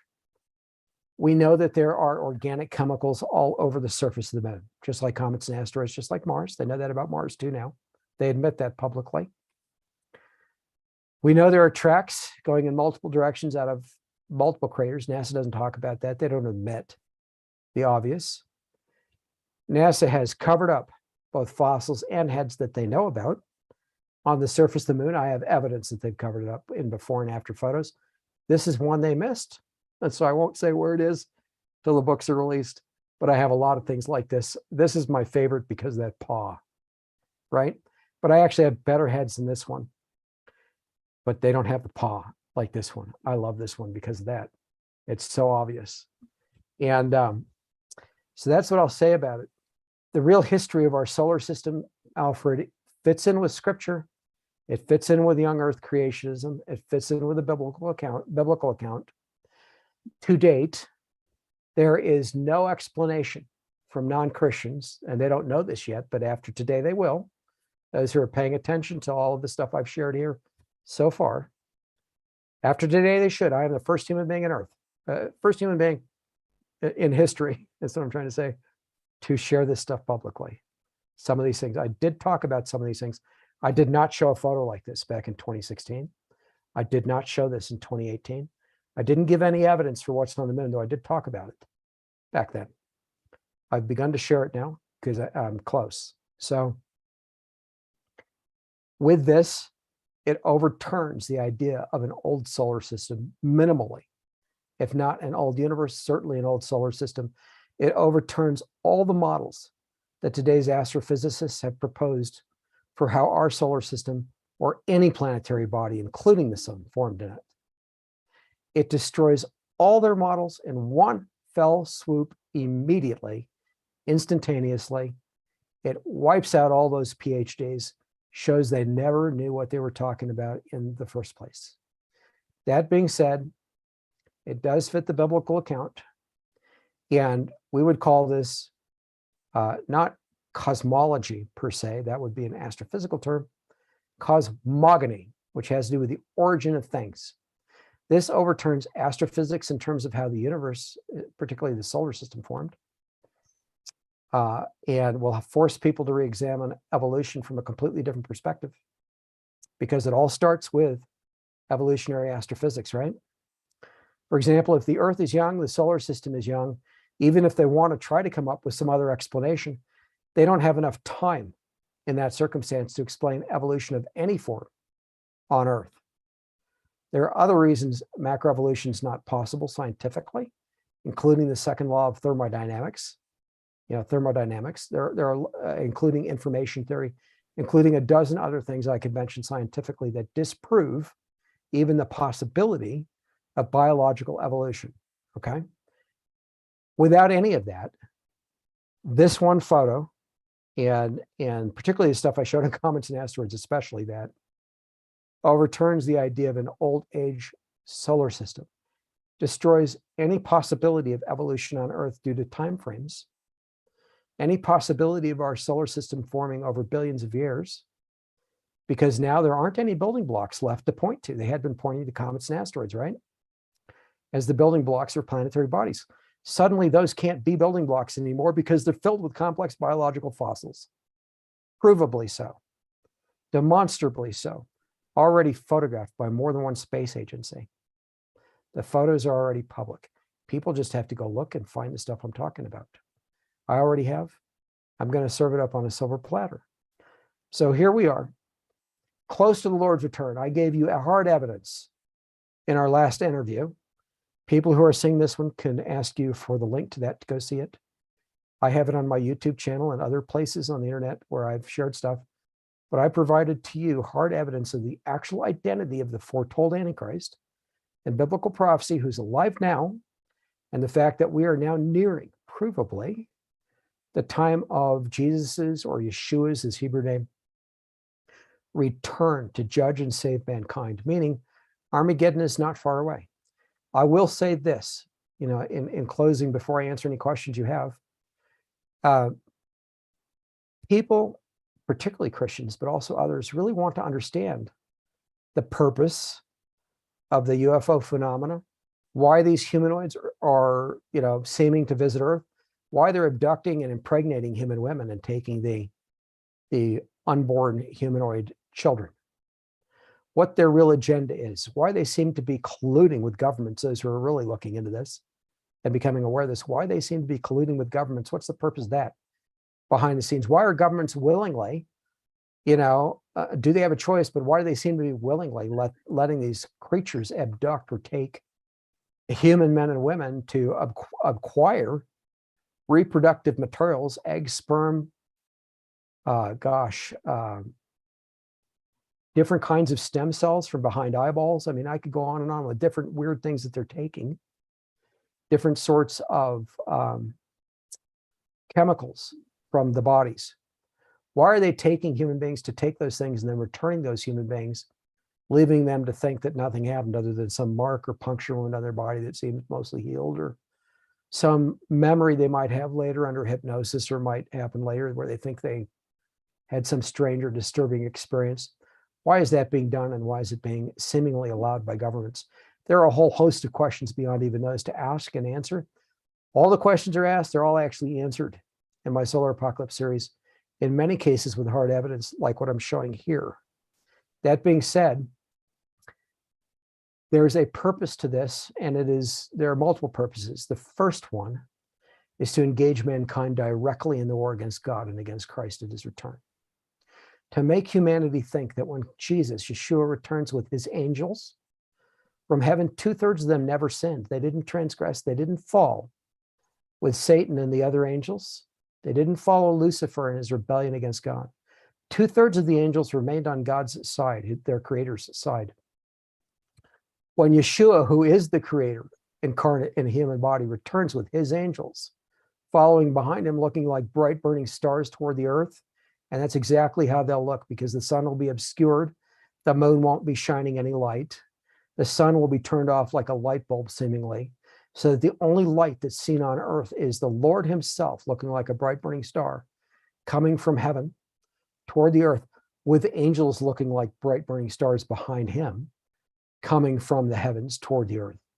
When that happens, then Satan and the other fallen angels in humanity, meaning these secret space programs working with them behind the scenes, having shared the anti-gravitic technology and other things, will finally be forced to come out in the open if they don't do so prior to that. And I'm going to talk about the prior to that part in a moment. They'll be forced to come out in the open and say to mankind, you know what? And this is me speculating, but it's educated speculation, okay? They'll come out and say something along the lines of, you know what? We've heard something like this might happen. We've read about it in scripture, but Satan is not the bad guy. Lucifer's not the bad guy. Jesus is the bad guy. He's coming to do something that takes away our freedom, or whatever explanation they offer, right? This yin yang, this duality, dualism, whatever explanation they try to offer. And then they'll say, we've known some explanation like this is covering. We know that he's coming to harm us, to kill a lot of us on earth, to ostensibly judge the earth. We don't want that. We're joining with these aliens who've come to help us, who, by the way, had a hand in creating us. That's why they're genetically related to us. They created us, not God. He didn't create us. They created us. We're related to them. They made us, not the other way around. They didn't come from us. We came from them. And they've been working with us to ensure our preservation, our survival, to help us environmentally, to work out, watch out for Earth's environment, et cetera. But also, in case this day came, to be prepared militarily to make war with them, using their technology and ours combined, to make war with them against Christ, against Jesus and his angels, to stop them from what they're intending to do on the earth. In other words, to make God and his angels the bad guys instead of the good guys, to turn the truth on its head, to make mankind think that we came from the aliens instead of them coming from us, the fake aliens. They're fakes. That's the satanic deception. That's part of it. But that's where it begins.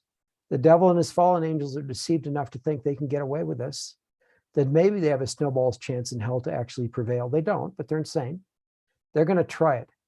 And they're so prepared for it, Alfred, that they think, should they succeed, they're already prepared for the next step. The next step beyond enslaving humanity under the Antichrist initially is to reach the point where these humanoids, these chimeric hybrids produced from life that God made here on earth, through abductions, through other things, in their version of laboratories, humanoid laboratories, aboard their craft and elsewhere. The next step is to reach the point where some or all of these humanoids can reproduce by themselves, with no need anymore for biological material from human women, human men, other creatures God made here on earth. When they cross that line, if and when they succeed, they're working toward it, they won't need humanity anymore. And should they succeed in their war against God, they'll annihilate all mankind everywhere and replace us with their humanoid abominations. And I'll call them abominations. They're fake aliens. And those fake aliens will worship the devil and his angels as their gods, as their makers. And so finally, the devil and the fallen angels and some of the demons will be enthroned, if you will, as quote unquote gods over their own creatures, even though they started with what God made, and God will be overthrown as far as they're concerned in creation. They're working towards something like that. Maybe not exactly like that, but comparable to that. That's where they're going. And they want to take mankind with them to the point where they've defeated Christ at Armageddon and his angels at Armageddon. And then they want to annihilate us. They want mankind to think that they're the good guys in the meantime, that they're here to help us. That was never their plan. They were here to use, abuse, and then annihilate mankind and take as many humans to hell as they could by preventing mankind from believing in the real God and receiving actual salvation, actual eternal life, actual eternal bodies, actual freedom from sin, etc. And in the final state, when the Lord makes the new heavens and the new earth a little more than 1,000 years from now, there won't be any sin. There won't be any fallen angels remaining in it. They'll all be consigned to a version of hell for eternity, to never, ever be heard from again by any creature outside that place in creation. No human will ever encounter them again. There won't be a duality. There won't be a yin and a yang, a darkness and a light like you see in Star Wars, perpetually warring against one another, vying for who's going to be top dog for a while. Is it going to be the darkness or the light, the Zoroastrian model? All that is a satanic deception. None of that will continue past that 1,000 years when the Lord makes the new heavens and the new earth. There'll be a permanent end to all of it. And only good will remain in the universe so far as any of God's creatures will ever see or know again, except the ones that are consigned to hell, and we'll never hear from or see them again or encounter them again. So that's what's coming. We're all faced with a massive deception, and what God has me doing, the reason I think he has me doing this, in addition to identifying and exposing the Antichrist to the church and then the world, is to give all those people in this movement, the hundreds of thousands, maybe millions around the world, maybe tens or hundreds of millions. And I would estimate it probably at that latter figure, Alfred, tens to hundreds of millions of people today throughout the world who think, you know what, we probably did evolve. God probably didn't make us, as scripture says. We probably are related to quote unquote aliens. Aliens probably exist. They probably did come here to Earth and tamper with life on Earth. They probably are looking out for us to preserve us, not so they can continue to exist, but so that we can. They probably are the good guys and probably will help us to keep going, in the future. At least we hope that's the case. We don't know what UFOs, but they probably are alien. Maybe they are working with our governments. People around the world, and I would say tens to hundreds of millions of them, are thinking along those lines already today. And certainly most of your audience has been thinking along those lines for much of their lives. I'm here to say it's a massive set of deceptions. It's an integrated set of deceptions. God has sent me to give you and all of them and a lot of the rest of the world the real evidence with the real explanations. I'm involved in this because God wouldn't allow a non-Christian to come along and provide this level of evidence that's verifiable with false explanations. In other words, he sent me because I can provide the real explanations with the real evidence everybody has been seeking. And I'm going to hand that evidence to the world on a silver platter. So that's what I really want your audience to lay hold of, Alfred. Eventually, I hope to make this stuff free. It's not going to be for a while, just because of publication costs. If there's anybody listening who wants all this stuff to be free, who will fund the cost of publishing and distribution, because I want there to be physical printed books, not just electronic ones out there.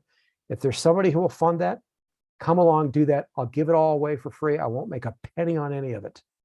So I just want to say that, this is not me out to make a buck. This is me out to see souls saved and to give everyone the truth.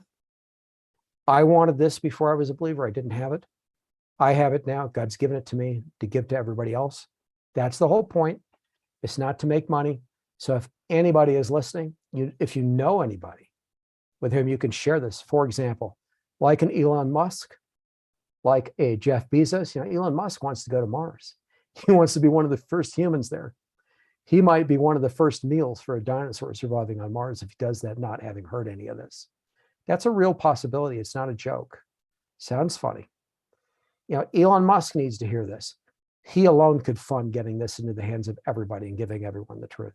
There are people who could do this. So I'm offering it. I'll give it all away if there's somebody who will just fund the effort. So I'll just leave it at that. Otherwise, it won't be free. Prophecy House, the publisher, will have to charge for it in order to fund the effort to get this stuff out, to provide printed books, to make it available to everybody, both in print and electronically. Yeah, so you're you're at prophecyhouse.com. Well, Yes. there's so many levels to what you brought, and you're appearing here under the aegis of the First Amendment to the U.S. Constitution, which is freedom of expression, religious freedom, and the Charter of Rights and Liberties. I'm in Canada, the UN Declaration of Human Rights. So there are many, many layers to what you have brought here. What we advertised this as was life on Mars and celestial bodies, and so part of it is seeing this extraordinary research that you have now bringing forward of the evidence of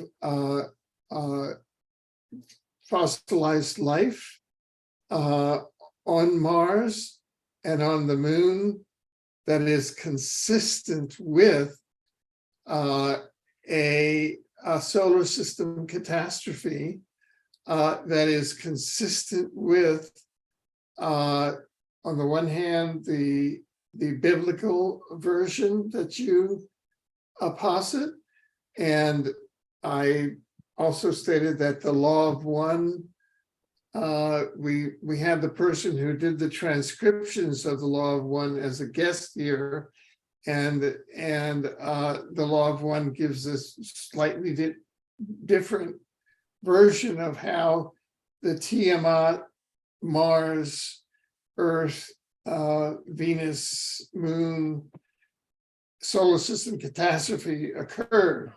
But I'm just saying that we're respecting the First Amendment here. And Well, let me just interject for a moment, Alfred, quickly. yeah. All the stuff I've shown is in the public domain. Oh yeah, sure. Not any of these, not one of these photos, not anything in them is stolen or hacked or anything else. NASA just doesn't know what it's released or where, but it's all in the Right. public domain. It's all Right. direct. It's not just NASA. It's all public. So people just haven't found it. God has led me to it. So people will Right. be able to go and publicly download this stuff freely when the time comes. Yeah, I yeah. point out where to look. And there are many different models out there of what of reality, of the creator behind the reality. There are many different models of Christianity there, you know, and so I just wanted to state that, yeah, no, it's fine, that we have fulfilled a sharing a science-based show on life on Mars and the Moon. And along with that, we've had a discussion of cosmogonies. I just want to make those distinctions. And comets and asteroids. Comets and asteroids. Comets and asteroids. Because of the First Amendment and the history of the US and, you know, the planet, people are very touchy about their religion and their beliefs. And so we have to respect people's boundaries here. And let me say, Alfred, I started out as an agnostic who said he was an atheist and didn't know the difference in the terms. When I was in college, that's where I started. I was raised a secular Jew. I started out as the furthest thing in a lot of ways from being a Christian. You know, so I'm not here to offend anybody. I'm here to give everybody evidence to consider that they haven't heard. Right, right. And I just want to separate that people can, there are different levels that you've come with evidence about. One level has to do with the fossils, and that's extremely interesting. The other level is of the solar system catastrophe, and that is extremely interesting. The other level is a cosmogony to explain the solar system catastrophe in terms of creationism, which is a huge step for many people. And so I just want to respect your space, and I want to respect the space of everyone here. I want to keep the comments on YouTube to a dull roar. And it makes my job easier. And to say that you know, this is such a thought-provoking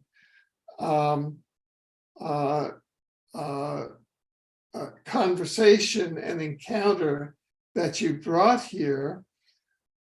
What I was going to suggest almost before you began sort of the Revelation chapter 13 closing.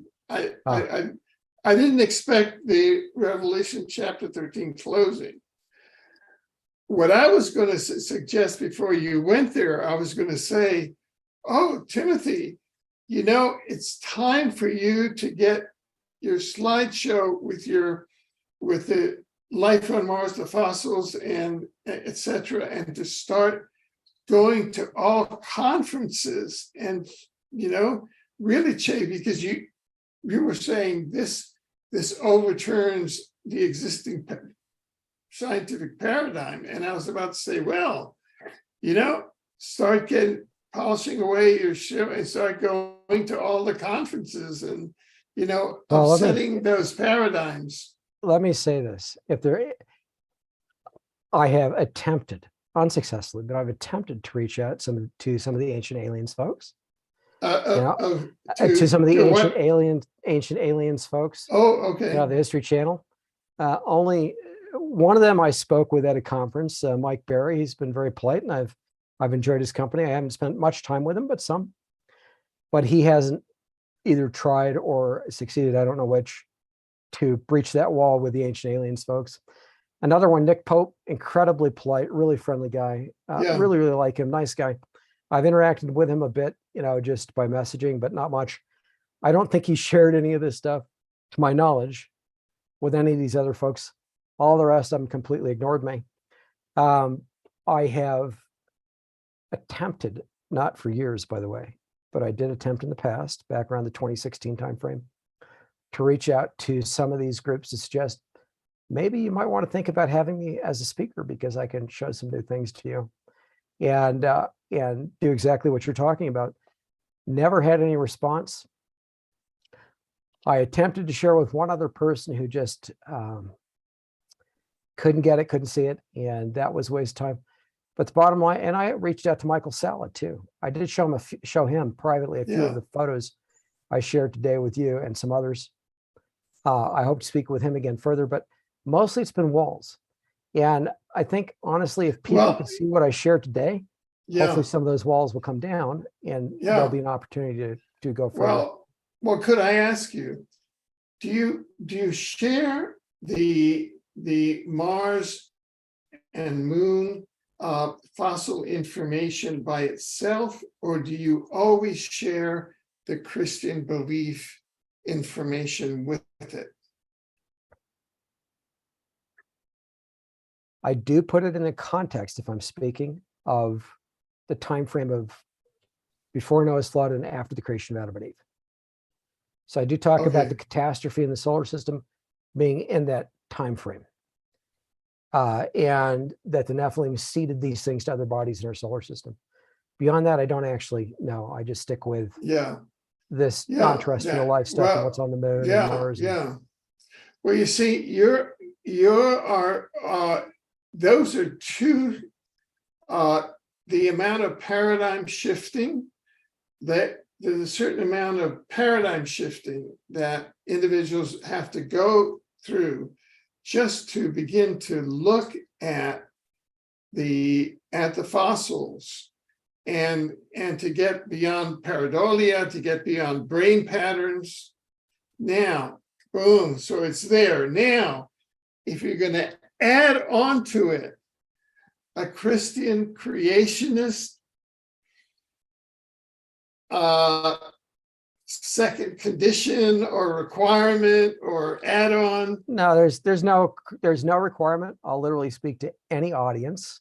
No, right. But I'm saying that, I'm just saying that my guess is that you may have not, this is the fossil part is so compelling, and the creationist is so strange to an evolutionary audience, which is what the society is. The society is evolutionary, and you're coming with a creationist, an insistent creationist message, that by mixing the two, you may be giving mixed messages that, in order to accept the message of the fossils or the veracity of the fossils, you have to shift to a creationist paradigm. And so you may be making things more difficult for yourself. Okay, well, let me address that. I don't think that, there are fossils on Mars. There are fossils on the moon. There are fossils on comets and asteroids. To see those things and accept them, Yeah, you don't have to accept anything else. You can just say, okay, exactly. they're there. I can accept that. That Exactly. really isn't the point. The point is, I feel it's my duty, at least I a little see. bit, to put it in the context of In the Scripture. context. And to be honest with you, that isn't, one part of it is for the audience, such as yours, right? Yeah, That hasn't heard these things from a creationist Yeah. perspective and Yeah. thinks the aliens did it. yeah, So this is a new and novel way for them to think about it from a person who's giving them evidence nobody else could ever present to them before. So they ought to take it seriously for that reason alone. For the right. Christian side, if all I did was present what's on Mars or the moon and didn't bother to try to put it into a biblical context of timeline and when and how and the rest, boy, that would cause a lot of Christians, probably, when I say Christians, I'm talking nominal ones, to just walk away from the faith. They would think, I haven't been told the truth. They would just look at that without the proper explanation for the creationist context and think, I see. wow, maybe life did evolve on Mars, and come to Earth or something like that. Maybe the Bible's account isn't true. So it's really important as a Christian that I include that other part, especially to that audience. To the other audience, if they don't want to hear any of that, and I just give them the evidence and they get my books and they see the evidence, they have the ability in those books to look at the rest of what I believe, to look at the context of why I believe it, and to investigate that if they wish. Yeah. Okay. Well, more to know. I really appreciate and I'm very appreciative of your openness to dialogue and to bring your bringing your truth and your perspective, which I understand and which is educational and opens all of us to new perspectives, and yet at the same time to understand that there are other perspectives which are adjusting to your information and trying to see, well, let me Alfred, say a small number of things that are going to happen in the world in the near future. Okay. The reason I'll share these is because, number one, no non-Christian on the planet could share this information. They don't know it, or they don't believe it. Their brains can't process it. They can hear it and remember it and believe it when they see it. Number two, this is related to Bible prophecy. And I'm going to talk about the next few years, some specific, very objective, very obvious things that are going to happen. So there's no non-Christian, including anyone in your audience who's not a Christian, who could know these things in advance or say they're going to happen. And so thus your audience, when they see these things happen, and you'll have it recorded in advance from me, when they see them happen, they'll know for that reason that, gee, maybe there is something to this Christianity beyond what I've thought versus these other views, because none of these other views, including Urantia, for example, know about or could relate or could speak in advance before they happen about the things that I'm going to tell you now and your audience are near and about to happen in the world. Okay. So one of those things is, and this is pretty close to the exact sequence. One of those things is we're going to see World War III actually break out, and North Korea and Iran will be involved. When the wars include North Korea and Iran, World War III has started, and we're already in the final 7 years leading to Armageddon at that point in Christ's return. We're less than 6 years away from Armageddon at that point. I don't know if that'll be this year or years from now. Don't know that yet. Could be this year. We'll see. After that, on the heels of World War III, there will be global mass starvation and famine, unlike what the world has ever before seen. comparable maybe to what ancient Egypt experienced under Joseph when there was famine in the land for 7 years. Only worse, because this will be the whole world that gets involved in it. And the world will be talking about global famine, just like so many people are worrying about global famine next year, right now, in the news all over the world. Will that be the famine? I don't know that yet, and I'm not saying that. We'll see. So there will be World War III, leading global famine. Right after that, and continuing from that, Israel will be successfully attacked by her surrounding adversaries. The entire city of Jerusalem will be encircled by the militaries of Israel's adversaries. The United States will be part of that when the time comes. Really all the nations of the world will be part of that, because it'll be under a UN banner or something similar, under the Antichrist, who I've already said who that is in a prior interview with you. Half of Jerusalem, not the whole city, only half, will be taken captive by force in war. Even though the entire city has been encircled, even though the entire city could be taken, only half will be taken. And that half will include the Temple Mount area where the old city is, the original city of David, where by that time, Israel will have already constructed a new holy place and will have already begun sacrifice and offering to God again, which he will reject, but they will have already started it by that point in time. On the heels of those things, the foretold Antichrist, whom I have already said to you is Charles, King Charles III, in our prior interview, and there's evidence in that, folks, so go see that, as well as my other interviews on that topic. The foretold Antichrist will receive a mortal wound in a way that he should die. Maybe he will die or seem to have died. We don't know. We'll see when the time comes. But the expectation will be so great that he's a dead man, or an actual dead man when the time comes, that he'll recover from that in a way that seems so bizarre to the whole world that the world will begin to follow after him and literally worship him and the devil. Literally. He will be possessed by Satan in connection with that recovery, and remain possessed for the next 3.5 years, roughly, the whole period in which he will then be over a global government. The government doesn't exist yet. It will be constituted at that same time. How that gets constituted, that's in my book, The Antichrist and a Cup of Tea. They're already talking about doing it right now, and they have been for years. So those are a few things. World War III, global famine and mass starvation. Israel successfully attacked, half of Jerusalem taken captive by war, by force in war. That half includes the old city, where there will already be a newly constructed holy place and new sacrifice on the Temple Mount by Israel at that time. The Antichrist receiving a mortal wound and recovering from it in a way that the world begins to follow after him and worship him. Additionally, an idol will be erected to him on the Temple Mount. That idol already exists. People can see that in my presentations. And 2 witnesses, 2 prophets of God, one of whom will be the actual Elijah of the Old Testament. The other might be Enoch of the Old Testament. We don't know who the other one is yet. Could be Enoch, could be Moses, could be someone else. God will reveal who that person is when these 2 witnesses start their testimony.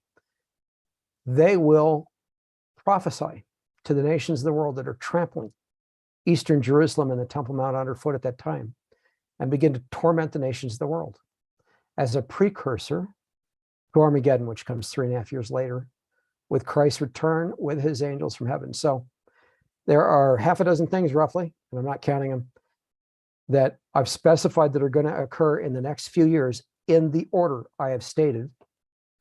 There's no one in Urantia, no Muslim, no Buddhist, no Hindu, no non-believing Jew, Israelite, no pagan on the planet, no Satanist, no witch who could tell you all of the things that I have just said or relate that precise sequence or say when they're going to happen even. I've said they're going to happen in the next few years. Other things will occur that are delineated also in my books, many other things, but those things can't be missed by anyone, especially once half of Jerusalem is taken captive in war. And the final point I'll make on that is that Israel has been attacked multiple times in history. Jerusalem has been completely encircled and sacked in its entirety multiple times in history. There was never a time once in all history where only half the city was taken captive in war. And that is what will happen in a few years, in the near future, maybe a year and a half from now, maybe years from now. I'm not sure exactly how long we have, whether in the tribulation, whether we're already in the last 7 years or not. I don't know that yet. But Right. these are happening soon, and this is the sequence in which they'll happen.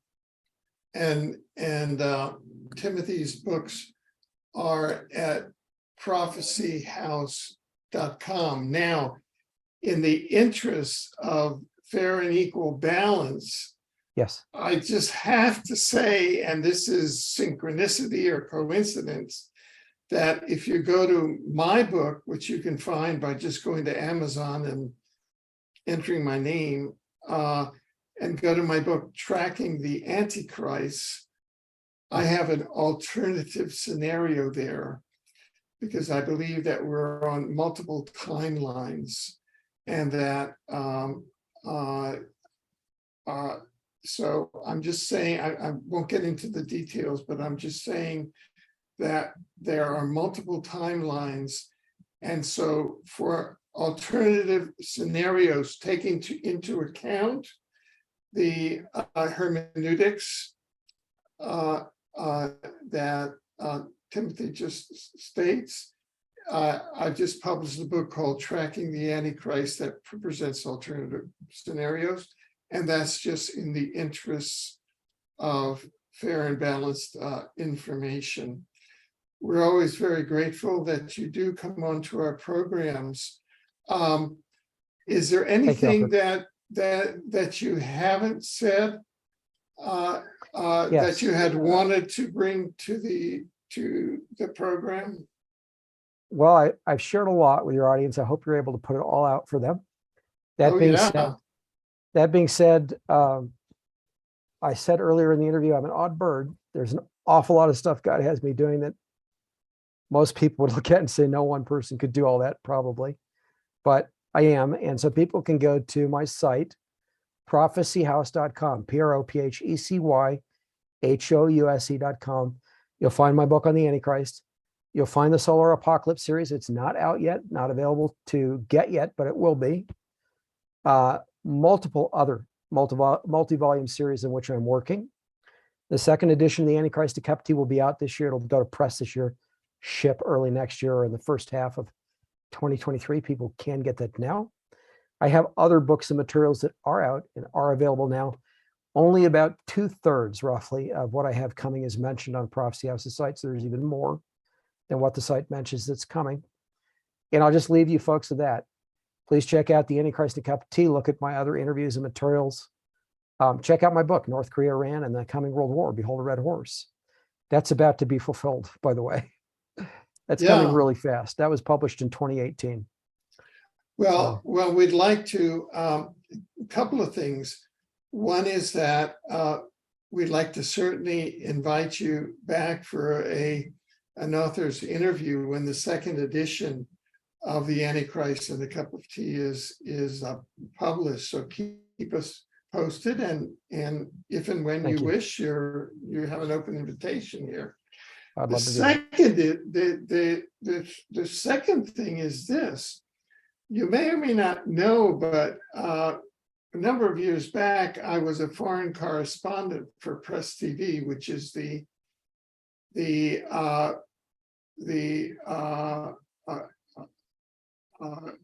news agency of Iran, and they used to interview me, and I would give my interpretation. I was not censored, but I could say things there that I was being censored on Western media. For example, talking about 9/11, talking about many different things. I was censored on mainstream TV. For example, CNN. I was criticized on CNN, and my positions were unjustly criticized, and they would not give me equal time. And I could go on Press TV and I could present these things. Well, Press TV called me up about 2 weeks ago, and they interviewed me. But right in the middle of the interview, I must have blown them away because I began giving them, multi-dimensional answers. So I don't know, whatever. So if at any point you want to come back for an interview on your other book, I'm just going to take a look at your site here, but it's called North Korea, Iran, and the Coming World War. I spent a lot of time last year. There was a Brazilian author called Chico Xavier. He sold 40 million copies of his books. And he made a prophecy. He made a prophecy in 1969. He said that if World War III didn't happen over the next 50 years, from July 1st, 1969, it wouldn't happen at all. And that was accomplished in July of 2019, and it was the July date of the US landing on the moon. And he said that he was told this by, he's a very religious person. And so I widely publicized the Chico Xavier prophecies, which are widely known in the third world. So from the Chico Xavier point of view, which is a prophecy because it was given in 1969 and the 50 years were up in July 2019, and there's been no World War III, so it's not going to happen. So once again, I'm coming from that point of view. I know that Revelation 13 says one thing, or one interpretation does, but I'm from the side that there's going to be no World War III. But you're welcome to come, and I believe that these dialogues serve a public purpose. And so you're welcome. I'd like to extend the invitation now to come and have that particular. Would you like to come and have a discussion? Yep. Yeah. I So love to do that. let's have a correspondence about when that should happen. Okay. Yeah, on World War III, I personally hope we're not in World War III yet. I'm sure you've noticed that a lot of people, particularly since Russia invaded Ukraine, have been saying we're in World War III already. I don't subscribe to that view. I don't think we are, but I am very concerned. I just got to be honest that it could happen this year. Yeah. I would love to have that interview take place within a hermeneutic context. I had before Peter Kling. I don't know if you have heard of Peter Kling, but he wrote a book called Letters to Earth, which was a hermeneutics book, and I interviewed him very, very frequently. We had interviews on then he was a prince, was Prince Charles the Antichrist. He even did an interview, was Prince William the Antichrist, because of that picture with the lamb where he held up the leg of the lamb, remember? The cloven hoof of the lamb. That's where it's often thought that Prince William could be an Antichrist. So I would like very much to have that interview on your book, the North Korea, Iran, and the Coming World War. Let me see if I can have that to have that in a hermeneutics context, so that we can talk about through the lens of hermeneutics. I would like that very much, because I've also introduced some concepts in my new books, Tracking the Antichrist, that have to do with cosmogony that I'd like to try out on you. So that'd be great. Yeah. Okay, good. So we'll be in touch about scheduling that particular interview. Thank you very much. Thank you, Alfred. Really appreciate it. And if you would, please share this interview with me afterwards so I can post it separately at some point. Oh, yes. Yes, I will. Yeah, And I will I'll send you link to it that. on my YouTube channel too. I'll link to it on my YouTube channel when you should put it on yours. So Oh, great. Yeah, well, no, you know that we're streaming live on my on my YouTube channel right now. oh See, wow. this is streaming live. Okay. All right. Well, people have the ability to go see it again. That's awesome. Yeah. What we're going to be doing is that we're going to take this and we're going to send it out to our email list and social media. But this has been streaming live, so this is going out there to the ethers. Well, your audience, first in the world to see some of that stuff. Well, So, that's it. And, you know, I think that this is going out to ethers. This is going out to the ethers and you know, for the best, you know, to the best, to the divine intention. What can I say? All right. Thank you, Alfred. Okay. Well, is there anything else that you'd like to share with us at this stage? Just want to make sure people know where they can find out more and get materials, and that's prophecyhouse.com. I do not have my social media links posted at Prophecy House, but in general, if I'm on a site, people can find me as author Tim Cohen, run together as a single word, AUTHORTIMCOHEN. I am on Telegram. I've got a few channels, including where I'll share more about Mars and the moon, and eventually comets and asteroids, and of course, the coming war with North Korea and Iran, et cetera, and the subject of the Antichrist. So anybody wants to know more, just write to Prophecy House. You can get the social media links that way. And of course, you can check out my Facebook page, which I occasionally update with updated social media links to find out more there. And then Prophecy House is my publisher. All my materials, my books, including the Solar Apocalypse series, will be available through there eventually. And then again, I would give all this stuff away if somebody who has the means would just fund it to cover those costs. It would happen. But otherwise, Prophecy House has to charge like any other publisher to keep going and be able to do this work. And last thing, you know, I would love to speak at the various conventions, et cetera, where people are looking at the topic of aliens and Mars and the moon and all the rest, to present some of the stuff I shared with your audience today. Great. So if people are listening who have the means to arrange that, then get in touch. Okay. Well, thank you very much. This has been an extraordinary. We want to thank you for your for all your years of hard work, for your dedication, for your mission, and we look forward to your return programs in the future. So thank you very much. Thank you, Alfred.